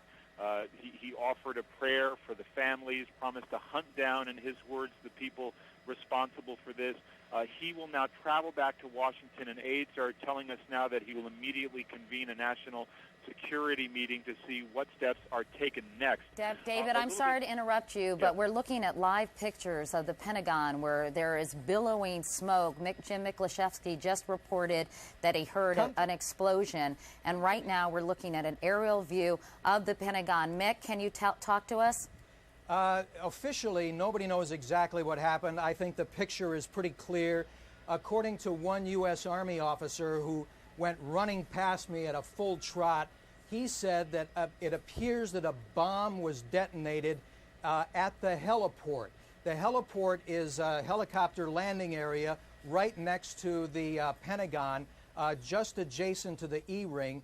The offices nearest the heliport area are U.S. Army, Reserve officers, and the Army Reserve our offices are located there.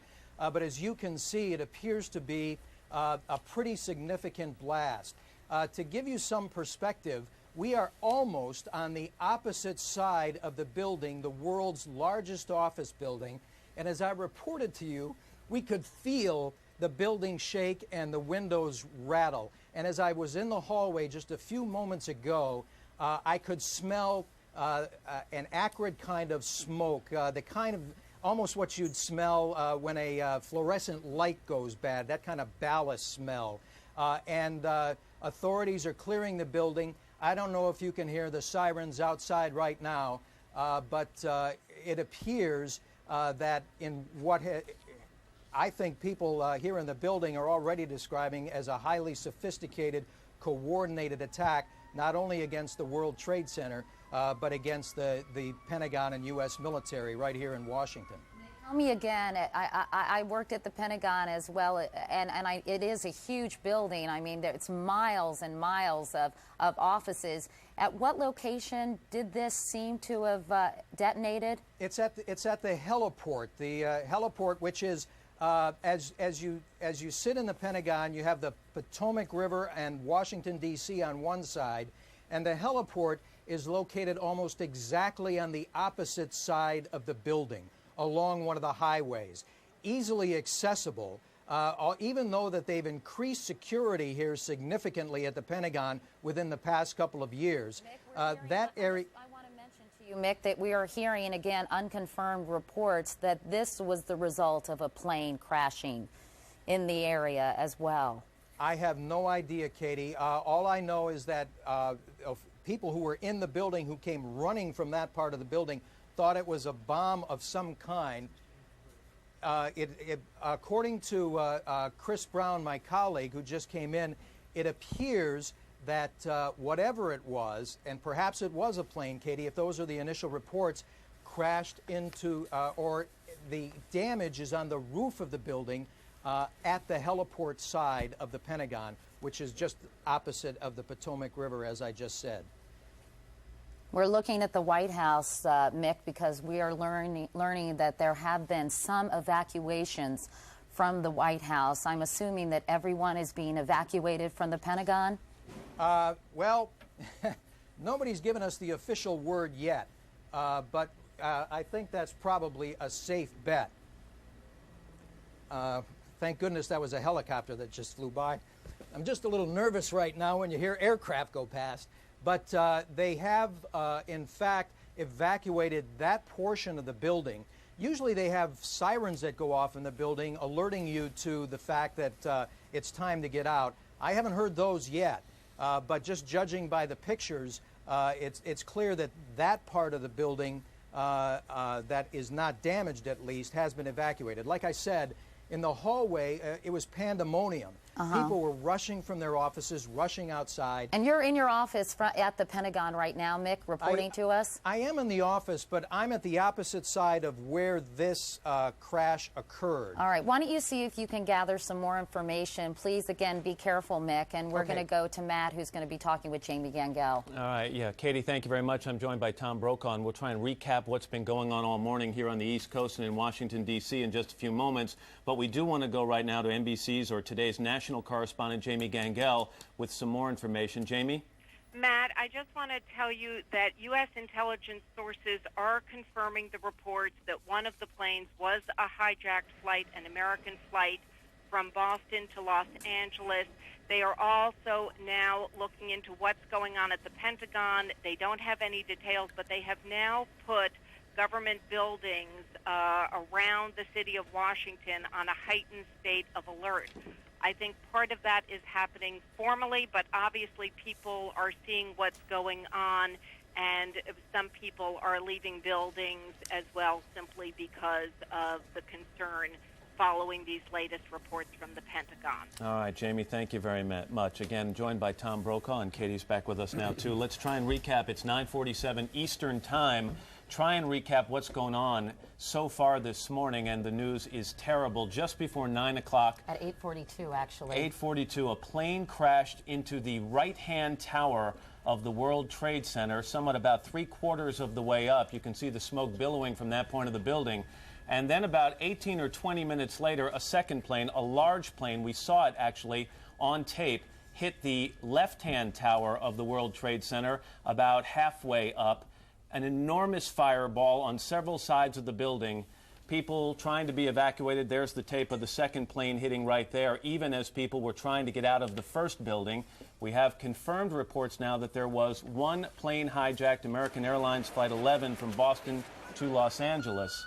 And that is apparently one of the planes used in this crash, Tony. Matt, there's a report on Dubai television that, in fact, the group claiming responsibility is the Democratic Front for the Liberation of Palestine. This comes, ironically, on a day when the Israeli Foreign Minister, Shimon Peres, is scheduled to meet with Yasser Arafat. Of course, we've had the meeting in South Africa for the past several days in which the Palestinians were accusing the Israelis of racism. The United States vacated that meeting, but there hasn't been one specific incident. And the Israelis vacated that meeting as well. And the Israelis vacated it as well, but there has not been one specific incident. It's also worth pointing out that terrorism also always has two prongs to it, the physical threat and now the psychological threat. This does seem to be surreal, but in fact it is real when you have an explosion of undetermined origin at the Pentagon, the most conspicuous symbol of American capitalism, the Twin Trade Towers here in New York, two deliberate attacks on those towers today, and we do not know for sure who is responsible. And the Capitol, by the way, the U.S. Capitol has been evacuated. There have been evacuations taking place at the White House. Needless to say, many people in the Pentagon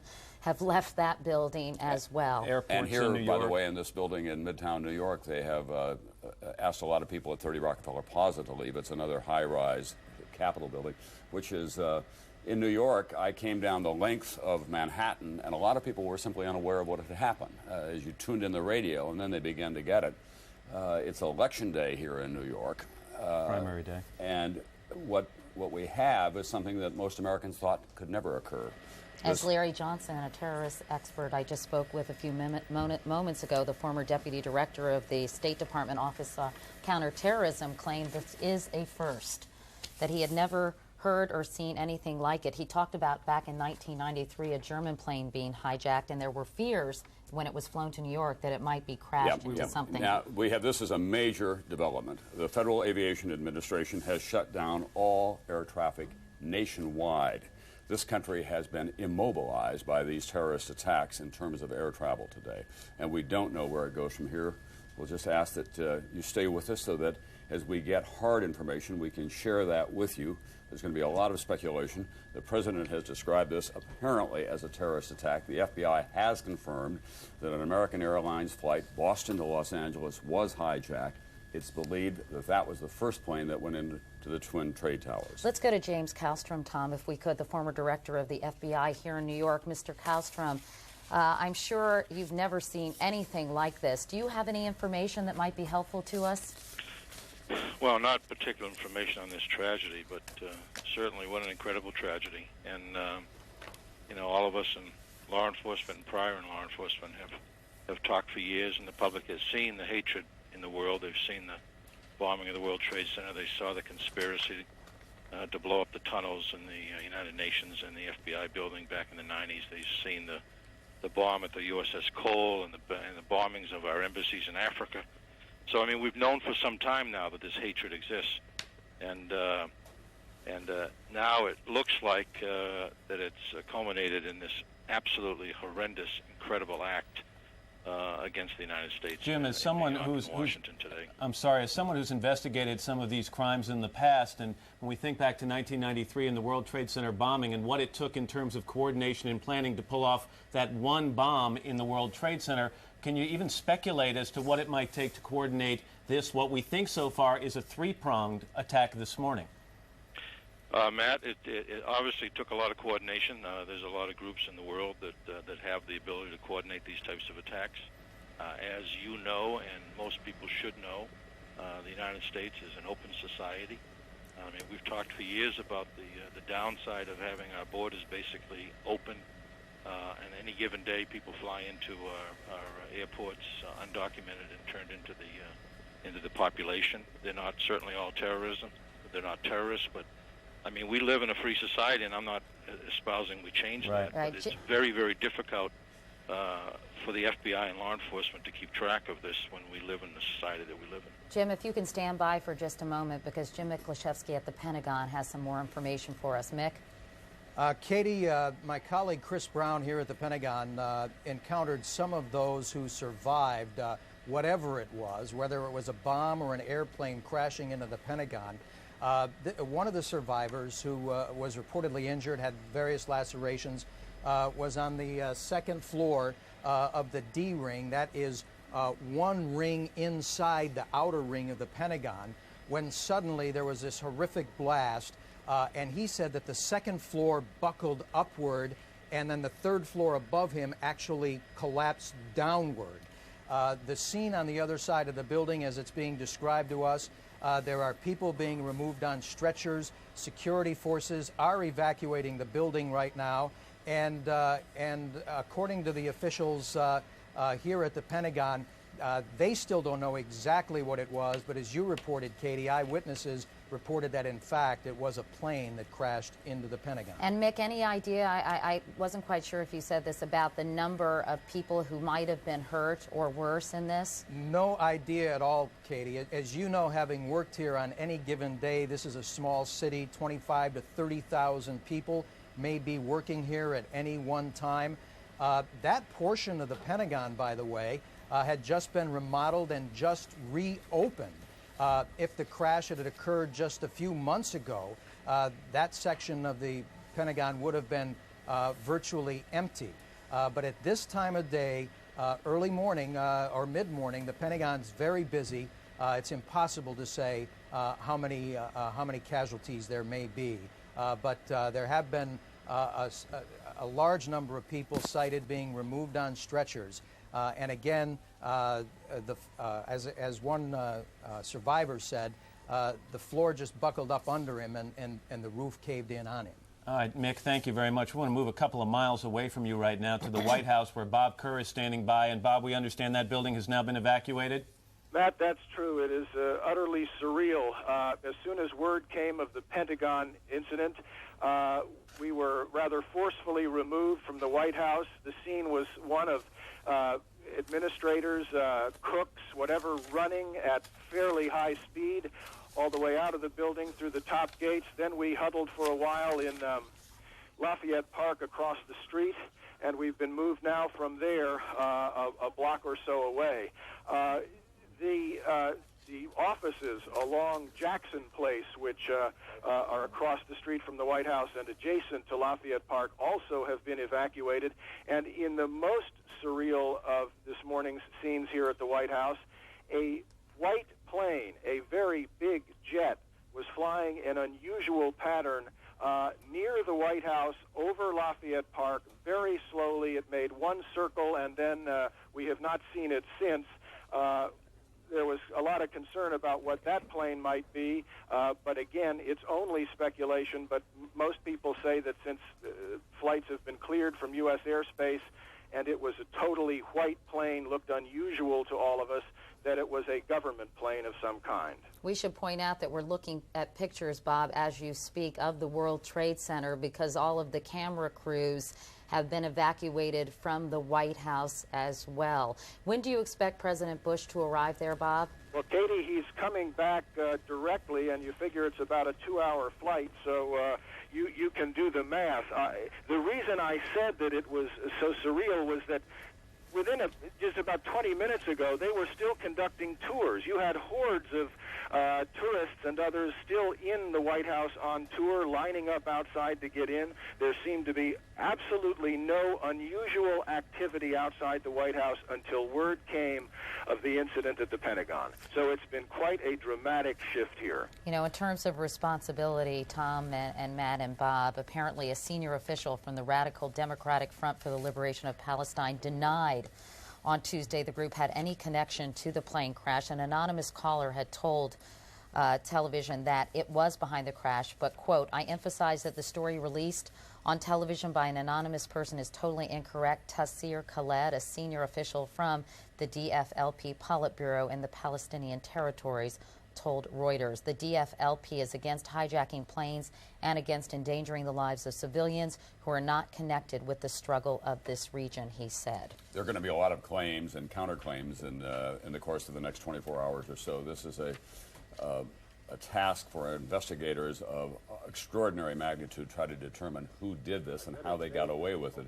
You think about an American Airlines flight that was on its way from Boston to Los Angeles, was hijacked in midair. They're now citing transmissions from the plane, so they have hard evidence of that, and then brought down here and made to fly into the Twin Trade Towers. Did one of the hijackers get control? Did they shoot the pilot?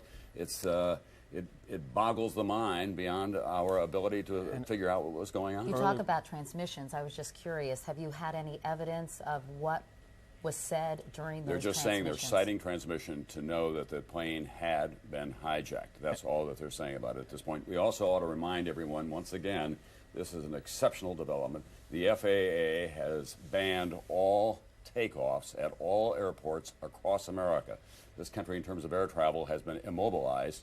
A good portion of the nation's capital, the most powerful center in the world, has been immobilized as well as a result of these terrorist attacks. And that's attacks. A very haunting description that Bob Kerr just gave of that low-flying aircraft near the White House, and one can only wonder if that was something that ultimately ended up in the Pentagon. We just saw a live picture of what seemed to be a portion of the building falling away from the World Trade Center. If we can re-rack that to about 20 seconds ago, you'll see something dramatic happening, and I don't know whether it's another explosion or a portion of the building falling away, but something major just happened at that building.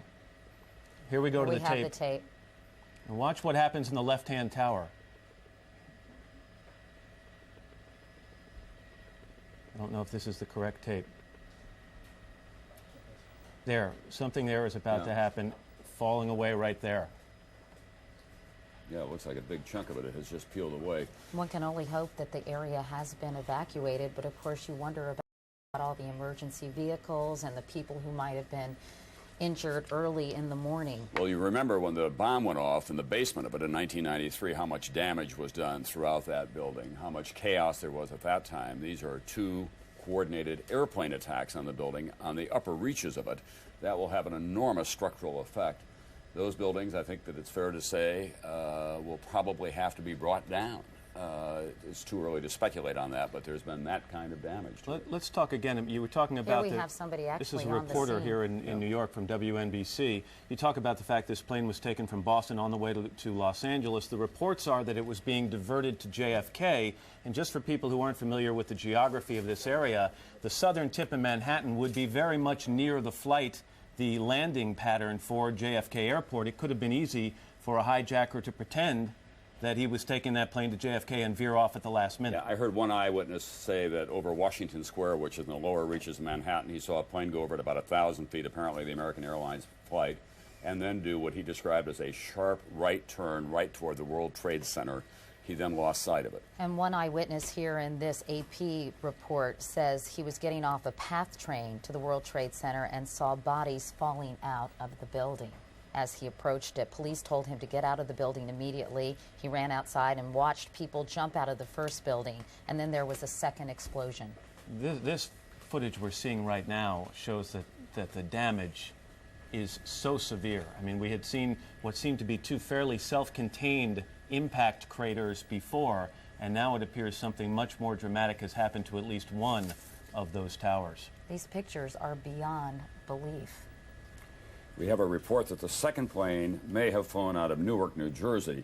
This is an official who was speaking on the condition of anonymity. Again, there is no confirmation of that. We just know that there were two planes that went in. The first one apparently was an American Airlines flight that was from Boston to Los Angeles. We're now seeing it from the harbor view of this continuing damage and destruction to the World Trade Center. Incidentally, Tom, I just want to interrupt you for 2 seconds because apparently Jamie Gangel has some more information for us. Jamie? Spoken again to U.S. officials with access to the highest intelligence, and they are now confirming that it does appear that at the Pentagon it was a plane. Again, they are saying they believe now a third plane was involved at the Pentagon. And of course, this has been the nightmare, Katie, for national security officials for a long time. We talk about nuclear bombs and those kinds of exchanges or invasions, but everyone has been terribly worried about the suitcase-sized bomb of some kind or an airplane or an attack on our subways in the large cities. And this, obviously, no one had anticipated. 3 airplanes that were deliberately aimed at critical targets in America. We can only hope that it's over for today, but officials are taking no chances on all of that. They're evacuating all critical buildings because, as Mr. Johnson said earlier, this is an open society. James Kallstrom from the FBI also pointing out that almost anyone can come in here. They have access to so many instruments that can be used as instruments of attack and terrorism, and that certainly has been the case today. Let's go to our State Department correspondent, Andrea Mitchell. Andrea, what can you tell us? Well, this from the FBI. The State Department has been evacuated. There was a meeting going on in the Operations Center. Other top officials were in the Situation Room at the White House. Colin Powell is in Bogota, Colombia, on a 2-day trip. But this very interesting information, Katie, Matt and Tom, from the FBI, they had been operating a massive exercise from their hostage rescue unit. All of their top teams, about 50 personnel, helicopters, equipment, were in Monterey, California for the last 2 days, scheduled to fly back today commercially. So all of those people are out of place. It's fair to say, according to sources that we've talked to here at NBC, that the FBI rescue operations and other FBI operations are really in chaos right now because they can't reach their officials in New York. All of their phone lines are down, and now you've got all of their special experts on this stuck in Monterey, California, trying to get a military flight back because there are no longer commercial flights. So they are seriously out of pocket, and there is a real breakdown of the FBI anti-terror coordination team, which is, of course, the principal team that would lead any effort and was so effective under Jim Kallstrom in New York City during the World Trade Center bombing and the TWA explosion, which of course turned out not to be terror. Andrea, is the State Department taking this claim of responsibility from the Democratic Front for the Liberation of Palestine seriously? Are they giving any credence to that, or are they dismissing it, or how do they feel about who might have been responsible for this? I think it is far too early for them, even the best experts in the government, to figure this out. They have one instant reaction, as you know, and it could be wrong, but their immediate reaction in a case like this would be to look toward Osama bin Laden and the collateral groups connected to him, simply because he has proved with the embassy bombings in Africa that he is the one terror leader who is capable of this kind of highly coordinated attack. The bombings went off in Tanzania and in Kenya almost simultaneously. It was extraordinarily well coordinated. They proved their case to a jury effectively and have managed to develop a great deal of information from sources from, in fact, turning some former members of his network. Andrea? So they believe, Tom, that he is the most likely person, but it's far too early to say anything. We want to tell you that American Airlines has confirmed that one of its flights, American Airlines Flight number 11 from Boston's Logan Airport, scheduled to go to LAX. It left at 8 a.m. this morning. 45 minutes later, it was diverted into the World Trade Center. It was the airline that was involved. We can only assume on a popular flight like that it probably had a capacity load of passengers and crew on board. There was a hijacking. That was the first plane that was involved. We don't know about the second plane yet, nor do we know the origins of a third plane that deliberately flew itself into the Pentagon this morning near the heliport. NBC Jim Miklashevsky now has been forced to evacuate that building, and so we'll have to wait till we hear from him. Saw some pretty dramatic pictures from the Pentagon just moments ago, Matt. Let's go back to a few seconds ago. This is now about an hour after the first impact. We saw some dramatic footage of a portion of one of the Twin Towers, actually it appearing to fall away from the rest of the building. Can we go to the tape now? Here we go, right here. This is, I mean, when you look at it, the building has collapsed. That tower just came down. Let's go to Bob Bazell, who is at St. Vincent's Hospital. Bob, what's going on there? What can you tell us? Katie, St. Vincent's Hospital is one of the hospitals that's closest to the World Trade Center. In the last few minutes, ambulances have been coming in one right after another. Most of the people they're bringing in have second and third degree burns, very serious burn victims. They say the smoke inhalation people will probably be the most serious, but they're not even close to getting to them yet. There's a triage operation that's going on in the area. Ambulances are being dispatched to every hospital in New York City. The entire staff of this hospital has come in from wherever they are, and it's true at hospitals across New York City. They're standing there. As soon as an ambulance pulls in, dozens of medical workers rush up to it. But it's a carnage that's just beginning. Everybody here, the emergency service workers I spoke to who have been down into the World Trade Center site, say this is just the tip of the iceberg. There's going to be massive amounts of casualties. Bob, what are they telling you about people? Were there many people inside the building, or is it just too early to tell where the people were? Well, there were certainly, probably hundreds, even thousands of people in the building, even though it was before 9 o'clock on the start of the usual work period, because it's just such a large area. So the number of casualties is just enormous, and they're just beginning to sort it out and just starting to get to the first few that they can get to. But the ambulances are just coming in. They're lined up. Every ambulance in New York City has been summoned. They're standing in a queue. They go in as soon as they can get a victim and bring them up here right away. Bob, we're also looking at the lower end of Manhattan now as a result of the collapse of one World Trade Center. That whole financial district is now engulfed in smoke and debris, and there probably is going to be a lot more smoke inhalation problems as a result of this. Almost certainly, Tom. I was actually standing and saw that collapse, and everybody here just gasped, and even the medical workers and the ambulance attendants, when they saw that people who are used to tragedy, grabbed each other and hugged each other, and some started to cry. And of course, one wonders about the triage unit. Exactly, we're close to the base of that building trying to evacuate people. And when a building of that size falls, it does not fall in its own footprint. No, absolutely. I'm several blocks north of there, so I don't know what that area looks like, but one can only imagine. Well, the consequences go on, not just to the World Trade Center and to the poor people who were trapped and caught there, but of course that is the heart of the world financial markets, which have now been shut down effectively as well. So the ripple effect continues this morning as we all try to adjust psychologically and intellectually to what we are witnessing here. It is difficult to comprehend, but this country, the strongest country in the world, has been the target of a major coordinated terrorist attack, and the end is not over yet, even if it's confined to just these three targets. The ripple effect goes on. All air traffic has been shut down. There will be no financial markets in place today. Business has been stopped across the country. And of course, who knows the human toll that will be the result of this action. Matt actually just pointed out to me on any given day, 50,000 people, Tom, work at the World Trade Center. And at 8:45 in the morning, if they're not in the building, they're around the building. That's a beehive of activity down there. There is no more active area in terms of pedestrian traffic. I hate to keep going back to the collapse of that tower, but if you consider that this plane hit at mid-structure and that would have probably taken out the electrical in the building where elevators wouldn't work and people struggling to get some way out of that tower, and it takes a long time to come down over 100 stories, and to think about the possible loss of life that just occurred by the collapse of that southeastern tower is just amazing. Minna Kathuria is with the Today Show, and she apparently saw the collapse of one of those towers. Minna? Yes, hi, Matt. Tell me what you saw. Well, on the corner of Duane and West Broadway, walking down towards the Twin Towers, and it just collapsed. It looked like it looked sort of like the building just demolished. Smoke, clouds, clouds of smoke everywhere. People running towards me. I was going towards the Twin Towers. People were going away from the towers, and it was just people running like I've never seen a scene like it.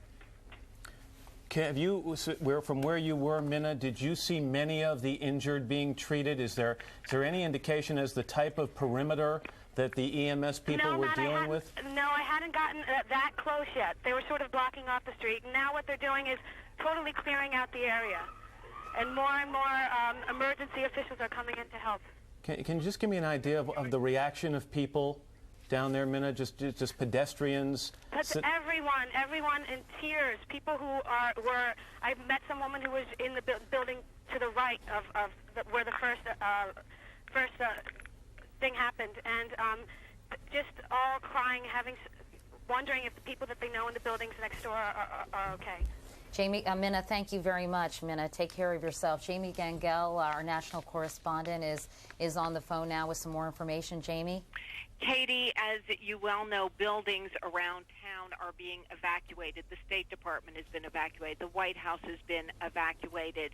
And the Pentagon has been evacuated. Intelligence officials tell me that they do believe at the Pentagon that was a third plane going down. They have had, the intelligence sources that I've talked to say that they have not received any claim of responsibility yet. Jamie, have you gotten any information from Reagan National Airport as to air traffic in the area this morning, or anybody who might have somehow traced this plane or figured out from where it came or where it was going? They still do not have any of those details yet. It is almost impossible. They were confused for a long time as to whether it's a bomb or a plane. They say now that it appears to be a plane, but they say that is all the information that they have. As you know, the FAA has shut down all aircraft now, and they are now going back and trying to sort that out.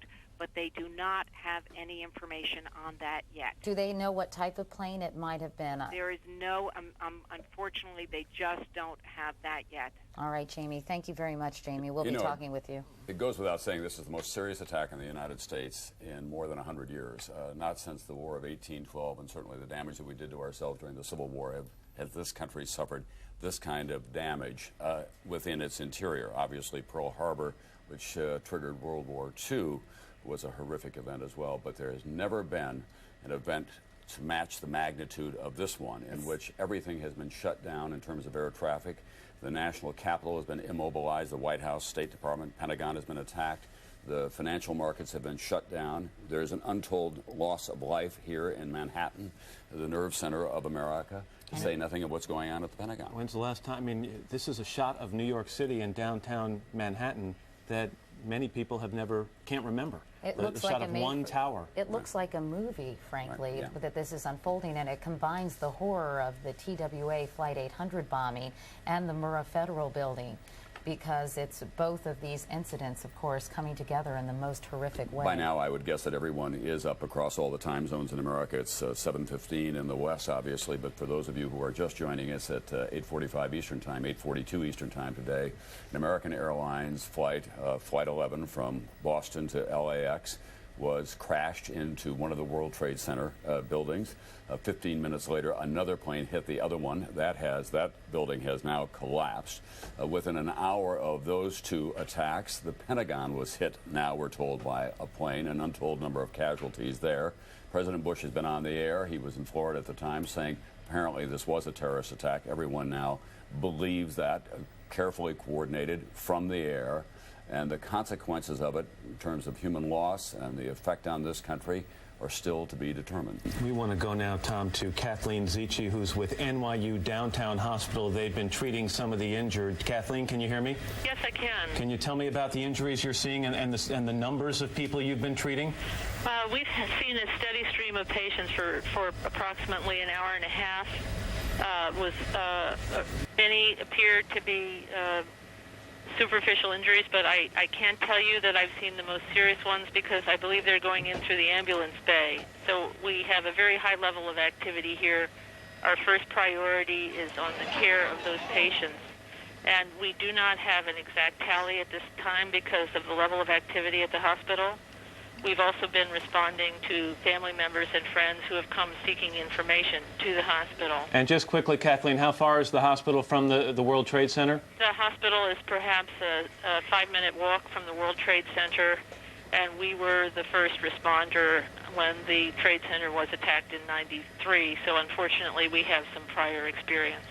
Yeah. What kind of medical support is there downtown? How many hospitals in the immediate area there that could help with the injured? We are the only hospital south of 13th Street in New York City, so we serve a very large proportion of the city. For that reason, our emergency room is a very high priority of this hospital, and the staff have been doing a heroic job in terms of responding to the patient. Kathleen, what about the triage unit that is on the ground there? Are they NYU, a team of NYU medical people on the scene as well? Yes, there are. I cannot respond to that question because I am not on the scene, and I don't have that information. But you do have medical people, your personnel there at the scene? That is my understanding, yes. Well, Katie, what we're worried about now is that the other building may come down. They've obviously evacuated that whole area as a result of the crash of one World Trade Center.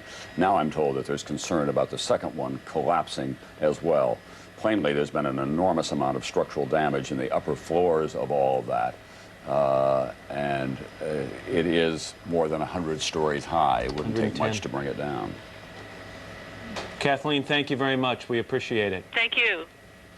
We're told now that a spokesman for Yasser Arafat, the leader of the Palestinian, the leader of the PLA, the Palestinian Liberation Organization, that that Arafat has condemned what has happened here in New York.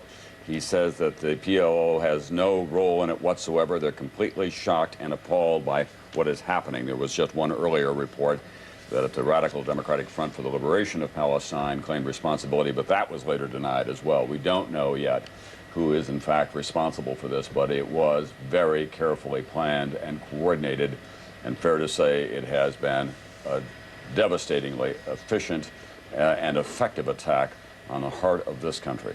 And Pat Dawson is on the ground near the World Trade Center. Pat, are you there? Pat Dawson, can you hear me? Apparently. Okay, he's having some audio problems. We'll get to Pat in just a moment. Just amazing. You have to stop and think about, the hijacked plane and the terror of the passengers on board. Oh. As it could have been up to an hour that they realized something was dramatically wrong with this flight, and then thinking that perhaps they were going to John F. Kennedy Airport here in Queens, actually, and the plane suddenly veering into the World Trade Center tower. Now, you can only imagine. What is striking to me is that we didn't have any early report of the the hijacking. A lot of people monitor that air traffic talk that goes on, and it wasn't until this happened. Well, the plane left Boston at 8 o'clock this 45 morning. minutes later. So it was about 42 minutes later that this occurred. And it flew right over lower Manhattan. A number of people saw it at a very low altitude and then take this sharp right turn and wondered, according to eyewitnesses, what in the world was going on. Moments later, of course, the World Trade Center was hit. It was about an hour after that Jim Miklashevsky told you, Katie, that he felt an explosion at the Pentagon, and now we now learn that there has been a plane that's been flown into the Pentagon. There have been people who have been hurt there, and we hope no one has been killed, but it seems likely that there were probably casualties of a serious magnitude there as well. The White House has been evacuated. The State Department is being evacuated. Here's the Pentagon. Here's the Pentagon now. Pat Dawson, apparently, let's just take a quick look at the Pentagon, and as you can see, smoke continues to billow out of that structure. As Tom just mentioned, it's unclear how many people were hurt, and if in fact it was a plane. There is speculation that they believe it was a plane. Let's go to Pat Dawson, who is down by the World Trade Center. Pat, can you hear me? Right down here, we cannot tell you much more in terms of specific information other than to say that there are probably at this stage, I would say, hundreds, perhaps in the thousands of emergency workers who in the last hour and a half have managed to work their way down here to lower Manhattan and basically try to get into this fray. We are standing right here about 10 to 12 blocks north of the World Trade Center. These firemen that you can see, firefighters are walking down towards the site now, and they literally have been arriving by the dozens over the past hour or so. As we say, probably in excess of 1,000 or more emergency workers from New York City and surrounding areas converging on this site now to try to make some sense of it. As you can imagine, at this point, there is a certain level of chaos because they're just trying to sort out who's alive, who's not. We did speak to, as I said before, some of the emergency workers. They are police officers from the Port Authority of New York and New Jersey. That is the organization that has jurisdiction over those two buildings specifically, as well as bridges and tunnels. I spoke to two of them who were actually down there when that building collapsed. They said that they speculate that the loss of life had to be horrific, that there were not that many people down there on the streets at that point, that most of them who had been evacuated, that is civilians. But on the other hand, they said that there were literally hundreds of emergency workers who were down at that end. They have no idea the level of loss of life at this point. When I asked one of them why he was going back in as he suited up since he could barely breathe, he said, "It's my job." And there may be some of my brother officers in there. There may be other people in there. So those officers going in here, as you can see, all kinds of fire workers going in there, literally in the thousands now converging on this site. We cannot give you much of an organizational sense beyond telling you probably what you already know, which is that two separate aircraft have struck the two towers of the World Trade Center. If memory serves, I think each of those towers stands 110 stories.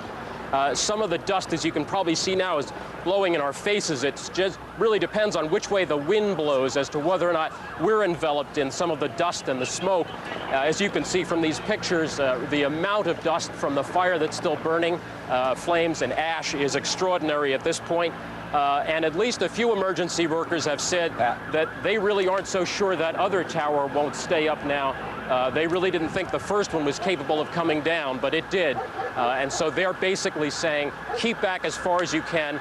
On the other hand, facing that danger, as we have been telling you, many, many hundreds of these workers are heading over those lines down towards that burning building to try to rescue those people who are in there, be they emergency workers, be they civilians. The original crash took place just about 8:45 by my reckoning. I don't know the exact time, but about 8:45. And when that took place, obviously at that hour, the building would not be packed with people, but it's still late enough in the morning that there would be enough people. We were listening to Pat Dawson, who's standing near the World Trade Center in Lower Manhattan. And Katie and Tom, I was thinking while Pat was talking, you both spent some time out at Oklahoma City at the Murrah Federal Building after that explosion. It took more than a week to sift through that rubble of a building that was how many stories? Probably... It was about 30 stories, as I remember. I'm sorry to interrupt you both, but apparently we've gotten a report that now a car bomb has exploded outside the State Department. Again, that's an initial report that I'm hearing from our producers in the control room. Can we go to anyone for more information on that? Apparently, no more information than that. Where is Andrea Mitchell? Is she at the State Department? Well, the State Department has been evacuated, as well as the White House. The U.S. Capitol has been evacuated. Obviously, the Pentagon has as well. We'll go to Mick. Mick, what is the latest from the Pentagon? Katie, security officials here at the Pentagon have not only evacuated the building, but they're clearing the entire area. Security forces have reported that they have received information of another plane hijacking, that it's about 20 to 25 miles out of Washington, D.C., headed in this general direction. Secretary of Defense Donald Rumsfeld a few moments ago was refusing to leave the building. We ran into the chief naval officer, the top naval officer, Admiral Vern Clark. They were loading him quickly into a car to take him to an alternative command site. Do you have me? They were taking Admiral Clark to an alternative command site. Hello, do you hear me? Yes, we do, Nick. Go ahead. Okay, I'm sorry. There's no confirmation of this latest threat, but security officials here are taking it very seriously. We were standing with Secretary Rumsfeld's security detail, who, as soon as they got the report, went running into the building, and we were herded away. But they have set up an alternative command site somewhere in the area. The Pentagon has set up a crisis team to deal with this situation. But so far, the latest reports are that another plane of some kind may have been hijacked and headed in this direction. Katie? Yeah, we also should tell you, Mick, this is Tom Brokaw, that the FAA now says that all international flights headed for the United States are being diverted to Canada. This at a time when, as Jim Miklashevsky is telling us, there's an unconfirmed report that there's been another hijacking. All takeoffs were stopped, but there were planes in the air, obviously, at the time of these first two attacks on the Twin Trade Towers and then on the Pentagon. Andrea Mitchell is standing by with more information. She was at the State Department. Andrea? The State Department, as you know, has been evacuated. Secretary of State Colin Powell is now en route home from Lima, Peru. He did not get to his destination of Bogota, Colombia today, so that trip canceled. He, as all other officials, heading back. State Department officials and the White House officials and the NSC have all been evacuated as well, although Condi Rice was earlier in the Situation Room. And CIA Director George Tenet has been holding meetings in his office in Langley, Virginia. And as we reported earlier, key FBI team members from their rescue efforts and anti-terror coordinating team were stranded in Monterey, California, where they were on a secret military exercise against exactly this kind of event. Andrea, let me interrupt for a second. Can you tell us any more about reports we're getting that a car bomb has exploded outside the State Department? I do not have confirmation of that. All right. They did evacuate the State Department, but we do not have confirmation at this moment about a car bomb outside the State Department. You know, Andrea, thanks. I'm sorry to interrupt, but we're going to go back to Jim Miklashevsky at the Pentagon. Mick? I've got my eyes peeled here, Katie. I don't see anything, but security forces in the area have just blared out over their loudspeakers to any pedestrians who are anywhere near the Pentagon to take cover immediately.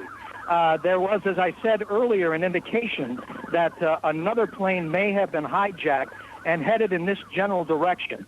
So far, all we see are security helicopters circling the Pentagon. Again, the skies are crystal clear blue, and I can't see the speck of an airplane, but security forces here are obviously alarmed enough not only to tell people to keep some distance from the building, but to take immediate cover. Can you tell me a little bit more? Well, actually, let's look at these live pictures at the World Trade Center. The other tower of the World Trade Center has just collapsed. You are looking at live pictures of the second twin tower at the World Trade Center collapsing as a result of the crash of an airplane into its side. That, I believe, was the first tower that was struck this morning at 8:42 Eastern Time. You're not there. It is now fallen to the ground and The profile of collapsed. Manhattan has been changed. There's been a declaration of war by terrorists on the United States. There's nothing short of that. Pat Dawson, excuse me, Tom, is down at the scene. Pat? Where's Wing? Where's Wing? Where's Wing? Pat, can you hear us? Obviously, there is pandemonium downtown. Pat is not far from the World Trade Center, as you can hear from the sirens, and you can only imagine the confusion and the terror that is in that area after not one but both Trade Center towers have now collapsed. More than 100 stories of steel, concrete, electrical. Here it is.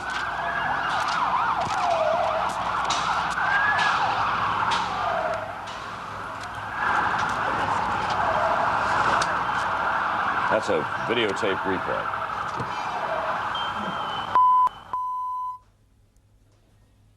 We are back at 10:30 Eastern Time on this Tuesday morning, this horrific, incredible, not to be believed Tuesday morning. You are looking at live pictures of the World Trade Center where just a few minutes ago, within the last minute actually, the second Twin Tower collapsed.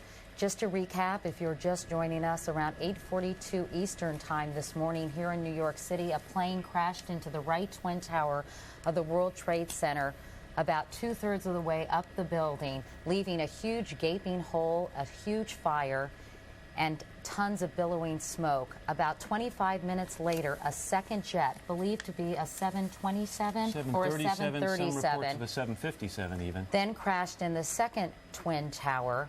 The first plane, incidentally, was en route from Boston, Massachusetts to Los Angeles. Here's the video, I think, of the second plane striking the tower.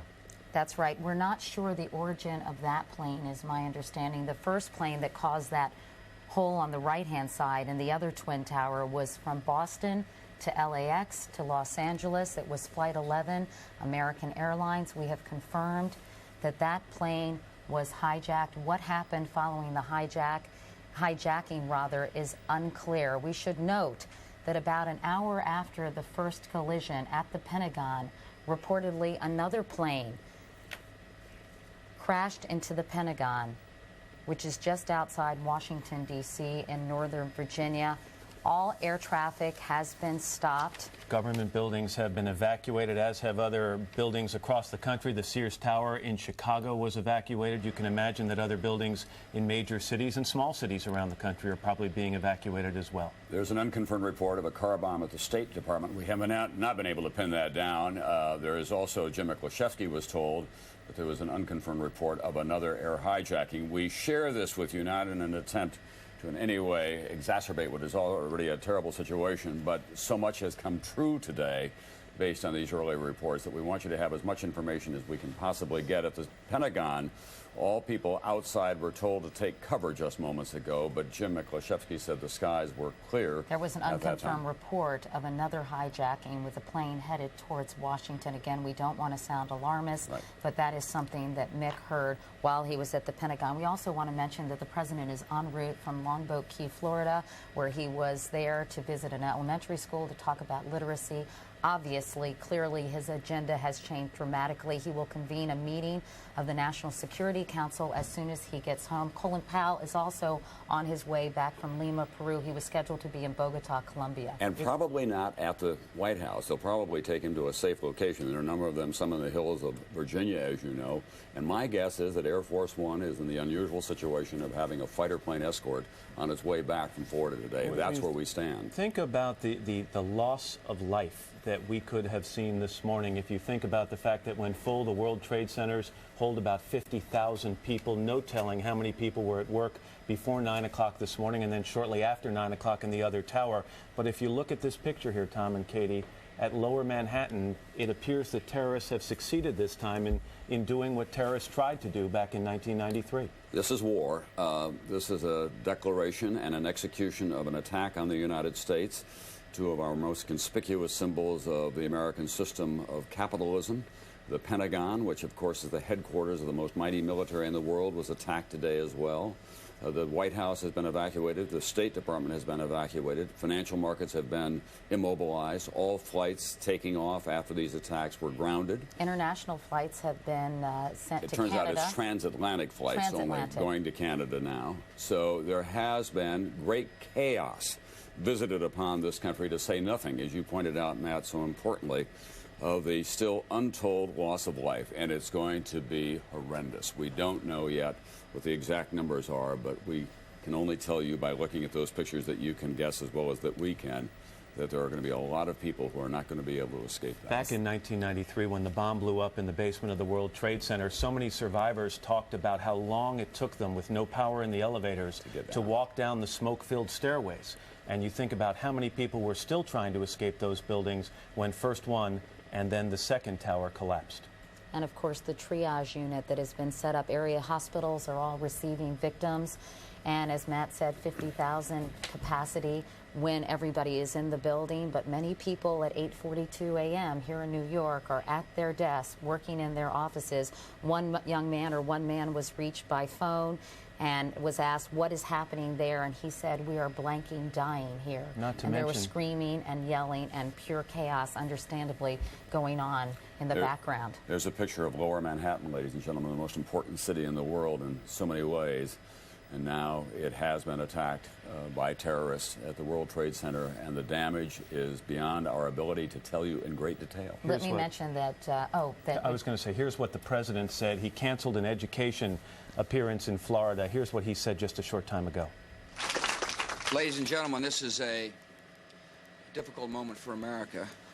I, unfortunately, will be going back to Washington after my remarks. Secretary Rod Page and Lieutenant Governor will take the podium and discuss education.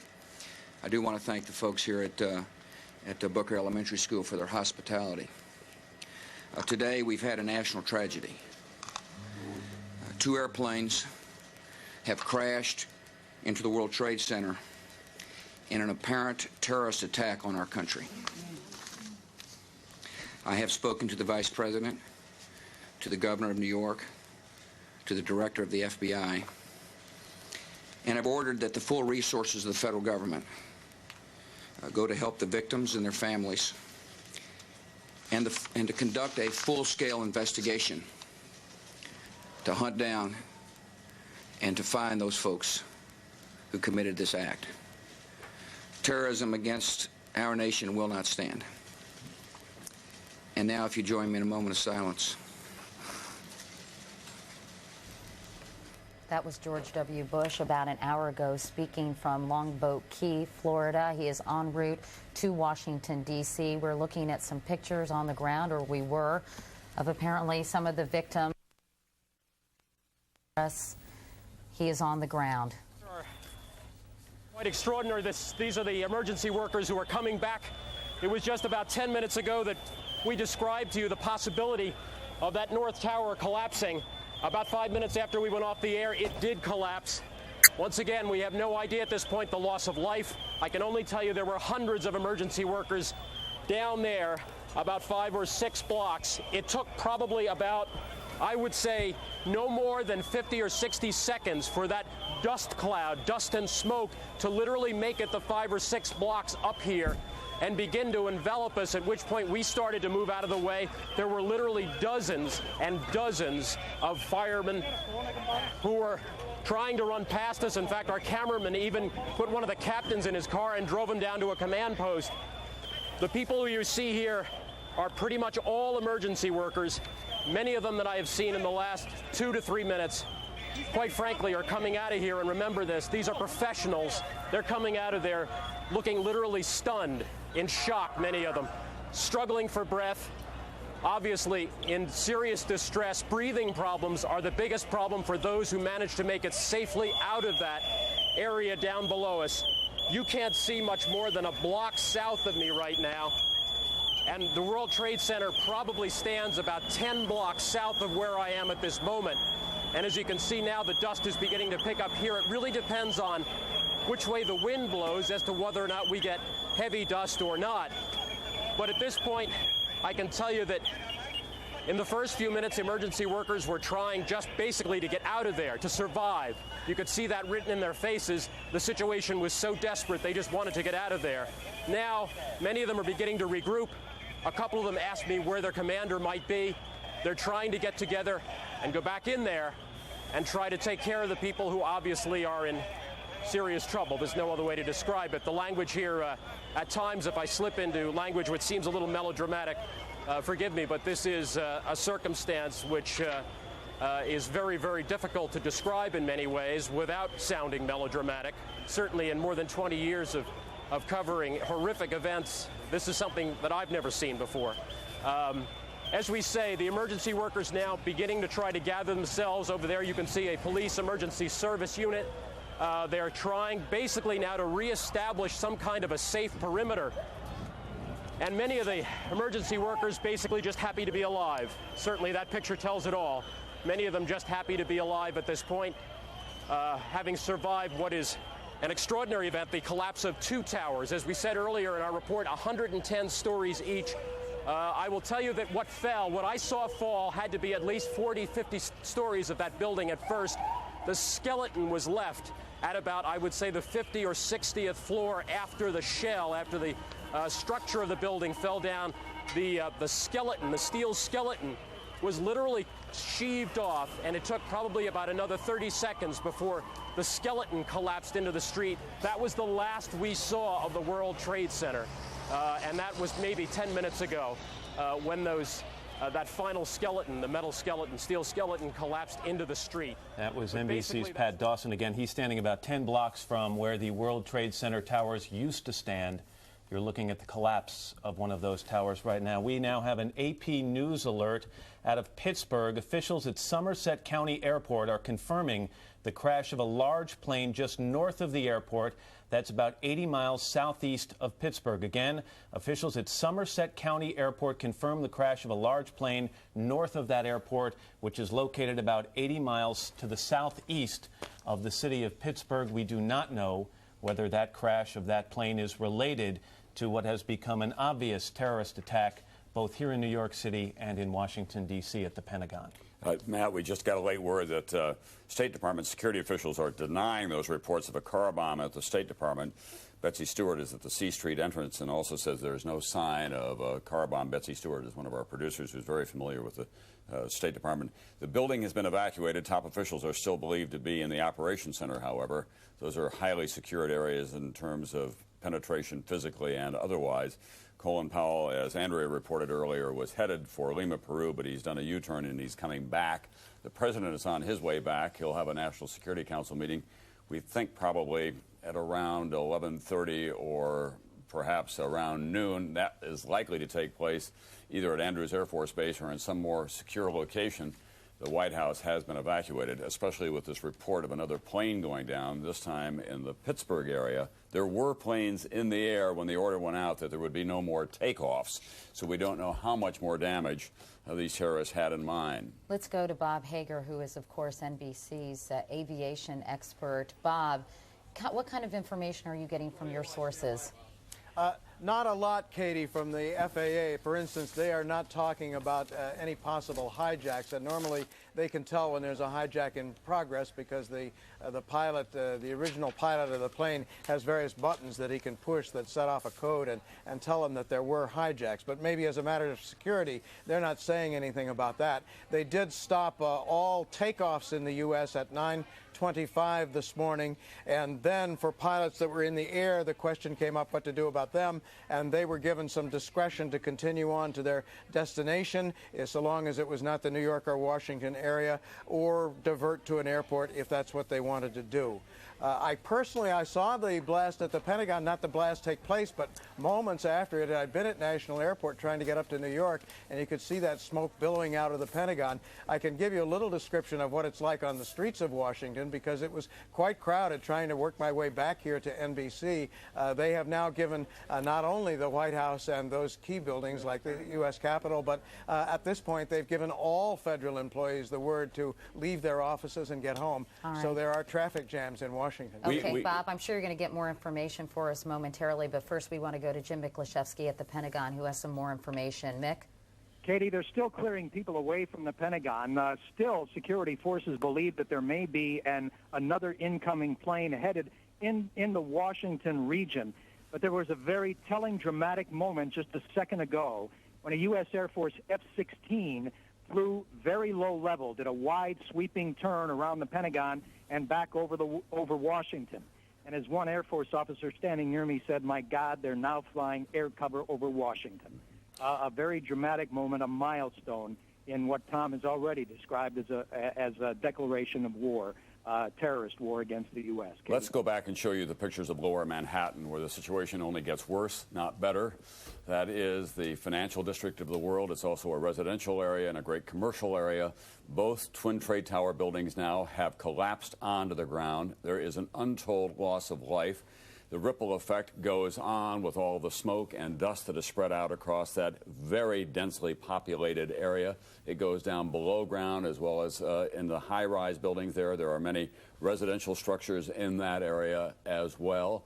Some heroic rescue workers were down there trying to get people out of the building when the first building came down, and then the second building did as well. Without any sound, and looking at this, there is a kind of a surreal quality.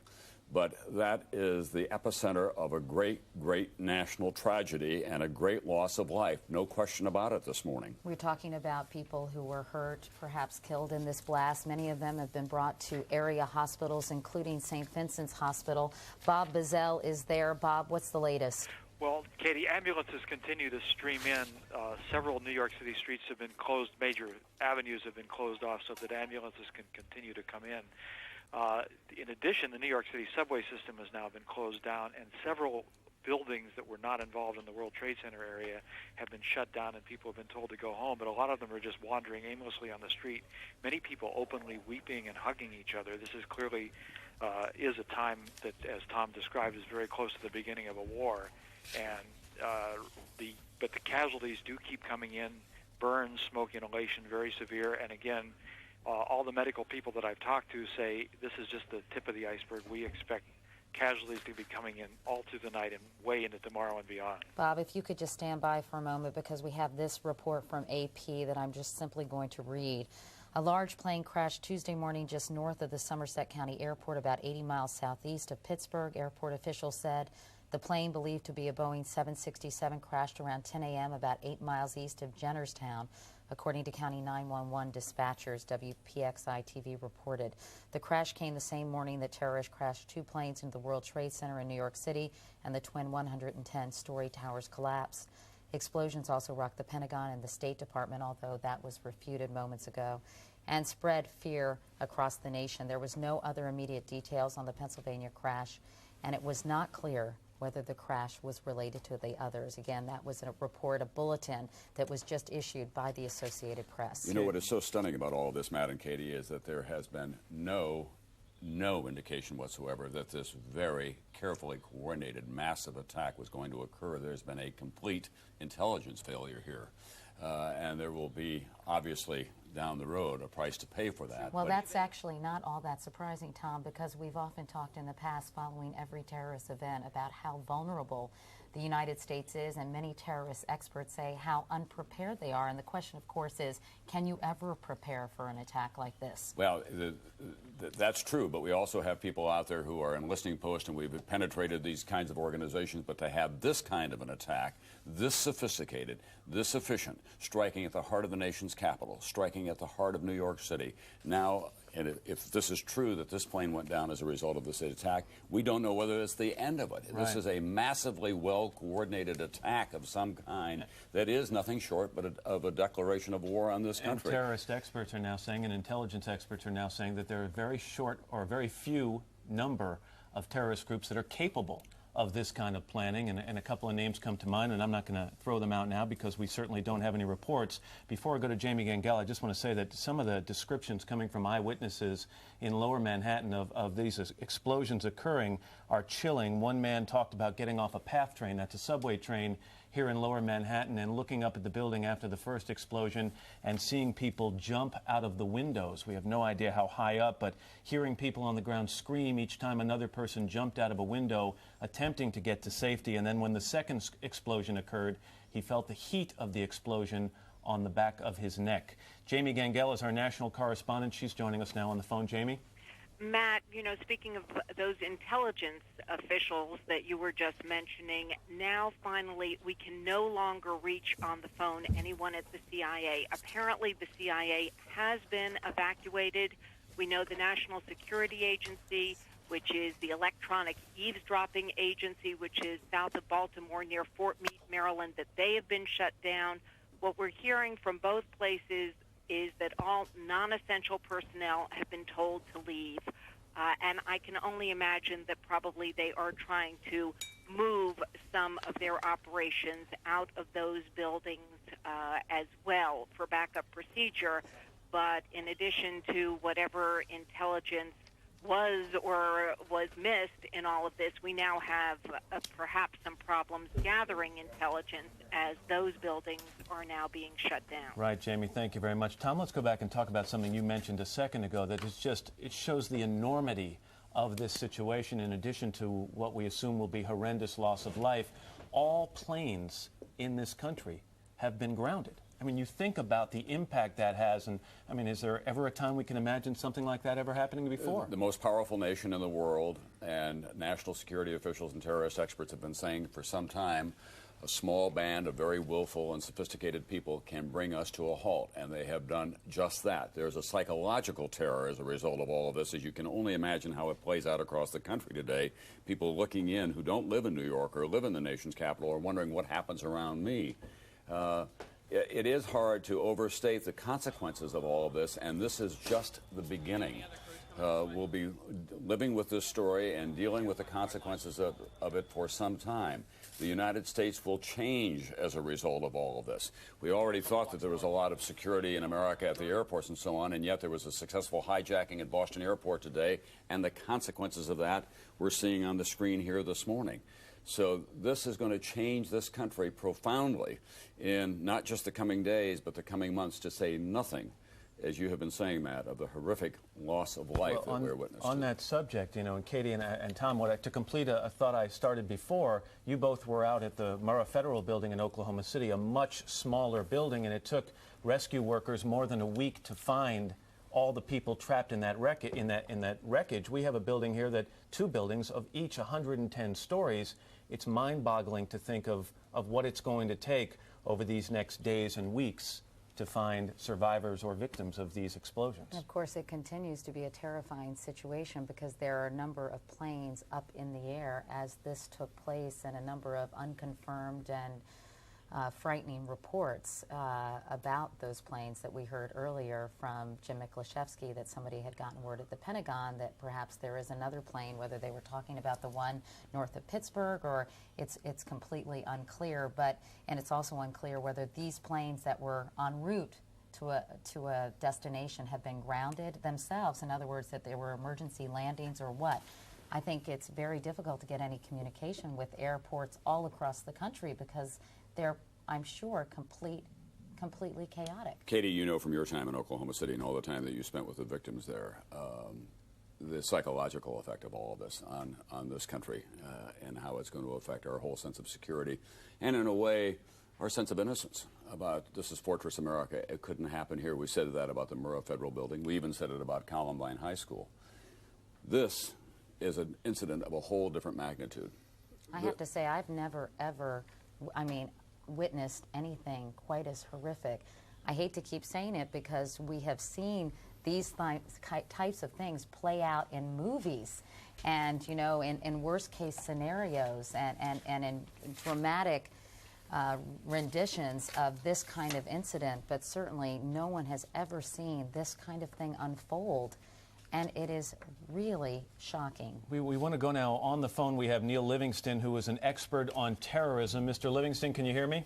I can. You know, we were talking about what it would take in terms of planning and coordination to pull off an attack like this with so many prongs. At least 2 attacks here in New York City, 1 in Washington, D.C. We don't know if the crash of that plane outside Pittsburgh is related, but give me an idea of how many groups there are in the country that would be capable of something like this. Well, there are very few groups in the world capable of this kind of action. And you have to remember also that we have the people who hijacked these planes were going to a certain death as well. So they were suicide bombers, in effect.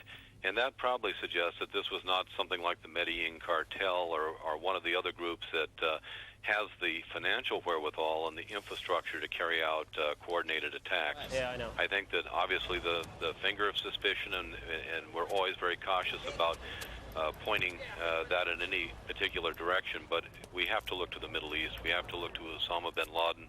We have to look at some Palestinian groups right now. But even in the past, when we were talking about Osama bin Laden and his group, there have been intelligence experts who've picked up conversations, transmissions that occurred before an attack to give some kind of indication, even if we didn't understand them till after the attack. Is it unusual that with so many prongs to an attack that there wouldn't have been some type of warning through intelligence sources? Well, it's a myth that we always know that these things are coming down. Part of our problem is, and we just had a warning go out to our embassies and military bases in the Far East. That could have been a feint. That could have been a diversion. We have so many warnings these days that people, they tend to fade into the background noise unless we have real specific information about an upcoming attack. Generally, we don't take action. And these groups are very hard to penetrate. They're focused with bonds of kinship and people who have known each other for years. So it doesn't surprise me that we didn't know that this was coming. All right, Mr. Livingston, thank you very much. We appreciate it. Benjamin Levy is at the scene near the World Trade Center. Actually, he's going to tell us precisely where he is and what he saw. Benjamin, can you hear me? Hello? Hello, Benjamin? Yes? Hi, it's Katie Couric. Can you tell me where you are and what you have seen or what you are seeing? Well, right now I'm in Lower Manhattan, but I was working, I work at the Federal Building behind City Hall. And we were just sitting at our desks about 9 a.m. this morning. We heard a big explosion. Then about 5 minutes or maybe 10 minutes later, we saw the other plane hit the building, the second tower, and then we just evacuated. And as we started to walk away, we turned around about maybe 15 minutes after we left the building, and the second tower just disappeared from sight.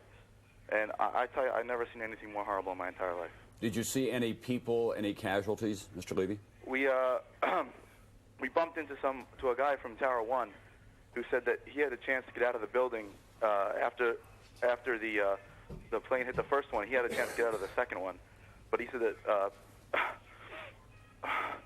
that people were jumping out of the windows to get away from the fire.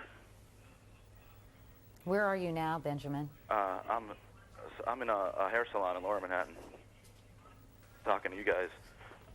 Well, obviously, that was... And was the whole Federal Building evacuated, Mr. Levy? Yeah, well, we started running out of the building as soon as we saw the second explosion. And then I work on the 22nd floor, and as soon as we were down at the bottom, they sounded the alarm, and then they announced evacuation, but most of us were already out. How far physically are you actually from the World Trade Center? Right now, or where I work? No, when this happened. About 6 blocks away. 6 blocks away. And you were able to get out pretty easily, and there were no kind of electrical problems in your building as a result of the impact of the fire or anything like that? No, we got out pretty good, thank God. And as that whole area down there, the City Hall, the Federal Building, and all the other commercial buildings, they've all been evacuated as well? Well, yeah, as we were leaving, the police were telling all the shop owners to shut their shops and go home. And that must be enveloped by the smoke and dust and everything that we see now, because that covers the entire lower end of Manhattan, which is a considerably large area, not only physically, but in terms of the financial networks, the commerce that is done there, a lot of residential areas. Yeah, you could smell the smoke. And you could smell it, but it wasn't. We were walking away from it. Benjamin Levy. Benjamin, thanks so much for talking with us. We appreciate it, and we're glad you're safe. Katie, I've got just a little rundown here, if I can, Matt, for just a moment about what's going on around the country. The State Department officials have been moved into the State Department Training Center in Arlington, Virginia. The state has been evacuated, obviously. In Minneapolis, St. Paul International Airport shut down. The IDS Center in downtown Minneapolis, tallest building, evacuated. Georgia, all flights at Hartsfield Atlanta International Airport closed. The CNN Center, world headquarters of Cable News Network, was closed to the public. In Maryland, officials are tightening security throughout the state. Of course, that's the home of Andrews Air Force Base. Navy installations throughout the Hampton Roads, home to the world's largest Navy base, have been placed under increased security. In Pennsylvania, Philadelphia International Airport has been closed, and of course the Liberty Bell and Independence Hall are being closed as well. In fact, all national monuments, Tom, I believe, have been evacuated and closed. And California, the state has been put on the highest alert. They're on tactical alert in Los Angeles. The Department of Energy's Nuclear Weapons and Research Complex in Oak Ridge, Tennessee, put under heightened security. It is now coming up on 10:59 East Coast time. We'll give you a recap of what we've seen so far in just a moment. Just a quick note from one of the hospitals downtown in New York City, where they say that hundreds of people have been burned from head to toe. This is from Dr. Stephen Stern at St. Vincent's Hospital in Greenwich Village. About 50 or 60 doctors and nurses standing by in scrubs. The entire entrance to the emergency room was lined with stretchers covered with white sheets. Doctors said the victims mostly had burns. Of course, they're being treated in a number of area hospitals, including St. Vincent's, NYU. Downtown is just about 5 minutes away. As a spokesperson told us earlier, they've had a lot of experience dealing with problems at the World Trade Center from that February terrorist bombing in 1993. And obviously, they have all been mobilized, and emergency crews are working feverishly outside the World Trade Center.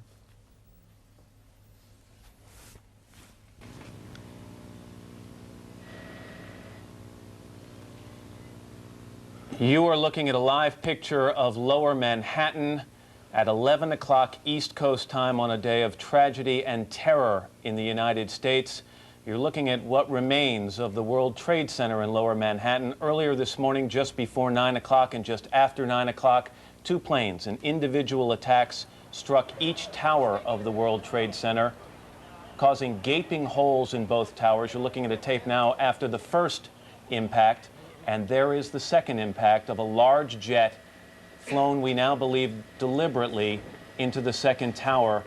It was a short time after that that the towers collapsed. And then there was an attack in Washington, D.C. We now have confirmed reports that a plane crashed into the Pentagon. We have no reports of confirmed injuries or death. However, it's clear officials all across the country are now saying this is a deliberate terrorist attack on the United States. As Tom has put it so far this morning, this is a declaration of war by terrorists against the United States. And of course, we should mention, by the way, Tom, before we talk about terrorism, that another large plane crashed as well, just north of Somerset County Airport, 80 miles southeast of Pittsburgh, Pennsylvania. It was a Boeing 767 that crashed around 10 o'clock this morning. And it is unclear whether the crash was related to the other crashes that took place this morning. President Bush is en route back to Washington. The State Department has been evacuated. There's been that attack on the Pentagon. That has been evacuated. The White House has been evacuated. There will be an emergency meeting of the National Security Council. This is the most serious attack on the United States since Pearl Harbor. There has never been a terrorist attack of this magnitude, in fact, on any country in the world so far as we can tell. The untold loss of life in New York alone. We only know that there have been hundreds of burn victims brought to various hospitals. Both Twin Trade Tower centers have collapsed to the ground. That's a densely populated area, obviously. We don't know the number of casualties yet at the Pentagon, and we don't know the number of deaths in that plane that went down, as Katie pointed, north of Pittsburgh. And what we've left out a piece of information, and we know for a fact that one of these planes that was crashed into the World Trade Center was hijacked from Boston this morning. It was American Airlines Flight 11 en route from Boston to Los Angeles. We had reports it had been diverted to JFK, and a short time later, perhaps while feigning a landing at JFK, it veered dramatically into the World Trade Center. All air travel has been stopped. Airports have been closed across the country to planes departing. In terms of planes that are en route, it is unclear if they've made emergency landings or if they're reaching their final destinations. The White House has been evacuated, the State Department, the CIA has been evacuated. Of course, many, many buildings in Manhattan and Lower Manhattan have been evacuated as well. And transatlantic flights to this country are being diverted to Canada. Still, no claim of responsibility that is verifiable or credible at this time. Yasser Arafat has condemned this attack, saying it's shocking and appalling. Of course, we should mention back in February of 1993 was when that bomb went off in the garage of the World Trade Center, killing 6 people, injuring 1,000 people. And that, of course, was an unbelievable scene. But compared to this is what they intended to do back then. Minor. Let's go to Bob Hager, who has some information for us. Bob? Katie, I was just thinking as you commented there about the various planes involved. The one that we know of so far, because it's confirmed by American Airlines, is that Flight 11, which had been scheduled from Boston's Logan Airport to Los Angeles, that Flight 11 was hijacked this morning, and it is presumed that it may have been one of the planes that went into one of the towers of the World Trade Center. There were at least 2 more planes involved in this because the other tower was hit, and then the Pentagon was also, there were eyewitness accounts that it was a plane that went into the Pentagon. But so far, we don't know the sources of those planes, whether they were commercial planes that had been hijacked, whether they were private planes, whether they'd been hijacked at all. And I would point out the report from Somerset County, Pennsylvania, is so far just local authorities commenting. The FAA has not confirmed that crash, so we're waiting to hear more, and I'm hearing just now, bear with me. Bob. Oh, FAA is now confirming, so this adds to those earlier rumors that there are several airplanes that are unaccounted for. So there were some rumors that there might have been other planes hijacked that we didn't yet know the outcome of it. And now the FAA is confirming that. There are several, was the word I heard, several planes that are unaccounted for that were evidently hijacked and has not come to a conclusion yet. Bob, we'd like you to get a list of as many of those as you can, as specifically as possible. We're going to show you now, we're going to replay a tape of the second attack on the World Trade Centers in slow-mo. There's the plane. As you can see, a large airline-type plane.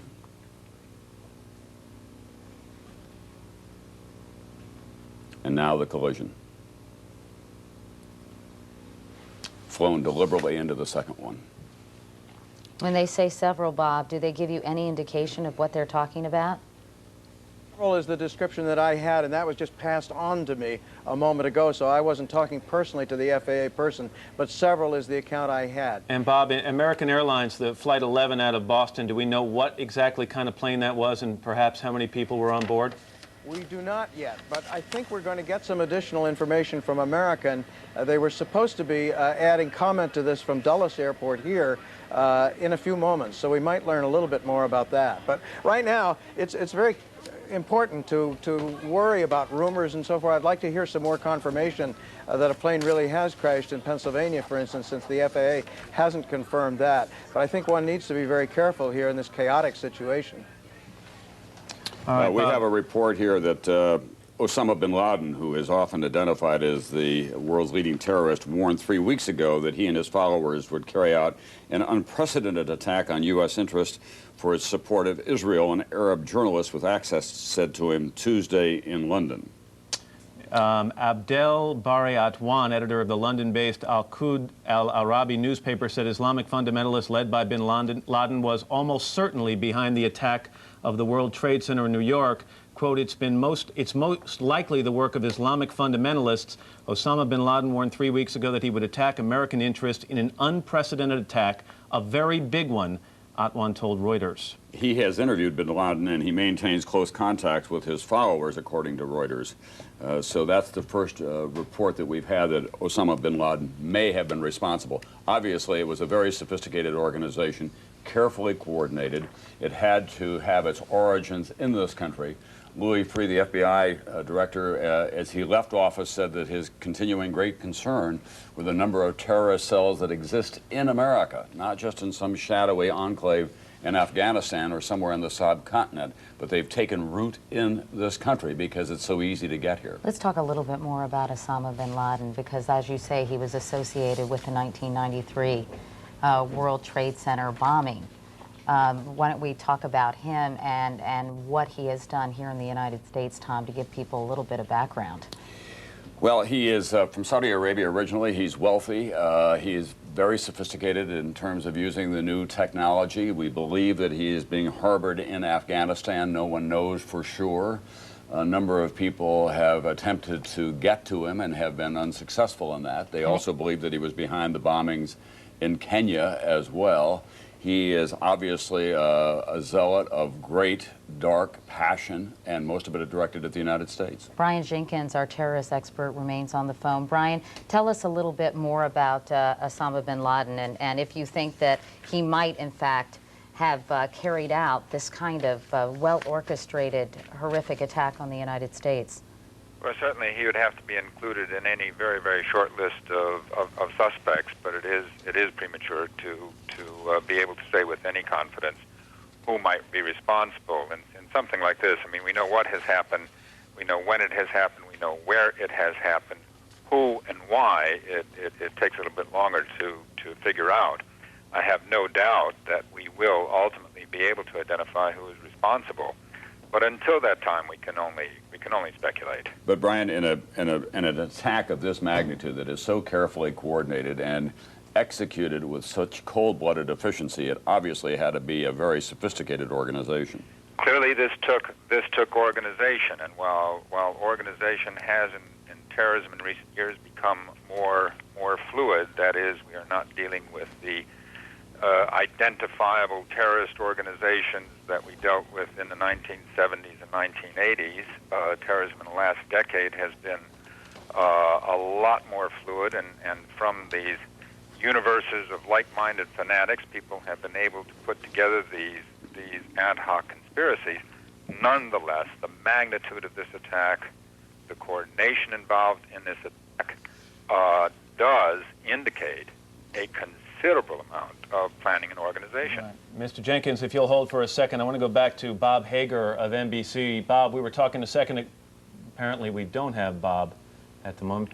All right, let's go to Jim Kallstrom, who's the former director of the FBI's New York office. Jim, we just talked about the fact that sooner or later we'll know who did this, but where does law enforcement start? Obviously, we know that in several cases we're talking about the plane as the weapon, so to speak, but where do we start to track who's responsible? Well, Matt, I think someone said it there, this is unprecedented. And law enforcement will start from the base of intelligence that they already have and hopefully always have. And I mean, that's the argument in the country. I mean, we have a very short memory in the United States, and maybe that's good, maybe it's bad, but that's why we need effective law enforcement. Although in a free society, as Brian Jenkins points out, and I agree with him totally, it's very, very difficult to stop things like this. I mean, the first goal would have been to stop this horrific event. And, of course, the second goal now is to save as many people as we can and to find out who did it. And thirdly, and most importantly, not let something like this happen again. Jim, if you were starting the investigation tomorrow morning, where would you begin with the man who hijacked that American Airlines flight? I'd probably have 100 courses of action taken simultaneously. I'm sure that's what's going on as we speak. It's a bit chaos. I mean, I just look at the TWA tragedy and why we responded the way we did. We were at a heightened threat for terrorism, and it sure looked like terrorism, and this is so much bigger than that. It's chaotic, but law enforcement's trying to make sense out of it. They're trying to obviously not let something happen again in the next 10 minutes, the next hour, the next 2 hours. So that's on the mind of public safety officials in Washington and locally. And, of course, a long-range plan to see what we can do about stopping this. You know, we live in a free society. People come and go. Our borders are open. We see that talked about on the news every night, not so much from a terrorism standpoint, from a work standpoint. But people land at our major airports every day undocumented. So it's extremely difficult. As Brian pointed out earlier, these terrorist cells are very insulated from each other. There's no particular hierarchy like there was in the mafia where you put a particular wiretap in at the top and you know everything that's going on. That's not the case here. We know there's tremendous hatred. I mean, we've talked about this in law enforcement for over a decade. They blew up the World Trade Center. They tried to bring the World Trade Center down. They've blown up many other government symbols, and Ramsey Youssef tried to blow up 11 jumbo jets simultaneously. Okay, Jim, I'm sorry to interrupt. It's Katie Couric. We want to go to Pat Dawson, who's down at the World Trade Center with an official, talking to that official. Pat? Yes, Katie, forgive me, we're just trying to get obviously, as you can imagine, Joe, go ahead, you may put the microphone on there. As you can imagine, this is a very, very difficult situation here. We are here with a couple of guests who can give us at least some insight into what's going on there. This is Chief William Hall of the Port Authority Police of New York. As we told you earlier, the Port Authority Police have jurisdiction over the Trade Center. And also Alan Rice, who's the director of the World Trade Center. Gentlemen, if I get you just to stand like that. First of all, Chief, do we have any idea of how many people are in there? We have no idea. Now, as you know, it was pretty much rush hour time that this took place this morning. So The numbers, we don't know yet. We tried to get almost everybody out that we could early on. After the first two crashes, when the planes hit the building, there was roughly about, I would say, what, an hour and 15 minutes between that and the point where the South Tower collapsed. Give or take. How many people you were able to get out? Do you have any idea? We don't know. We tried to do a floor-by-floor search. New York City Police, the Fire Department, Port Authority Police, best they could, tried to get everybody out. But as you know, there were people still coming out after that building came down. Do you have any idea how many people would normally be in the building at 8:30 or north? This is the director of the World Trade Center. There are probably 10,000 people in each tower. 10,000 people in each tower would typically be in there on a normal business day. And we get about another 5,000 visitors during the course of the entire day. So by 8:30, 9 o'clock, the building should have been full. Okay, so in other words, by 8:30 to 9, you figure the building would have been approaching full capacity with the workers. So we are talking about roughly 10,000 people. Per tower. Per tower. Now, at this point, obviously, you've got a situation, these towers having collapsed, that is bordering on chaotic. What's the first challenge? What are you doing at this moment? I've seen emergency workers try to go in there after the first couple crashes and come running back out. What are you trying to do now? I guess the next step is between the chief and myself and my staff. We're going to go assess the condition and determine whether it's safe or not to send personnel into the building to continue looking and evacuating people. Are there any emergency workers in there now? We don't know that. We don't know. If they were in there now, presumably they would have been trapped in there from the earlier. It's possible. It's possible from what we saw happen here. Yeah, very much so. We were trapped ourselves in the building in the basement. We were the building collapsed and we came out of that. But yes, sure you were in the basement of the South Tower. No, we were in the basement of building 5, 6. Okay. Right, yeah. and I was in building 5. We had to dig our way out to get out. You dug your way out. What was that like? Scary. Scary, but I was a volunteer fireman for years, so you learn not to panic. Yeah. What was the one last thing? What do you do right now to try to get to those people? How long before you get to those people? We're going to have to wait and make the building safe. We have our engineers here, our law department here. We're going to make the building safe, then we're going to send in rescue teams. We're already breaking the men and women up into rescue teams, and they're ready to go once the building is declared safe of what's left. And how soon before they're back in there? We're going to try and do this right now, and I hope soon. Is any part of the building still standing down there? We can't really see. I can't see either. I can see what you see. I don't know. You don't even know how much of the building is left. No, that's where we're going now, to assess the condition. All right, so thank you very much. We understand you have emergency work to do. We appreciate it very much taking the time out. The latest report that we have at this point from those who are in charge of that building, speaking to the director of the World Trade Center and also to the chief of the Port Authority Police, they are at this point, as they said, just trying to put together a plan to go in there and just assess the damage. This sequence of extraordinary tragedies, this sequence of catastrophes, really, first the two crashes, and then in sequence, one tower of the building coming down, another tower of the building coming down. Obviously, the first order of business is to try to organize themselves and to go back in there in a way it doesn't endanger more emergency workers, because I can tell you, based on what I've seen, there have been a number of emergency workers who were put in harm's way this morning. They had to be, but the toll has to be extraordinary. Tom, we'll throw it back to you. Thank you very much, Pat Dawson. Those are the first numbers that we've had this morning. They think there were about 20,000 people in the two buildings at the time of the attack, to say nothing of the untold number of people on the streets or in nearby buildings who could also have suffered injuries or worse when the buildings did come down. This is tantamount to war. You're looking at the lower end of Manhattan. A plane has attacked the Pentagon this morning as well. There is a report of a hijacked plane that went down near Pittsburgh. NBC's Robert Hager is tracking all of this through the FAA for us. Robert? Well, there's some more information now on the one confirmed hijacking that we know of, and that was that American Airlines flight number 11. It was a 767, took off from Boston Logan this morning. It was to go to Los Angeles. American Airlines confirmed it was hijacked, and we have some first numbers on how many were on board. 58 passengers and a crew of 11, so 69 people on that flight. That's presumed to be one of the planes that went into into one of the towers of the World Trade Center. The other planes that we know of, the other tower of the World Trade Center and the plane that went that crashed into the Pentagon area, those are unknown flights. The Pennsylvania crash, which is still not the FAA, but it's local authorities saying it, our affiliate in Pittsburgh has heard traffic on the radio scanners saying that it was a flight that originated in Chicago and was headed to Cleveland, but I'd caution that that sort of information coming off radio scanners is very, very sketchy and so very unreliable, but it's the first report off the scanners. Bob, an FBI spokesman is quoted as saying that there were 4 flights that were hijacked altogether. We know about American 11. I'm not going to mention the names of the carriers or the numbers on the others. Are you getting any kind of detail like that at the FAA?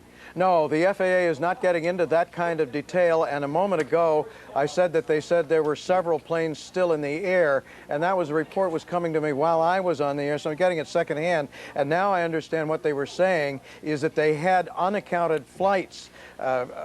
Flights that were unaccounted for, so that could mean, in addition to the American Airlines Flight 11, the other planes that went into those other buildings. It does not necessarily imply that there are still planes in the air. A little more information, Canada has now shut all of its airports down, but it will leave the airports open to allow incoming planes that were bound for the U.S. and are now prohibited from landing at U.S. airports to divert into Canada, but otherwise Canada is allowing no takeoffs, and it's not taking inbound flights from any other place other than planes that were bound for the U.S. Well, now we get word from American Airlines, Bob, just stay with us here for a moment, that it had 2 aircraft in this tragedy. Flight 11, a Boeing 767 with 81 passengers and 9 flight attendants and 2 pilots.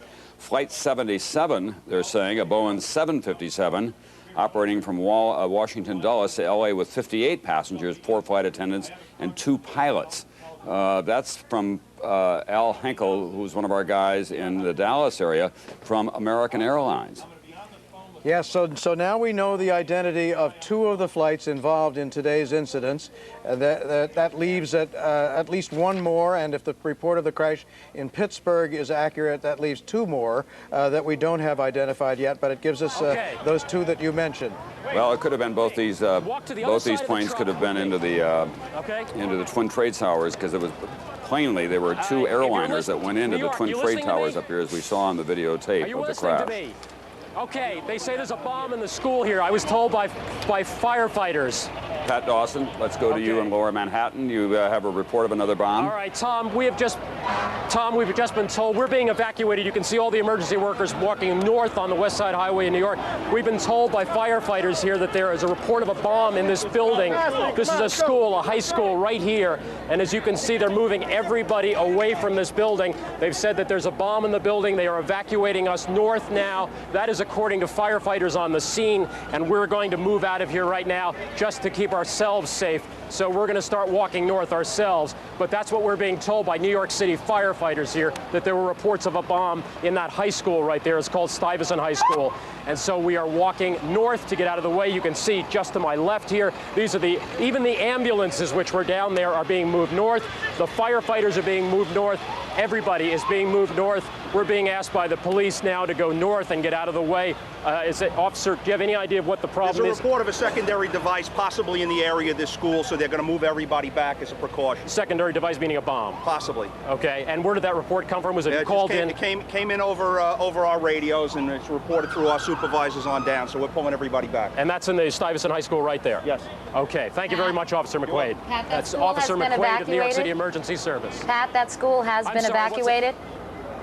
Yeah, well, I don't think there was anyone in the school, Katie, this morning. At this point, I think everybody had been evacuated from here probably when the first events took place early this morning, just because of the fact that it's so close to the World Trade Center. Most of these buildings around here have been evacuated, so I would imagine, I never saw any kids going into that school this morning, so I'm going to presume that they never even allowed them to get to school this morning, and that anywhere that were here at 8:45 were probably moved out almost within moments after this the crash took place, because it literally is only about 10 blocks north of here, and I haven't seen any students coming in or out. All right, Pat Dawson, thank you very much. The big story, obviously, that is still to be resolved is how many planes were hijacked. We now have a report that there could have been as many as 4 of them. We know that 2 planes were involved here at the Twin Trade Towers. There's a report of a plane down north of Pittsburgh. Another kind of plane went into the Pentagon, but there could still be planes in the air that are under the control of hijackers. We don't know for sure what flights they are or where they're headed. There are some unconfirmed reports of them. We can only tell you that American 11 and American 77 have been identified by American Airlines as two of the planes that were involved in the incidents today. And the hijackings are scattered somewhat around a fairly wide area, and we just have to remember that two of these planes did arrive at the World Trade Center within 18 or 20 minutes of each other, just to, again, point out the coordination of this attack. We're going to go down to NBC's Tim Russert, who is standing by with more information. Tim? Tim? Apparently, Tim can't hear us. All right, obviously, people are scrambling to get as much information. I think we do now Tim, have do you Tim's hear us? audio. Tim? I can hear you now. Can you hear me? Yeah, please give us your information. I've been just speaking to the chairman of the House Intelligence Committee, Porter Goss, and we're trying to get him on the telephone here and continue our conversation on the air. He told me that he was on the phone with House Speaker Hastert about the situation when a code red was declared on the Hill, that the Speaker has moved to a secure place because he is in the line of command of our national leadership. Congressman Porter Goss, the chairman of the Intelligence Committee, also said that this extremely well-coordinated attack could only be done by a very few people, very few organizations, and that because of the magnitude of it, it will be relatively easy to, quote, see their fingerprints. And then we as a nation are going to have to make a very decisive retaliation as soon as we are able to identify exactly who this was. Mr. Goss said he's obviously never seen anything quite like this. As it plays out, perhaps more to come. And he will be joining us shortly on the telephone here so we all can hear his words directly. He will be brief throughout the day because of his position. He has access to the nation's utmost secrets. All right, Tim, obviously President Bush is on his way back to the nation's capital. Is it your understanding that he has arrived yet, or do you know his whereabouts at this point? Katie, I do not know that, but I do know that while the White House has been evacuated, the Situation Room continues. There are people in the White House doing their jobs, and so with the Pentagon. In the nerve centers of both of those facilities, our highest-ranking officials are obviously monitoring this situation, making a determination as just how widespread this attack may be, and trying very, very hard to get a handle on exactly who did it and just how we respond. Tim, we have secure areas, obviously, for the president in case of a nuclear attack in the past, in the mountains of Virginia, not too far from Washington by helicopter ride. Any indication that the president may have to go to one of those facilities? We have not yet heard that, Tom. I asked that question, and the response was we're not going there, meaning responding to my question, not necessarily traveling there. But they obviously are on the highest state of alert. They understand the magnitude of this. They understand that the American people now are going to be waiting and watching for a response from Washington other than what the president gave in Florida. As you might expect, even our most sophisticated communications 2001 era, it is still extremely difficult trying to get any kinds of information. The cell phones are down. Many of the hard lines are down. But I've been assured by people at the White House and at the Pentagon that, in fact, they are in touch with each other and have the situation is under control the best they can. But like all of us, they simply don't know yet who did this. Tim, you talked about Porter Goss. Obviously, the Capitol was evacuated along with other major monuments and major government buildings in Washington, D.C. Where are people, members of Congress, right now? Have they assembled anywhere, and what are they doing, and where are they? Katie, after the explosion at the World Trade Center, Congress convened, said a prayer, and then recessed. And many of the members headed home. And they were obviously going to look forward to a very difficult week in Washington dealing with the economy. I'm told Porter Goss is on the telephone now with me. Congressman, can you hear me? Congressman Goss, can you hear me? We'll continue to effort that, Katie. But most of the congressmen have now, and congresswomen have returned to their homes here in Washington because the building itself has been evacuated. The leadership of the Congress, as I mentioned, Speaker Hastert particularly, is in a secure place, and he will be in constant communication with the President and Vice President, being the third person in the hierarchy. All right, Tim Russert in Washington. Tim, thanks very much. And when you get Porter Goss on the phone, maybe you can give us some more information. Thanks, Tim. We'll be right back to you. All right, let's go now to MSNBC's Ashley Banfield, who's in Lower Manhattan, standing by with some people who were either inside those buildings or near the buildings when those planes hit. Ashley? Yeah, hi. I am just about between 5 and 10 blocks north of the actual site of where those two towers have come down. We're obviously having a bit of trouble right now maintaining our location because we just heard one more explosion. That's about the fourth one we've heard. The police are telling us they're either car bombs or they are simply cars that have overheated so much that they're exploding. But every time one of those happens, there's a flurry of activity, and there are more emergency vehicles that come down this road. I don't know if you can shoot past me and shoot down into that black cloud in there. That is the cloud that we were in just about 45 minutes ago or so. At the time we were there, when the first trade tower came down, my producer and I were overcome by the cloud of debris and smoke that came at us so rapidly. We had to break down a window to an apartment building. We had to break the window and go into the second door inside just to breathe. We were followed by a police officer and a security guard from the World Trade Center area. I want to show you something if I can. I'm just using a cell phone so that I can hear you because there are no cell lines that are coming out of Manhattan at the time, but see if you can zero in on this right here. This is the kind of debris that we're seeing all over the ground.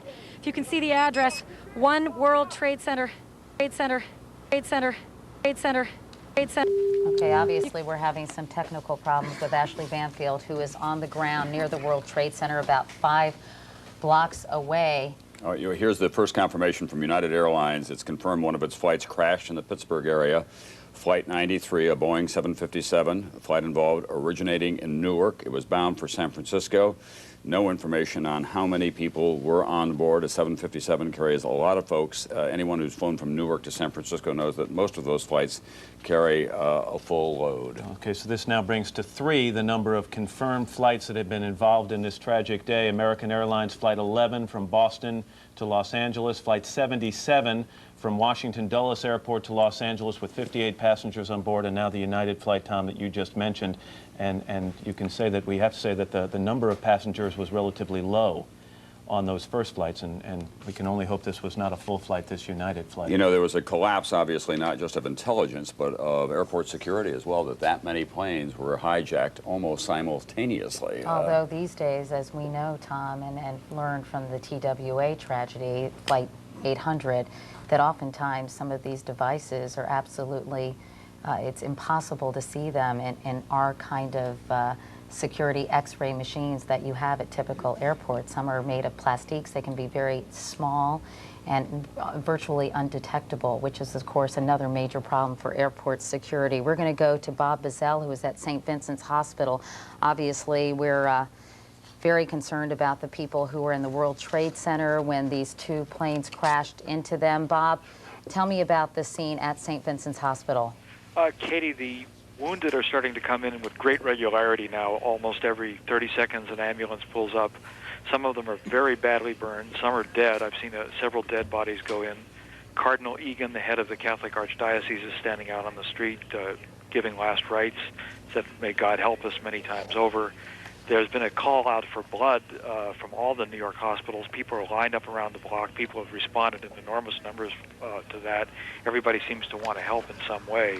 New York has become kind of surrealistic on the streets above Lower Manhattan because all the subways and commuter lines and bridges and tunnels have been shut down. So many people who are not injured are wandering around aimlessly. But in the hospitals, there's so many injured coming in now that they don't have run out of gurneys.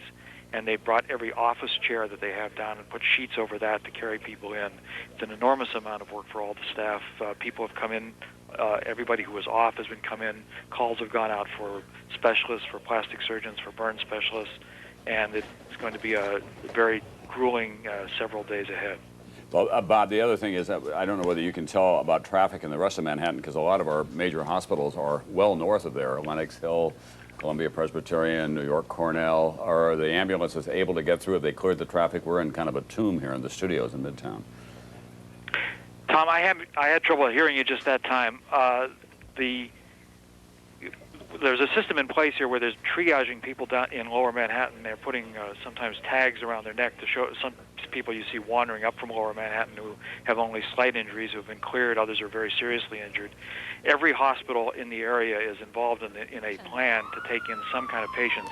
This one where I'm at, St. Vincent's, is one of the closest with a major trauma center. But every hospital is on alert. Every hospital is just taking in what is becoming now a sea of patients. All right, NBC's Robert Bazell. Bob, thanks very much. Let's go back to Washington and NBC's Tim Russert, who has a guest on the phone, Porter Goss, the head of the House Intelligence Committee. Tim? Exactly right. Congressman Goss, are you there? I'm here, Tim. As the chairman of the House Intelligence Committee, what is your official reaction to what we witnessed this morning? Well, obviously, I'm horrified. We do our best to make sure there are no surprises like this happening to Americans at home or abroad. It's never 100% sure, and we got the wake-up call again today. It is unbelievable that anybody would do an act like this, basically using innocent victims aboard our commercial airliners as weapons against other innocent victims in our big buildings, our symbols of economy and commerce in New York, and our defense and legislative and executive buildings here in Washington. When people are watching this at home, Congressman, they're saying to themselves, how could this happen in the United States of America? A complete breakdown in our airport security, a complete breakdown in our airspace security over the Pentagon, the center of our military command. How could something be this vulnerable? Well, we are a free, open, democratic society, and we take great pride in that. We pay a price for it. As you know, if you've ever flown into Washington National, Washington Reagan Airport, you fly right over the Pentagon. And many times we've commented on how vulnerable the building is for just that reason. That vulnerability was taken advantage of today. As for commercial airliners flying around New York and airspace there, obviously they fly near the trade towers. To be able to say that our airport security works 100%, anybody who flies in America knows that's not true. You answer a few questions before you get on the plane and show a photo ID. That doesn't necessarily mean you can't do mayhem on the plane, as we see from time to time. And tragically, some kind of an organization somewhere has orchestrated all this in an effective fashion. We have great intelligence capabilities out there who keep us constantly on alert about these types of reports. I can tell you I knew of no specific reporting anything of this particular specificity on this day with these targets, but I can tell you that we are scrambling all the time to assess information that would do harm to the United States and its people. And as we know, we've seen our military installations subject to attack, our embassy subject to attack before. We stop a lot of it, but obviously we don't get it all, and we're just going to have to rethink how we do business in today's world and deal with these kinds of threats.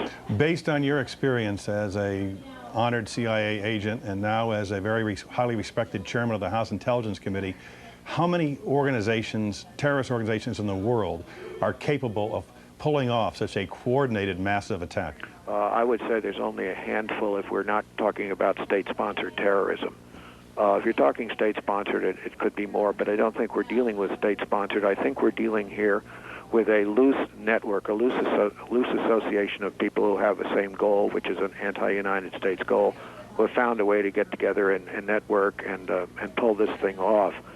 Part of the problem with terrorism is that one of the weapons of terrorism is confusion.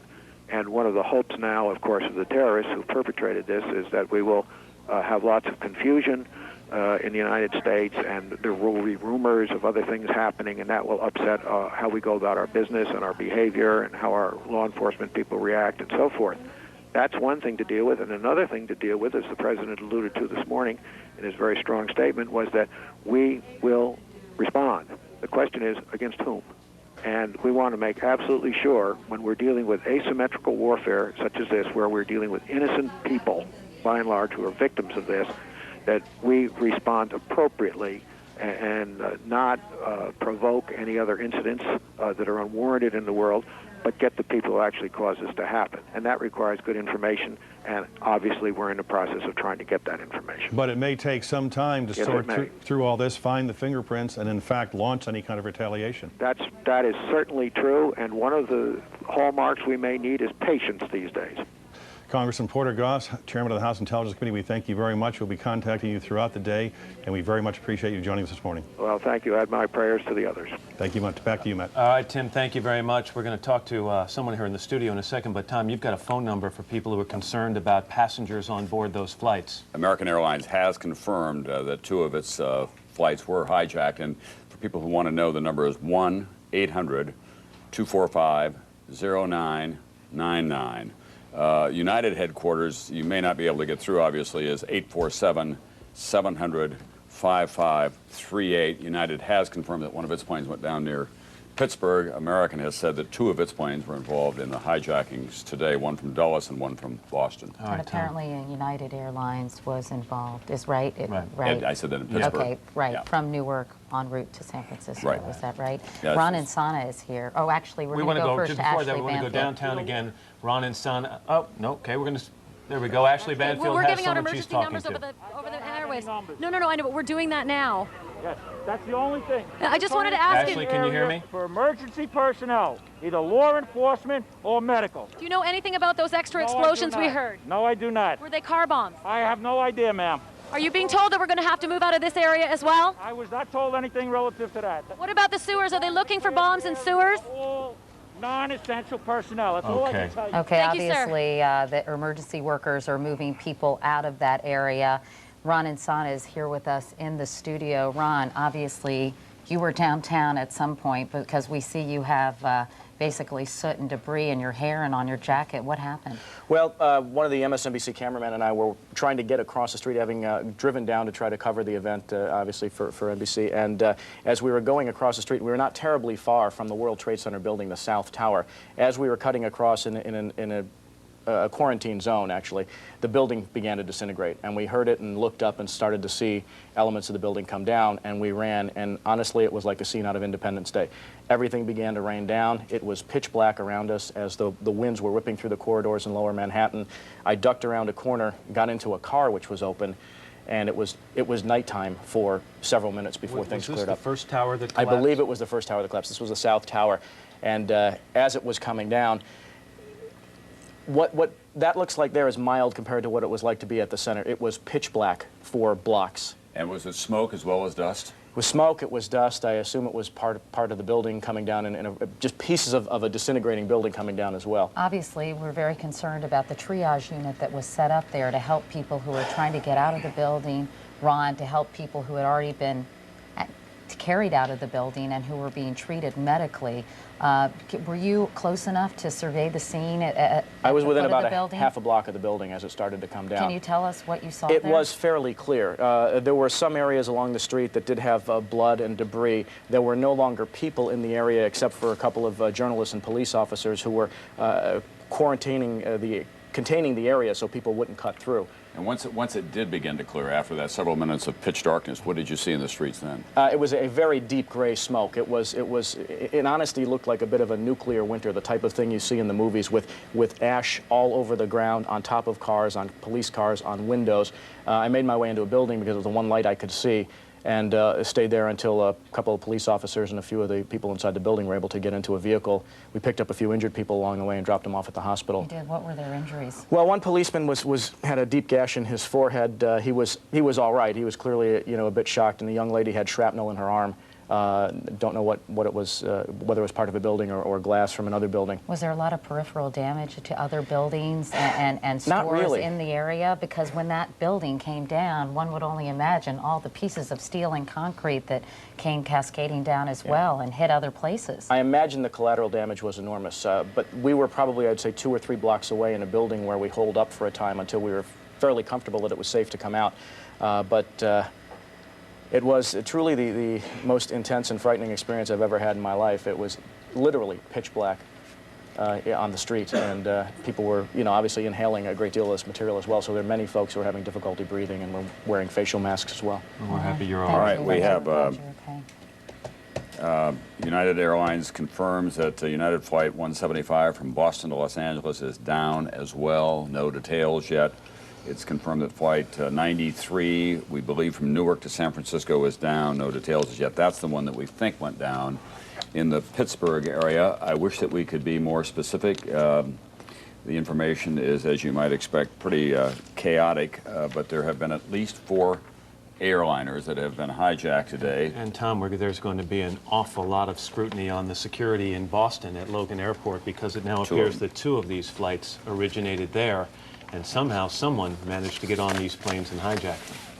Well, this is an event, Ron. We're happy to see you, and thank you. You have no idea how happy I am to be here. Yeah, it is a relief. But then you think about the experiences of thousands of other people who are down there in the epicenter of all that, and were there when it occurred. Our hearts go out to them. We don't know what the numbers are yet. And you hear about Cardinal Egan delivering last rites outside of St. Vincent's Hospital. And the magnitude of this will go on for some time. This is not just a national tragedy, but this is a national security event of an untold magnitude that this country is going to have to deal with. The president's coming back, and we are at war, in effect, here. This country has suffered a devastating attack that will cost us in the sense of in loss of life. It will also cost us in terms of our psychological security that we have in this country. We're going to have to revisit a lot of our freedoms as a result of this kind of an attack. And then, of course, there's the whole question of retaliation. This is an Who is responsible and what do we do? Tom, this is an upsetting wire that just came across the transom from the West Bank. It says thousands of Palestinians celebrated Tuesday's terror attacks in the United States, chanting God is great and distributing candy to passers-by, even as their leader, Yasser Arafat, said he was horrified. The U.S. government has become increasingly unpopular in the West Bank and Gaza Strip in the past year of Israeli-Palestinian fighting, with many Palestinians accusing Washington of siding with Israel. For those of you who think that events in far-off places like the Middle East or in Afghanistan or in the subcontinent or in places in Asia have no effect on us, this is the answer today. This place remains an enormous target in the eyes of a lot of people, and we are so vulnerable because of all those things that make us so great, our freedoms and our sense of security that we have. But America has been changed today by all of this. We want to go and find out more about what's being done for those who were injured in these attacks. Leslie Van Sant is with the American Red Cross. I believe she's joining us from Washington. Ms. Van Sant, can you hear me? Yes, I can, Matt. Tell me what kind of resources you have available to you to pour into these areas where, obviously, in Lower Manhattan and in Washington, D.C. and outside Pittsburgh. Well, our chapters on the area are local disaster volunteers. You know, they are, of course, the first people on the scene and responding. Unfortunately, probably now some of them are also victimized by the event.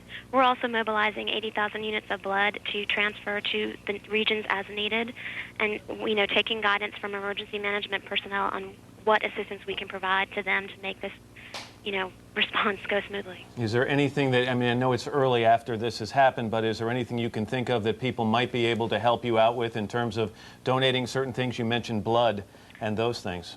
Well, you know, we're asking people who are in other parts of the country who are blood donors or maybe not blood donors, maybe they could call and schedule an appointment so we can make sure that the supply stays ready.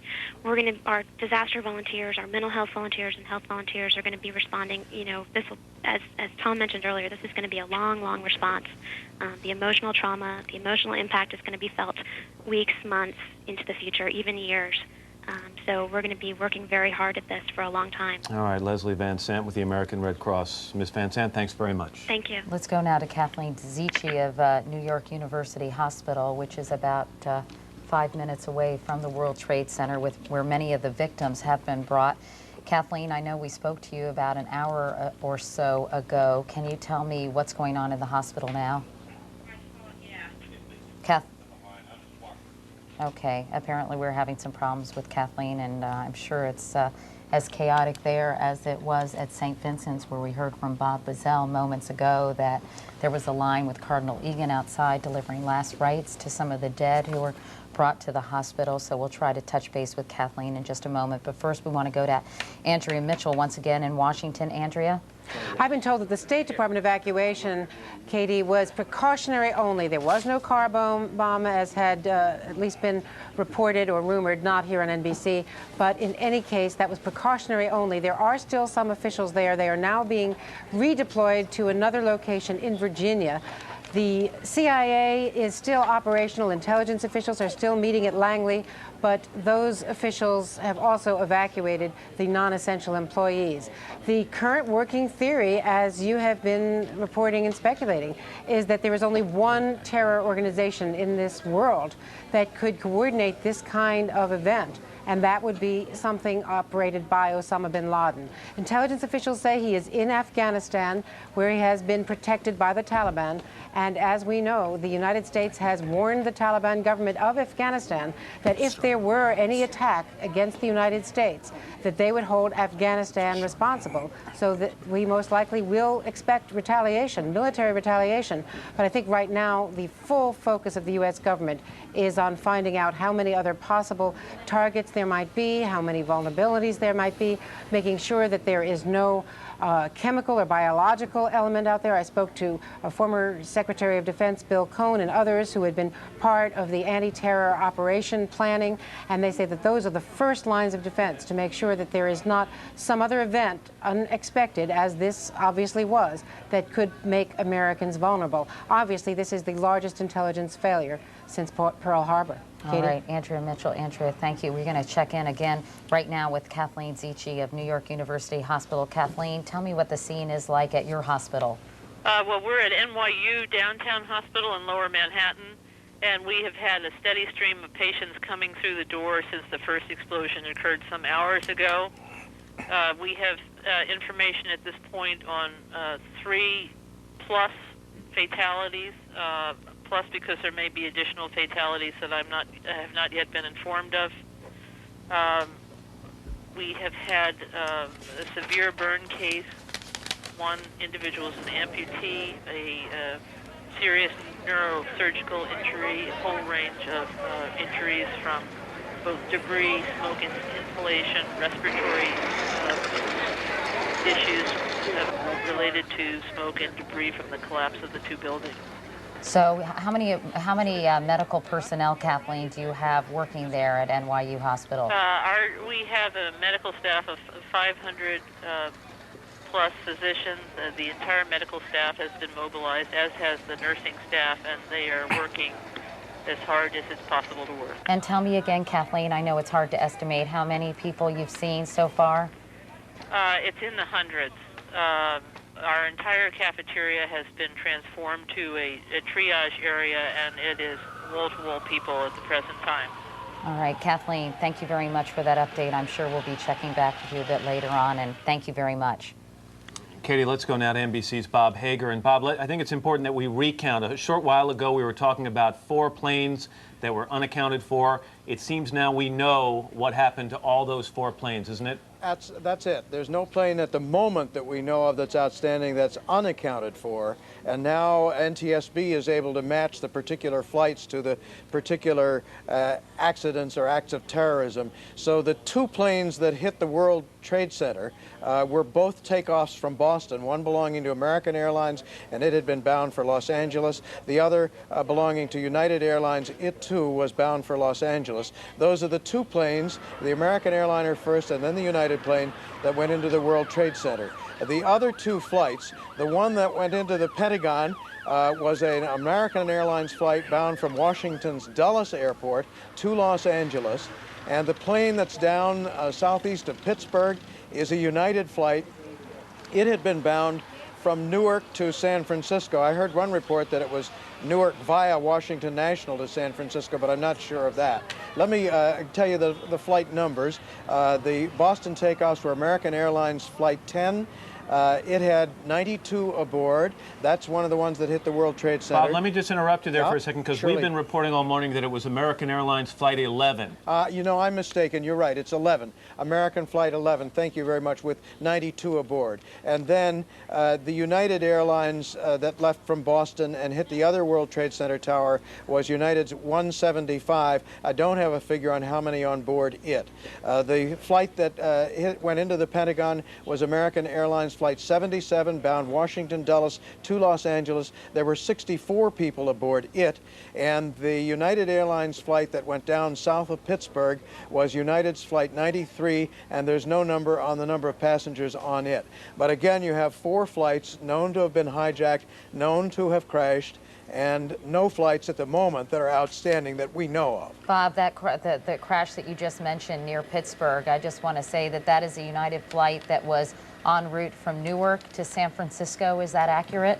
That's what I have, and I've heard it two ways. It's Newark to San Francisco. I heard one report that there was an intermittent stop, that it was to make at Washington's Reagan National, but that's not confirmed, so it might be erroneous. Yeah, United is now confirming that, apparently, Robert. We also have a report from the mayor of Cleveland, Michael White, saying that a Boeing 767 out of Boston made an emergency landing at Cleveland Hopkins International Airport because of concerns that may have a bomb on board, but no confirmation of We that. also have, just because I have a personal friend who was flying from Kennedy to Los Angeles this morning, that plane was diverted to Kansas City. So apparently many planes that were en route to certain locations have made special emergency landings in the wake of this, and because of concerns that there may be more problems aboard more airplanes. And what happens, unfortunately, in situations like this, if the terrorists themselves don't call in to say that there's a bomb on board, you have the twisted minds of other people who call in and say, well, by the way, there's a bomb on board that flight. So it is chaos in the skies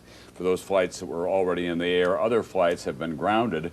This country has been immobilized in terms of where its attention now is focused on New York City and Washington, D.C., the tragedies in Pittsburgh as well. No air travel, no financial markets. All national monuments are being evacuated.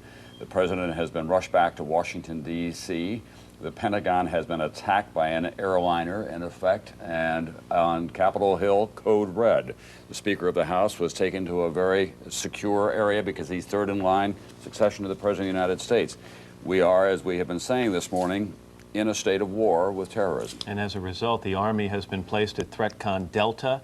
That means that armed personnel will be guarding U.S. installations, not only here in the United States, but in other parts of the world. You're looking at the southern tip of Manhattan Island here in New York City, and for so many years we've come accustomed to seeing the World Trade Center standing there in the background behind the Empire State Building that you see in the foreground.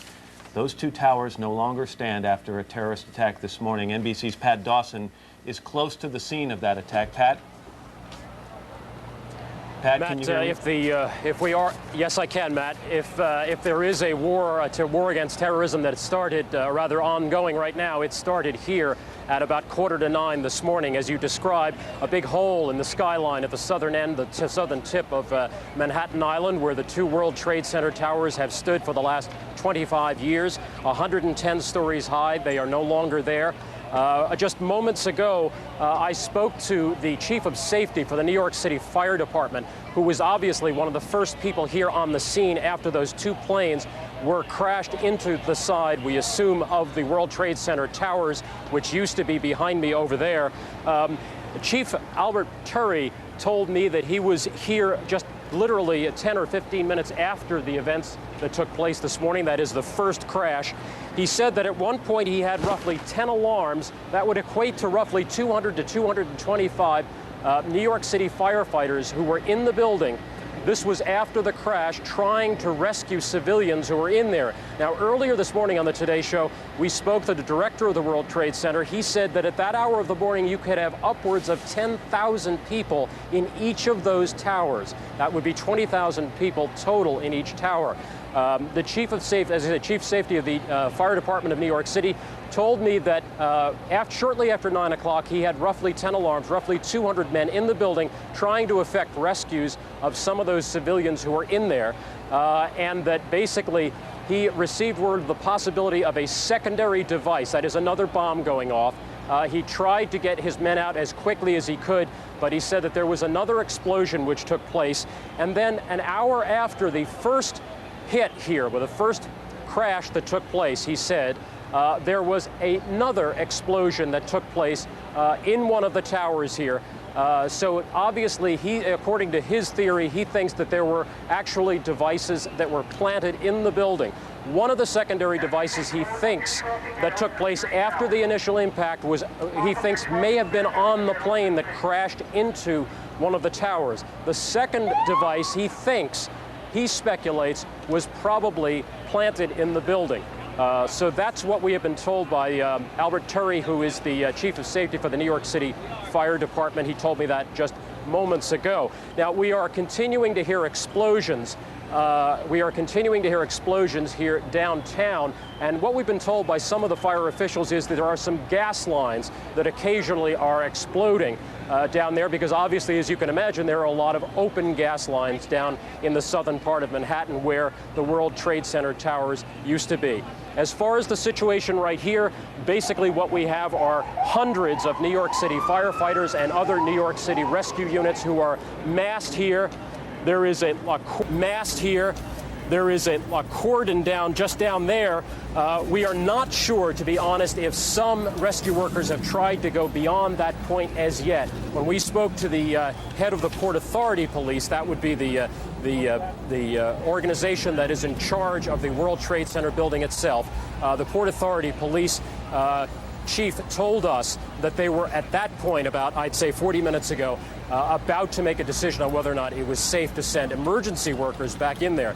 But the bottom line is that according to the chief of safety of the New York City Fire Department, he says that he probably lost a great many men in those secondary explosions, and he said that there were literally hundreds, if not thousands of people in those two towers when the explosions took place. He said everything above the 60th floor was extremely difficult to get to, as you can imagine.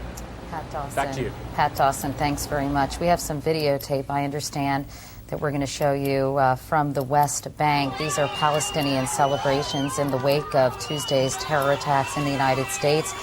Apparently, Palestinians took to the street chanting, "God is great." People were throwing candy, distributing candy to passersby.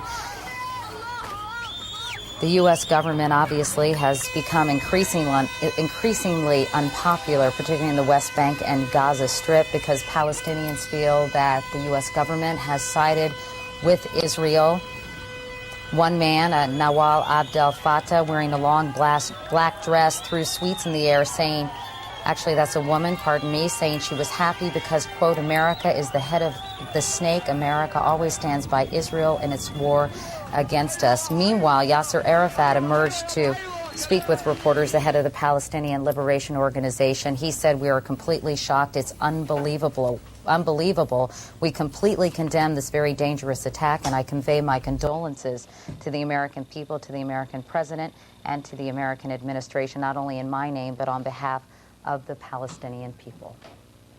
And this comes on a day, Katie, in which obviously there's been a steady deterioration of the situation in the Middle East, but Shimon Peres was to meet today with Yasser Arafat in the West Bank. There has been some criticism of the Bush administration for not getting more involved in the peacemaking efforts in the Middle East in the past few weeks from within the Republican Party as well. Because it has gotten increasingly volatile. It has. There's been a steady escalation of violence, incursions by Israelis into Palestinian towns and declaring martial law and then pulling back.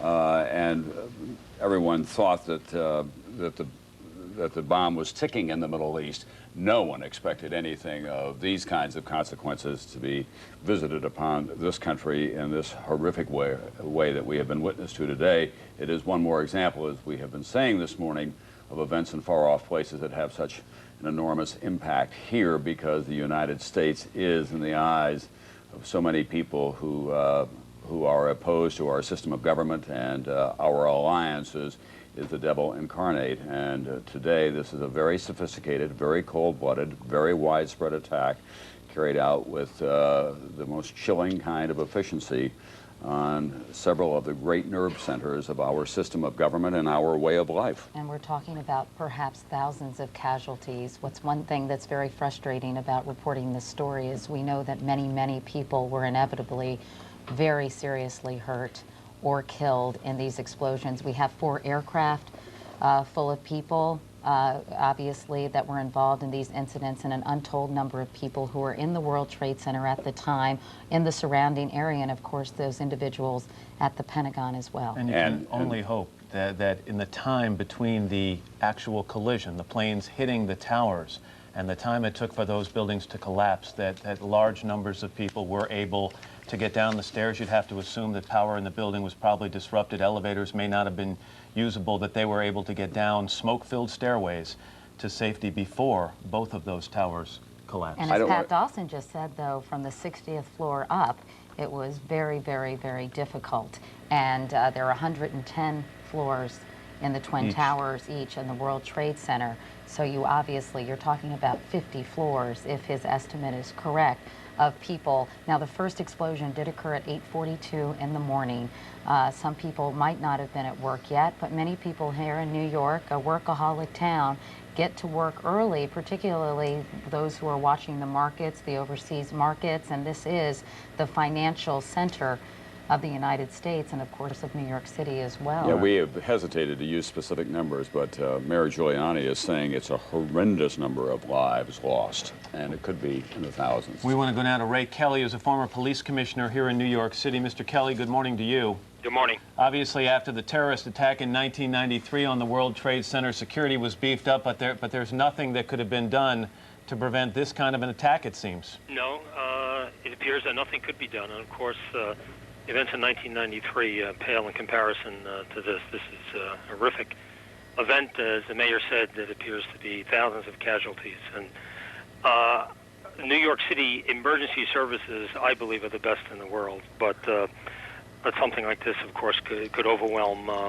any emergency service. But I think there is, I guess, some consolation to say that they are the best. And unfortunately, we don't know how many of them have been injured or perhaps killed. Let me ask you a question about that, Ray. Is it true that the Center for New York Emergency is housed at the World Trade Center? Yes, that is true. It was shifted there a few years ago. It was up on the one of the, I think about the 7th or 8th floor in one of those buildings. And again, in hindsight, perhaps that shouldn't have been done, but it was a state-of-the-art facility, no question about it. Well, tell me a little bit more about that facility, if you could, Ray. I mean, what specifically is it designed to do? It's designed to coordinate. You have 40,000 police officers. You have a fire department with the emergency service, EMS component of about 15,000 people. The purpose of that facility was to coordinate activities in the event of emergencies. And again, it had state-of-the-art communications equipment. And it's something that it's just unfortunate as to where it was located. But there are temporary headquarters. New York City has several of them, and mobile temporary headquarters that I'm sure they're operating out of now. At the same time, it must be fairly chaotic without the use of that center to coordinate the efforts. Well, I guess everything is chaotic right now, but the emergency vehicles, I think New York City has a lot of major events, and they coordinate most of those events outside of that center. That center has kind of an oversight responsibility for a lot of the events. The coordination is done on the scene. Mm-hmm. So they practice doing that and Ray, I mean, obviously the problem here is not only do police officers and law enforcement and rescue people have to respond to what's happened at the World Trade Center, but also a large number have to fan out to make sure that nothing occurs at other landmark buildings throughout the city. That's true, and of course services have to be provided throughout the city. The normal police and fire services, the rest of the city, 320 square miles, have to be covered by emergency services. So it is indeed a tremendous challenge. Ray, you've been in the middle of these kinds of episodes when you were the police commissioner in '93 during the attack. Your whole life has been dedicated to law enforcement and national security matters. But aren't you stunned by the magnitude of this attack and the complete surprise of it all? Yes, and the complexity of it. And I think we've relied for years on the relative lack of sophistication on the part of terrorist organizations. We've been very lucky, no question about it. We've had fairly good intelligence information, but then again, we knew nothing about the World Trade Center bombing before it happened. We had terrorists cross into our borders just before the millennium, December 14th of 1999. You can't predict these things. I am surprised again at the level of coordination and sophistication of these attacks. Ray, what kind of game plan is in place? Obviously, following the bombing of the World Trade Center, officials really sat up and took notice and knew that this kind of attack, perhaps not of this magnitude, but another terrorist attack was possible. So what kind of game plan was put in place? Well, there's tremendous reliance on intelligence gathering. Certainly the FBI and CIA work more closely now than ever in communicating with each other and gathering information with the NSA. The FBI has set up counterterrorism task forces throughout the country. There's now, I believe, 23 of them. New York City was the first. And indeed, that was the entity that did the investigation of the World Trade Center bombing in 1993. There's a lot more awareness now than there was in 1993, quite frankly, but obviously didn't prevent a terrible tragedy like this. All right. Well, Ray Kelly, former New York Police Commissioner. Mr. Kelly, thanks very much for talking with us this morning. We're going to go now to Washington, to Campbell Brown, who is across the street from the White House, which, as we mentioned, has been evacuated. Campbell, what's the latest? Well, Katie, we're not actually sure at the moment if where exactly the president is right now. He was in Florida this morning. We understand that he was told about the situation while he was in a holding room at the Booker Elementary School, where he was scheduled to do a reading event. He was was informed by his National Security Advisor, Condoleezza Rice, by telephone while he was in that holding room of the first incident when the first plane crashed into the World Trade Center. He was actually reading to children when he heard about the second incident, and that was from Andy Card, his chief of staff, who whispered in the president's ear while he was reading to children.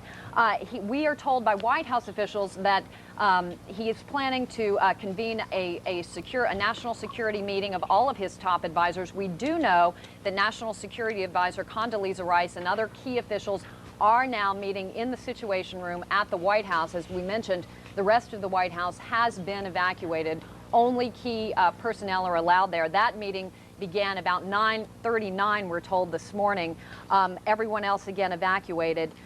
One of the questions, Katie, that we're asking right now, given that no one's been informed where the president is, and this is, of course, deliberate, is whether or not the White House will decide to put him on the so-called doomsday plane. This is a special plane designed for the president in the event of a nuclear attack, and it's far more sophisticated than Air Force One. It has the absolute most advanced electronics, equipment on board. He's able to communicate with anyone at any time and able to command the armed forces from this plane. They're able to refuel it mid-air, and they could essentially keep the president on this plane for an extended period of time. We don't know if that's an option that has been considered or something that they are looking at trying to do right now, or whether or not his plan is to come back here to the White House. The situation where we are now, though, it's fairly desolate because of the evacuation. They've actually pushed the White House staff, evacuated many of the buildings around here, and kept people several blocks away. We're at a hotel just about a block away where we do have a view, but again, only key personnel allowed in the White House at this time. Katie? All right, Campbell Brown. Campbell, thank you very much for that update, and please keep us posted as things develop there. Katie, joining us on the phone now is the governor of the state of New York, George Pataki. Governor, good morning to you. Good morning. Obviously, we're looking at some just devastating pictures of Lower Manhattan, similar pictures at the Pentagon in Washington, and another incident in Pittsburgh. Just first of all, your reaction. Well, it's just a horrible, horrible day. It's an attack upon America, an attack upon New York, and we have to respond longer term to make sure we protect ourselves. But right now, we have to deal with this crisis and try to help the people who are still trapped, still at risk. And we've mobilized our National Guard and statewide fire and emergency services teams, and we're communicating and working with the city, and everything we can do to try to provide support is being done. After the 1993 attack on the World Trade Center, I mean, was there a sense that some of the vulnerability had been eliminated through security measures? I mean, obviously no one can predict an airliner or two airliners crashing into these buildings, but was there some sense that security had been shored up? You know, you do everything you can. You make sure that people don't get into the towers without being inspected. You make sure that people can't park under the towers, but you just can't be prepared for a plane to fly into one of the towers or two planes to fly into the towers. It's a horrible, horrible situation. Our heart goes out to all those whose families are at risk, and we're just going to do everything we can to respond and be supportive and helpful to Obviously, the loss of life is the primary concern right now in helping those who've been injured. But if you will, at least talk to me a little bit about the other impact of this building. This is, for example, as Tom and Katie and I have pointed out, the world financial center, the hub of finances in the world, if not at least here in the United States. What type of damage has been done to the financial infrastructure of this country? The economic impact is something we can talk about as the days unfold. Right now, we still have to focus on making sure we save as many people as possible, help those who are injured, help with an orderly removal of the people who are leaving downtown and leaving the city. We're going to focus on that and be concerned about what may or may not be the economic consequences once the immediate crisis has passed. All right, do you have plans to get down to this area? Yes, I'm in the city, and I've been in touch with the mayor, and we're going to be continuing to do everything we can. Governor, what about other emergency procedures for the city of New York in the next several days in terms of what's going to remain shut down and so on? A lot of people have this as a destination. A lot of people, millions of people live here. Tom, right now we do have limited service out of the city. We have both the Metro North and Long Island Railroad running out. We have the George Washington Bridge open. The tunnels are shut for security reasons. We're not having traffic other than emergency traffic come into the city. And I think at this point it would be extremely unlikely that we're going to have many people coming into the city tomorrow. We're going to be continuing to try to deal with the horrendous situation downtown. Thank you very much, Governor. I know it's been a long and difficult day, and it will go on for you and for all New Yorkers for a long, long time, unfortunately. Well, our prayers are with the families and the people whose lives are still at risk. Thank you very much, Governor. Thank you. We want to go now, Matt, to Jim Miklashevsky, who is at the Pentagon. Jim, a lot of these flights were transcontinental flights, heavily loaded not only with passengers but with fuel. That's right, Tom, and we just learned a few moments ago that the U.S. Navy is dispatching a couple of aircraft carriers from Norfolk, the JFK and the George Washington. One will be stationed off of New York. The other will be stationed in the Atlantic as close to Washington, D.C. as they can get. They'll be there to provide any possible military support that may be needed, including flying any kind of air cover should there be any additional warnings of any further terrorist attempted attacks. Now, as we stood here this morning, you can see the smoke is still billowing. The smoke just in the past few minutes has changed from black to white, a strong indication that they're throwing more water on the fire, as we saw from other vantage points. But the priority now is to get the fire under control. A casualty count is impossible at this point, Tom. As you've seen from the earlier pictures, the plane opened a huge wide gash in the side of the building. We're being told between the 4th and the 5th corridors. It smashed through the E and D rings, and people who were in that area tell me that debris and parts of the plane actually penetrated deep all the way into the B ring. There are 5 rings, A through E, and it entered in the E ring, so it plowed through a number of the rings. The priority now, as I said, is accounting for the casualties. Medevac helicopters have been flying in and out. You hear the ambulances. Occasionally, we've even seen F-16s flying low routes around the Pentagon and over Washington, D.C., flying those CAPs or air patrol missions that are usually flown in combat. But to see 2 aircraft carriers moved in locations off the United States to provide air cover, Tom, I mean, that's the kind of thing you normally see in a war zone. Mick, can you tell me, was that a chosen randomly where they hit the Pentagon? Can you tell us what the function of those people in that particular ring was, where it was hit? Well, it's interesting because a number of people, and this really wasn't sarcastic, but they said, well, they hit on the wrong side, because just the opposite side of the building, of course, you have the offices of the Joint Chiefs of Staff and the Secretary of Defense, Donald Rumsfeld. We were on that side of the building when the plane hit. We felt the building shake, the windows rattle, and looking outside immediately saw people on the run. There was pandemonium in the hallways. Now that section of the Pentagon, I thought at first when it was described to me that it may have hit in an area where some of the special operations offices are located. The Assistant Secretary for Special Operations is located near there, but the plane actually hit maybe about 60 to 70 feet to the right of that location. In that part of the building, there's it's very near a mall area, actually, where they have a shopping area for Pentagon employees. After all, there are 25 to 30,000 employees in there on any given day. And also in that part of the building, you had many Navy personnel, many reserve personnel. I bumped into many Army personnel who are adjacent to that. They think everybody's all right. The Navy people I talked to said they still had a few people that were unaccounted for. But again, it's going to be impossible to tell exactly what the casualty count is in there until they get that fire under control. Matt. All right, Jim Mikoszewski outside the Pentagon, thanks very much. Joining us now is General Norman Schwarzkopf, who was the commander of all forces in the Persian Gulf War. General Schwarzkopf, good morning to you. Good morning. Obviously, you've seen the footage, I'm sure, of the Pentagon and of southern Manhattan. We haven't seen much footage outside Pittsburgh. What are your thoughts this morning? Well, you know, it's a very, very sad day for this country.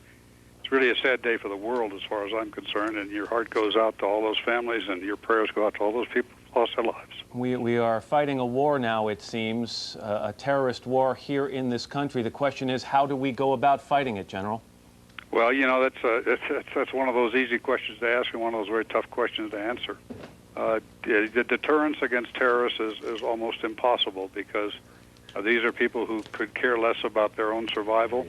And normally deterrence is just says, you know, you hit me and we hit you back harder. And in this case, these people don't care whether they lose their lives or not, and therefore it makes it doubly tough to deter. The fact is that the world is getting smaller, and you know, terrorism has come to our shores because we have the ability to span oceans and great distances in a very short time. Yeah, General, have you been able to talk to anyone at the Pentagon and get some updates on who may have been injured or lost? No, I mean, the information that I've heard is basically what you all have, and that's it. You know, they didn't hit the very critical parts, and therefore maybe we don't have as many casualties there. But when you look at what happened at the World Trade Center and the number of casualties that they probably have there, it's just horrendous. General Schwarzkopf, hi, it's Katie. I'm just wondering, I mean, obviously you've been in the military for a long, long time. Have you ever heard, or is this a method of destruction that the U.S. military was aware of and had concerns about, where they would actually, hijackers would use a plane as a flying bomb? Well, Katie, you know, Tom Clancy wrote a book about just that. Several years ago, he wrote a book about a Japanese pilot crashing his 747 directly into the Capitol building and wiping out the national government. And so it's not something that's new. Obviously, what's kind of shocking is we thought we had good protection against hijacking of aircraft, and what's very apparent today is that something needs to be done about that if this many aircraft can be hijacked Meaning at the same time. Meaning security at airports across the country, General? Well, that and many other measures that could be taken, but I mean, it's kind of frightening when you consider the number of aircraft that were simultaneously hijacked and apparent with, I can't say with apparent ease, I don't know, but it did in fact happen, and that's kind of frightening in itself. Well, also, General Tom Brokaw here, the failure of intelligence here. I know it's always easy to say that at this point, but this is a very sophisticated and obviously widespread, complex operation that was planned. It was very tightly held in the most sophisticated way. Yeah, Tom, but you and I both know that getting inside the intelligence, getting inside a terrorist group is probably the most difficult type of penetration that you can do. I mean, you've got to have somebody on the inside that can let you know what's going on, and that's not always the easiest thing to do in this type of terrorist organization. All right, thank you very much, General Norman Schwarzkopf. We'll be back in touch with you throughout the day as we get more information. We'd love to get your oversight on all of this if we can. Okay, Tom. Well, let's go to Paul Bremer now, Ambassador Paul Bremer, who is the chairman of the National Commission on Terrorism. Mr. Ambassador, do we have any idea whatsoever who may be responsible for this? Well, as you were just saying, we have a massive intelligence failure and a huge security failure that's going to have to be looked into. Analytically, there probably are 4 possible candidates. There's the Osama bin Laden al-Qaeda group that you've been talking about. There is the possibility of a Middle Eastern group such as Hezbollah or the Palestinian Islamic Jihad conducting an attack like this. And there are at least 2 states which at least are capable of such an attack, and that would be Iran and Iraq. So you have probably not more than 4 suspects. How do we begin to find out who is responsible? Well, the good news is that the hijacking 4 airplanes is a very complicated operation. Even hijacking 1 is complicated. And they will have left some trail behind them. They will have had to have checked in. They will have had to have purchased tickets either under their name or alias names. They will have had to have showed pieces of identity. There will be a trail that will lead back from the hijackers at some point to the perpetrators. It may take some time, but we'll get there. You're an expert on national security matters, Ambassador. How is this country going to have to change? Well, I think it's one of those great challenges of fighting terrorism is to find the balance between being tempted to overreact, but also being absolutely certain, as the President said this morning, that people understand we're not going to take this sitting down. And I think once the perpetrators have been identified, and I believe they will be, the United States will have to retaliate with the full force of its military as hard as it possibly can. This is an act of war. It's an act of war that some have described as a domestic Pearl Harbor. In many ways, it's worse than Pearl Harbor. I think we will probably find the casualties are going to be higher than they were at Pearl Harbor. In Pearl Harbor, we knew immediately who had done it, and we therefore knew what the return address was. It was Japan. Here, we have higher casualties, less certainty as to where the attack came from, and therefore a more difficult response. But there must be a very strong military response to this act of war. Thank you very much, Ambassador Paul Bremer, who is a longtime colleague of Henry Kissinger and a veteran of national security affairs in this country. This is routine in times like this. The Taliban ambassador to Pakistan has condemned what he called the terrorist attack, saying this is a terrorist act. We strongly condemn as the Taliban have given shelter to the Saudi militant Osama bin Laden, of course, and he's been accused by the United States in the past of masterminding these kinds of attacks. So they're at least on the record from a rhetorical point of view of saying we had nothing to do with this. Let's go to Martin Fletcher, NBC's Martin Fletcher, Tom, who is in Israel right now. Martin, tell me the reaction by the Israelis to this, of course, turn of events here in the United States. Well, of course, everybody has been very, very quick to express complete solidarity with the United States. The Israelis, of course, are very experienced in these kind of things. They've offered to send all their emergency help they can to the United States. They've also, by the way, just closed the Israeli airspace just in case things do spread. But among the Palestinians, there's a different reaction. Yasser Arafat immediately expressed complete horror, condemned the attacks completely, but on the same time, in some places on the streets, in the Palestinian towns, there's been rather strong expressions of support, of delight even. There were 3,000 Palestinians took to the streets, we're told, in the West Bank city of Nablus, and smaller demonstrations also in East Jerusalem, Tulkarm, Bethlehem, other Palestinian towns in support of the bombers.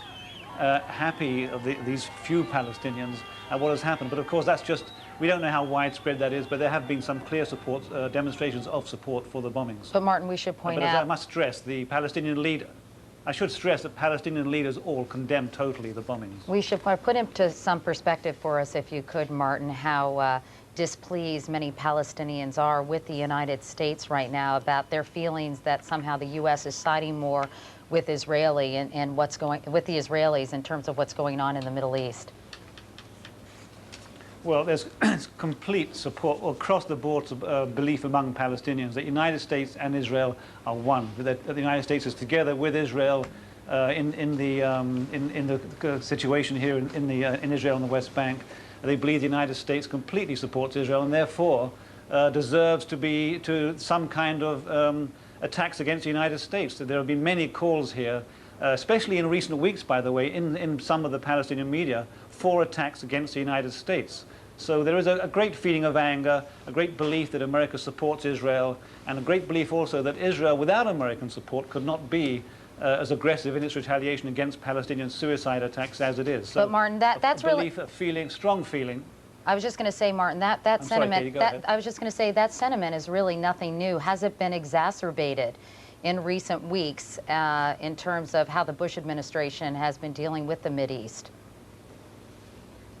I think it has been exacerbated because throughout the last 11 months of the fighting, there was always a feeling among Palestinian leaders that the worse the fighting got, the more likely it would be that the United States administration would intervene, would try to help impose a solution on the Palestinians and the Israelis. The Palestinians have always wanted an international force to get involved, believing that's the only way to really get to a solution, an imposed solution. And what they're seeing from Washington is, if anything, President Bush backtracking from that, making it rather clear in several statements from American leaders that Israel and the Palestinians should get on with it, and that until there's a real possibility of peace talks, America won't get involved. That's the belief of Palestinians. But of course, I just want to stress that this Palestinian anger, we don't know that has anything to do, of course, with what happened today. All right. Thank you, Martin Fletcher, in Israel this morning, We this have afternoon. I was going to say we have a couple of other developments that we ought to share with everyone. Ripple effect seems like an understatement. The U.S. borders with Mexico and Canada now have been closed. White House sources are saying all principals in the White House, senior Bush advisors, and officials like the Vice President and the President himself are either in the Situation Room or in bomb shelters. They will not say exactly where the President is, except to say that he is safe. There have been comparisons to Pearl Harbor this morning. 2,400 people were killed in Pearl Harbor on that attack on December 7, 1941. It is likely that the death toll today will be higher. The political magnitude of this is yet to be fully calibrated as well, but as we have been saying throughout the day, this is a new form of warfare against the United States. And as Ambassador Bremer said, in that case, we had the return address. Right. It's still certainly unclear and may remain unclear who was responsible for these absolutely horrendous attacks. Christian Martin is a producer for Dateline NBC, and he joins us now. Christian, you were obviously down in the area based on your appearance, and I understand you shot some video while you were down there. First of all, tell me how close to the buildings you were. I was probably about 2 to 3 blocks away, and they were moving most of the folks back. Near me were probably 20 or 30 cops and emergency personnel, and at this point we were thinking, wow, and then suddenly this cloud started moving real fast, as you can see, and it was a dead sprint for about 20 of us. I found the corner, and the cloud blew me into a car across the street. I crawled under a car. You could hear, it was pitch black, you could hear chunks of concrete falling all around you. You were under a car? I got blown into a car and then crawled under a car. How difficult was it to breathe at that point? Very difficult. It was probably pitch black for about 2 minutes. I was covering my mouth. It was, for a while you didn't hear anything, and then you heard a lot of moans and groans. That it was really just a canyon, and the entire force of the blast came shooting down it much faster than you would imagine. As you watched it fall, you thought. You say you heard moans and groans. Did you see many of the injured around you when the dust finally settled somewhat so that you could get out from under the car? I was really kind of in shock and stumbled around for a little bit. You could see that there were some people there. Everybody that was in the area was pretty affected. There was no emergency personnel helping anybody. Everybody that was there was in pretty bad shape at the moment. And as I started to wander farther and farther away from it, you could see more people coming. The cops and the firemen down there were just incredible, and probably still are down there. So. Obviously, it was a very frightening situation for you to be in. Did you have any idea? I mean, were they anticipating that because of the size of the hole in this building, that the whole building might come crashing down? That wasn't my sense. I mean, it was obviously a terrible tragedy, but I felt that I was down in Oklahoma City about 3 hours after that blast happened, and I felt that things were beginning to ramp down. That the emergency, obviously there was a lot of tragedy going on, but I felt like the cops and the firemen were sort of beginning to get the situation under control. They were moving everybody back. By and large, the streets were cleared. There was a lot of emergency tape, and then when that started, we were all surprised. You can hear the voices saying, "Move back." I mean, there were a lot of people on the street. Did you see the triage units at work and people being helped in the immediate vicinity? Because one of our first concerns when this happened was, what about the people who were outside the building who were in serious Yeah, shape? I mean, I don't know what was going on right in the immediate area. I assume I hope there was no one around. As I said, I sort of stumbled away from it, and by the time I got 3 or 4 blocks away and the air cleared enough so that you could see, we were then all being pushed away. But, I mean, you could still see the remains of the plane crash from earlier that day. I mean, I shot some video of a huge airplane wheel. There were body parts, all over West Street. I mean, it was insane down there. Well, Christian, thanks so much for coming by. We're glad you're safe, of course, as well. Meanwhile, we're going to go back to Washington, where Bob Hager is standing by with more information. Bob. Katie, the word now on these air crashes is there's 266 dead total. That's the rough addition at the moment in the hijacking of 4 planes. 2 of them were United airliners and 2 American airliners. 2 out of the 4, by the way, I'm getting my own voice coming back to me in my ear if somebody can help me on that. 2 of them were American, 2 United airliners. 2 of the 4 took off from Boston, 1 from Newark. one from Washington, Dulles. 2 of those planes went into the World Trade Center, 1 went into the Pentagon, and 1 crashed in rural Pennsylvania. There are 50 flights that are still in the air at this point. That is 50 commercial flights. The FAA has put what they call a ground hold on all flights in the U.S. So 50 of those flights are still in the air. That means that virtually everybody's landed at this point, and if there's any good news in any of this, they say that at the moment none of those planes appear to be hijacked or in trouble. And they're all very close to landing now, within 40 or 50 miles of an airport, their airport where they intend to land. So that should put them on the ground in the next half hour or so. Bob, I just want to ask you, Bob, have many of those planes been diverted? In other words, are they reaching their destinations, or are they having emergency or premature landings elsewhere? Yeah, there is nothing on that. They left it to the discretion of the pilots. They said if you want to go on to your landing, unless you're going to land in New York or Washington, go ahead to your landing if you want to, or you can divert if you choose to do that. So New York and Washington were the only 2 that were closed to incoming flights.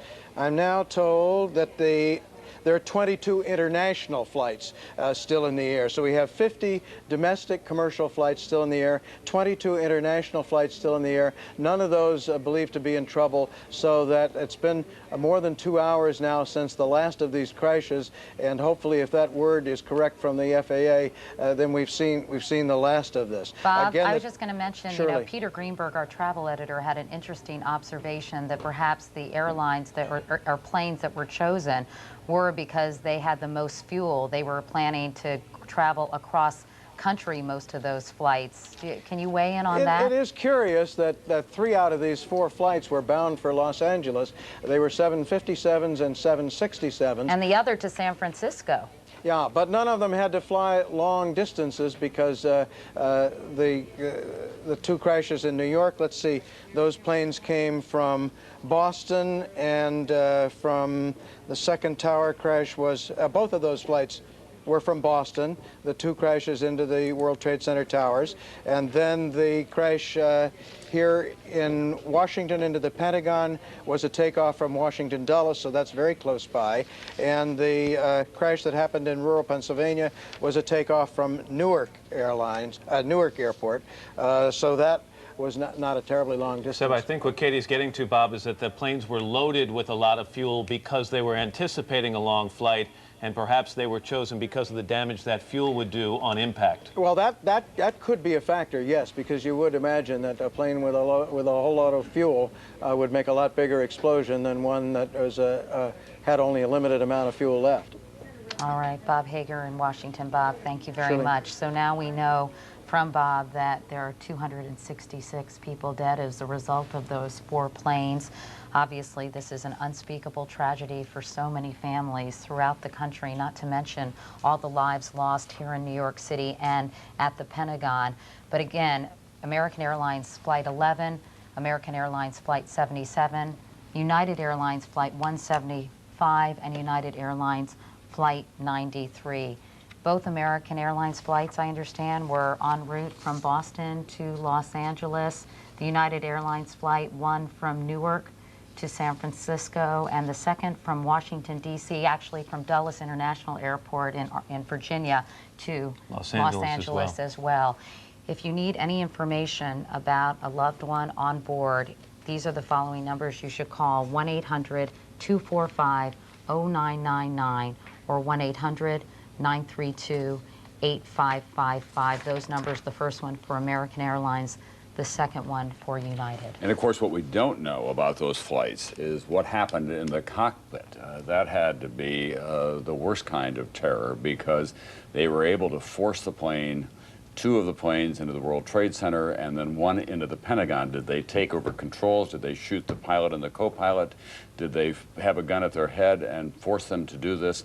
We don't know, and we don't know whether there's any radio traffic to describe what may have been going on at that time. There's just been one report that they knew there was a hijacking, and they were citing radio traffic at that time. So this only adds to the horror that I think everyone is beginning to feel across this country today. Clearly. About what they try to imagine what has been going on. And it is just beginning, I suspect, for a lot of people to fully sink in about what we're going through. And we are just halfway through this day, and it's going to be a long day and a long week and many months to come as we continue to deal with this. So there's going to be a test of this country, and we're going to have to steel ourselves for some very difficult decisions Clearly, ahead. this was a suicide mission of enormous magnitude, and of course, we heard speculation from Pat Dawson at the scene that there might have even been a secondary bomb on board the aircraft, although who knows what kind of explosion would occur if a plane actually crashes in a building that's 110 stories high. Is it too much to ask? Do we still have that identified? We're not going to do this in a gratuitous way, but to give you an idea of what happened, we have an astonishing piece of videotape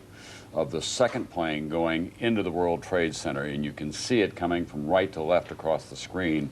We'll try to play that for you in slow motion. There it is, first real time, and now let's just back it up for a moment and we'll play it in slow-mo so that you can see that in fact it was an airliner. And when you saw the impact from a different angle, you saw the plane hit one side of the building and then you saw parts of the other side of the building blowing out.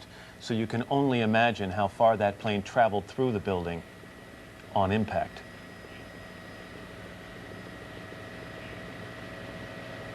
And keeping in mind that we want to talk about the location here. Southern tip of Manhattan, Newark Airport, probably what, Tom, as the crow flies, 10 miles maybe to the west and south. Kennedy Airport, another 10 miles maybe to the east. LaGuardia Airport, just to the east as well and slightly north. So air traffic, obviously, it's a congested area, although that was restricted airspace. No planes fly that close to New York City. Landing gear at the bottom is somewhere in lower Manhattan. It was December 7th, 1941, actually the next day that FDR said this is a day that shall live in infamy. We are living through another day of infamy for this country. That was some videotape that was taken by our producer, our Dateline producer, Christian Martin, who was at the scene, Tom, right before that tower collapsed. I'm not sure if he was there before the first tower collapsed or the second tower. I believe it was the first tower. And as we saw, as you mentioned, airline debris, and apparently Christian saw some very grisly things on the scene. Well, it turns out that President Bush has been diverted to Barksdale Air Force Base, which we believe is in Louisiana, and we expect to hear from him shortly. He has been taken to a secure area. There were reports that he would be taken back to Washington, to Andrews Air Force Base. We've been talking about the secure facilities that are available there to him in the Blue Ridge Mountains of Virginia. Actually, the briefing room in the White House itself is secure, but they've decided to divert him, obviously, to an Air Force base, and he will be addressing the nation shortly. You have in your nation's capital now F-16s flying CAPs, they're called. These are air cover missions over the nation's capital after the plane went into the Pentagon today.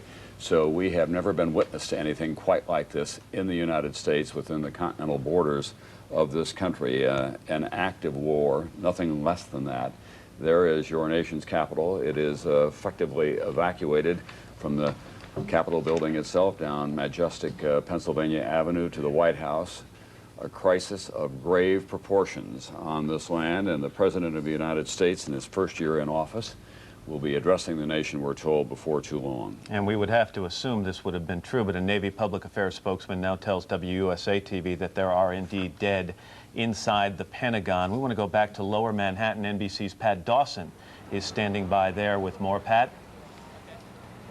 Matt, hundreds of people, we assume, hundreds of people based on the information that we've gotten from emergency officials here are still in there, obviously. We don't know their condition.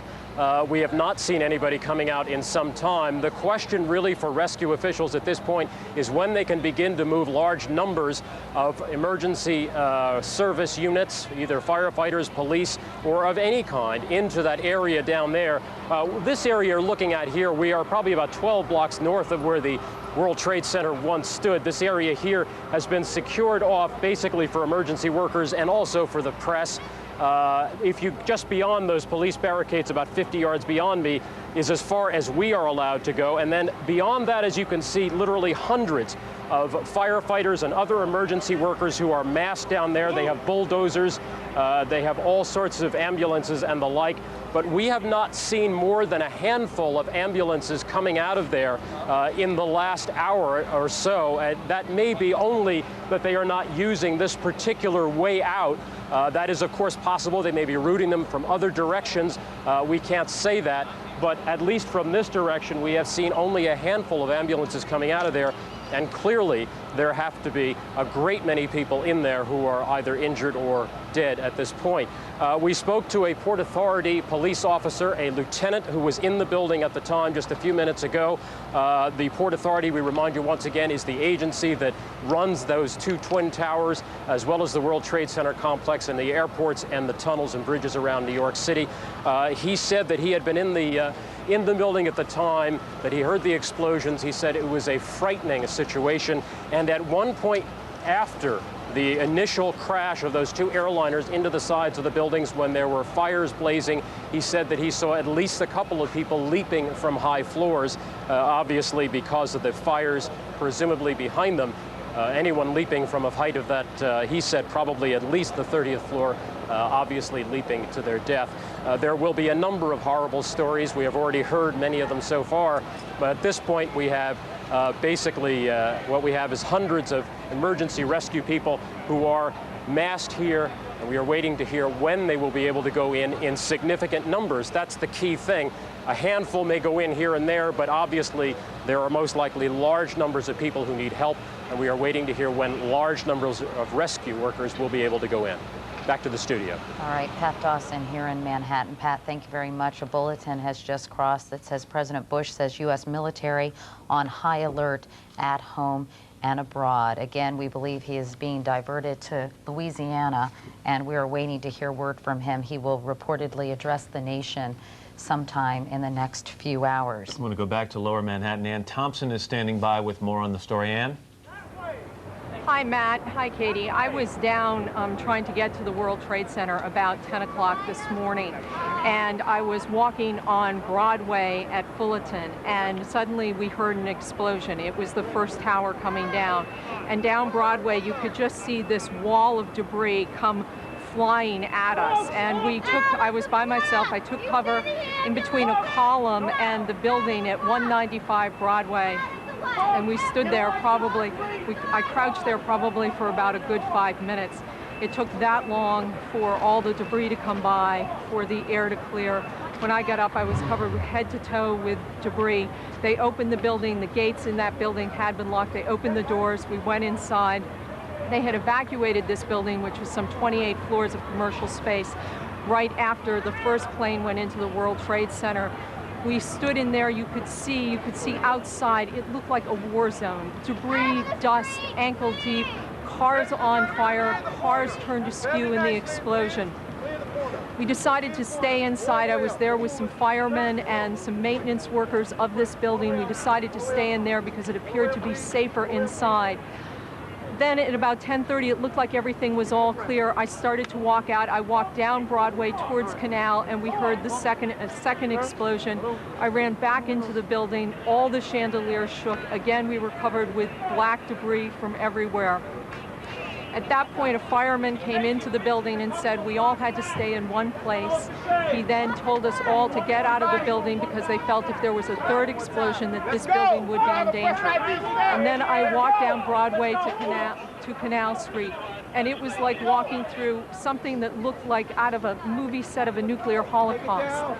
It was nothing but debris and papers and all parts of buildings down and glass. Can we please move? I will, please. sir. I will.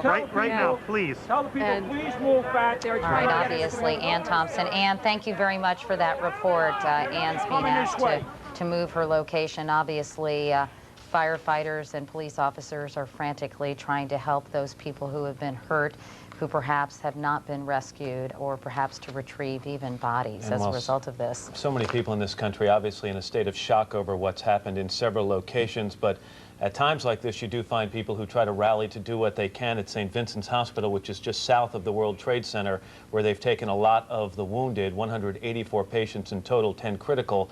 There are lines now of people who are showing up to donate blood, which is something heartening in the face of this tragedy. Catherine Hughes is at Virginia Hospital Center, where many of the people who were hurt at the Pentagon, where yet another plane crashed early this morning, is here to tell us what the situation is.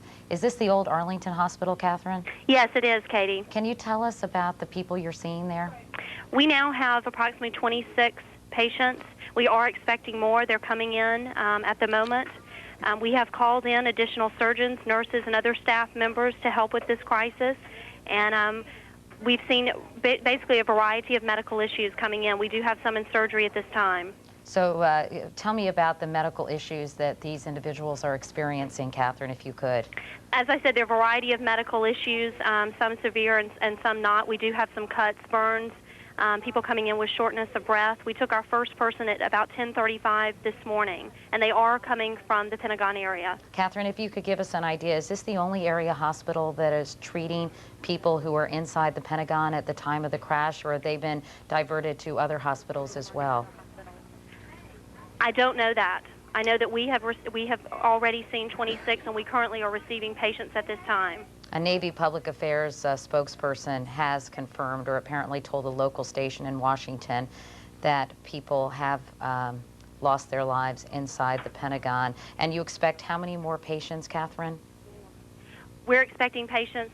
We don't know how many. We are just taking them at this time. All right. Catherine Hughes at Virginia Hospital Center, formerly known as Arlington Hospital. Catherine, thanks so much for talking with us. We appreciate your time. Thank you.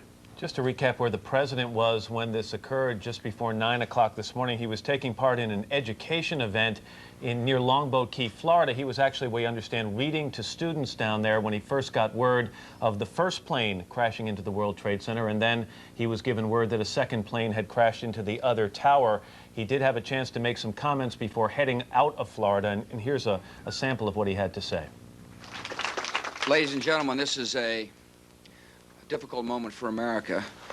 I unfortunately will be going back to Washington after my remarks. Secretary Rod Page and Lieutenant Governor will take the podium and discuss education.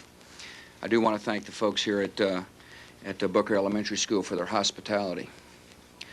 Today we've had a national tragedy. 2 airplanes have crashed into the World Trade Center in an apparent terrorist attack on our country.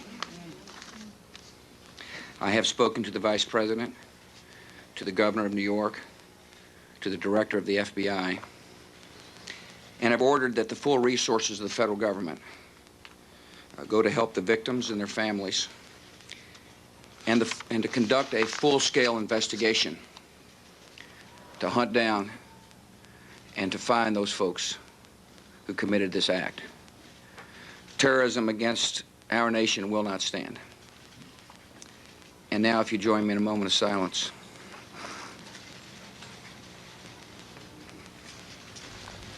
I want to mention that President Bush is said to have made a couple of other comments. He said that freedom itself was attacked, freedom will be protected, and that the U.S. will hunt down and punish those responsible. Go ahead. He also said that the U.S. military was on high alert at home and abroad. Just to update you on the situation, we told you that there had been several international flights en route to the United States. The original plan from the FAA was to divert those to Canada. We now understand that they will be allowed to land in the U.S. The FAA is not saying why they're not going forward with their original plans to divert to Canada, and we don't have any information on the points of origin or the destinations of those 22 planes. NBC's Campbell Brown is standing by in Washington. Campbell? Well, Matt, what we can tell you is that we do know the president now is at the Barksdale Air Force Base. That's in Shreveport, Louisiana, northern Louisiana. He flew there from Florida, where he was this morning, and it was interesting because in those early minutes, shortly after Air Force One took off from Florida, no one was told within the White House press corps where the president was, where he was going. Our information now is coming from what we call the travel pool. It is one network reporter who is on board the plane with the president. He did make a brief statement. We're waiting to get more on what he said when they landed at Barksdale Air Force Base. We're not sure whether or not he's going to stay there or that they will take the president somewhere else. There are a number of options. Obviously, there's a bunker in Colorado Springs that the military runs. There is the so-called doomsday plane, which is another option. This is an aircraft that is far more sophisticated than Air Force One. It has the most advanced electronic equipment on board where the president could communicate with anyone from that plane. It can stay in the air. It can be refueled in the air. So it is something that was designed and built in the event that there was a nuclear attack, but it is a possible option today if they feel like they need that. Of course, the president, when he was in Florida and initially made those remarks you played a moment ago, he did say he was coming back from Washington, but obviously now they're reevaluating the situation to try to figure out where it may be best for him to operate from. There are a few officials still at the White House now. His National Security Advisor, Condoleezza Rice, and other key officials are in the White House. We're told they're operating out of the Situation Room, and that a few areas of the White House have been designated as so-called hard rooms, meaning special Secret Service agents are there guarding the few key people who are needed to stay at the White House. The rest of the White House has been evacuated. But the president is obviously in close contact with his national security team, who is remaining there for the time being. He was informed of this while he was in Florida at an education event this morning of the first incident when the first plane flew into the World Trade Center. He was told by phone by his national security advisor, Condoleezza Rice, while he was in a holding room, while he was about to go out and speak to some elementary school children. Then while he was actually reading to these students, a note was passed him from his chief of staff, Andy Card. In the pictures, you can see the reaction on the president's face, as shocked as the rest of us at what had happened. And his plans immediately changed, initially to come back to Washington, but now, again, the Barksdale Air Force Base in Shreveport, Louisiana, and we'll be waiting further word on where he will go from here and where he will sort of command the military operations, given the situation. Matt? All right, Campbell, thank you very much. Katie? Meanwhile, Matt Cardinal Egan of the New York Archdiocese is joining us now. He has been outside St. Vincent's Hospital here in Manhattan delivering last rites to some of the people who have been brought to that hospital. Your Eminence, thank you for talking with us. Can you tell us or describe the scene for us if you could? Well, I've been here since the very beginning. We have 184 patients here at St. Vincent's Hospital in Lower Manhattan. 10 are critical, and 6 are of the police department or the fire department. So far, 2 have passed away. The situation has been that the doctors and the nurses are waiting outside here. The hospital is completely mobilized, and we believe that we will be able to handle whomever they send. We understand that Bellevue Hospital and St. Vincent's Hospital are the 2 places where they'll be sending the most critically injured, and that they do have triage down closer to the 2 centers. I have to say this, that I've taken care of a lot of people spiritually, anointed a lot of people, and I've no limit to my admiration for what I've seen of the doctors, the nurses, and the staff, and the administration of St. Vincent's Hospital. And I'm told that that is what is to be found throughout this great city of New York. We're addressing this the way New Yorkers address things, with a prayer and with a total commitment to help everyone who is hurting, and especially to make it clear to families and others that we will be doing the very best we can for their loved ones. I have here Dr. Ackerman, if you'd like to speak to him. Sure, that would be great. Here he is right now. Dr. Ackerman, are you an emergency physician there? Dr. Ackerman, it's Katie Couric. Thank you for talking with us. Thank you. Can you tell us a little bit about the situation there and how the patients are doing? I know that you have about 184 patients. Is that correct? That's correct, Katie. And actually, the number is growing as the minutes go on. When the first ambulances came in, there were 10 or 11 people in each of them. Now that the triage centers are set up downtown, we're getting fewer patients at the moment, but we're getting the most critically injured. Severe burns, several heart attacks, multiple traumas, many broken bones. And probably what's most striking is that everyone that's coming is coming full of gray powder from the massive explosions that obviously took place. There are family centers set up here at the medical center. There's a special number that family members can call to try to find out if their loved one is here at St. Vincent's. That's area code 212-604-7285. And the New York City Police Department's working very closely with us. We're very grateful that His Eminence has been here to help us and our staff, and we continue to be prepared. I was here for the last major incident with the World Trade Center, and this, in my opinion, is many, many times worse. Well, Dr. Ackerman, do you have enough people on staff to take care of the hundreds of people who are there already and the other people who may be arriving at your hospital? We are very well staffed right now, Katie. We are a little bit concerned, though, about later in the day. People will obviously wear down the number of traumas that you can handle, that one can handle not only physically but psychologically, and so we're asking all of the people that call us at this point in time to please check with us around 5 or 6 o'clock this evening, because we fear we're going to need another shift of workers to handle the tragedy of this magnitude. All right, and we heard that people were standing in line to donate blood, and of course that was heartening news for us to hear under the circumstances. Dr. Ackerman, thank you very much. I know you're very, very busy, so we'll let you get back to work. Thank you. Katie, we've been showing basically video of New York and the World Trade Centers, or where the World Trade Centers used to be, and of Washington and the Pentagon, and we've forgotten somewhat to remind people that there was the crash of another plane, a fourth plane outside Pittsburgh, about 80 miles from Pittsburgh, and we don't have video of that story at the moment. That's one of the reasons we haven't been talking about it as much, but that's the fourth prong in this terrorist attack on U.S. soil, and it's just information we'll be trying to get as the day progresses. In fact, we want to just repeat those airline numbers, which is extremely upsetting news for people who had loved ones on these flights, but we want to give you that information. The 4 aircraft involved: American Airlines Flight 11 from Boston to Los Angeles, United Airlines Flight 175 from Boston to Los Angeles. Then there was American Airlines Flight number 77 from Dulles, Washington Dulles to Los Angeles, and finally United Flight 93, the plane you just referred to that crashed outside of Pittsburgh, about 80 miles southeast of Pittsburgh. It was from Newark en route to San Francisco. Here are the phone numbers if you'd like to inquire.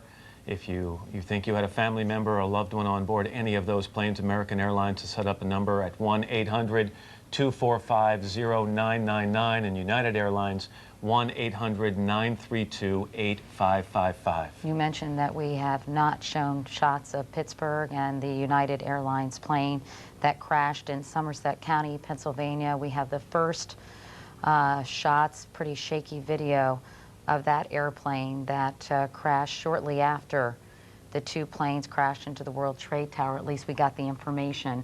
And after that other plane crashed into the Pentagon. In short, and you really can't put this story into short form, this has been perhaps the most devastating day in American history in terms of terrorism. It certainly has been. 4 separate attacks, obviously coordinated fairly thoroughly. 2 on the World Trade Center here in New York, 1 on the Pentagon in Washington, D.C., a 4th, the hijacking and crash of a plane, as you just saw, outside Pittsburgh. Unclear now as to how many lives have been lost, but the numbers are bound to be staggering as the day progresses. Aboard those airplanes alone, 266 people have lost their lives. That was confirmed by both United and American Airlines, and we are unclear, as Matt just said, about the perhaps thousands of people who have been killed and certainly injured as a result of what happened in New York City and outside Washington, D.C. at the Pentagon. With more, here's Tom.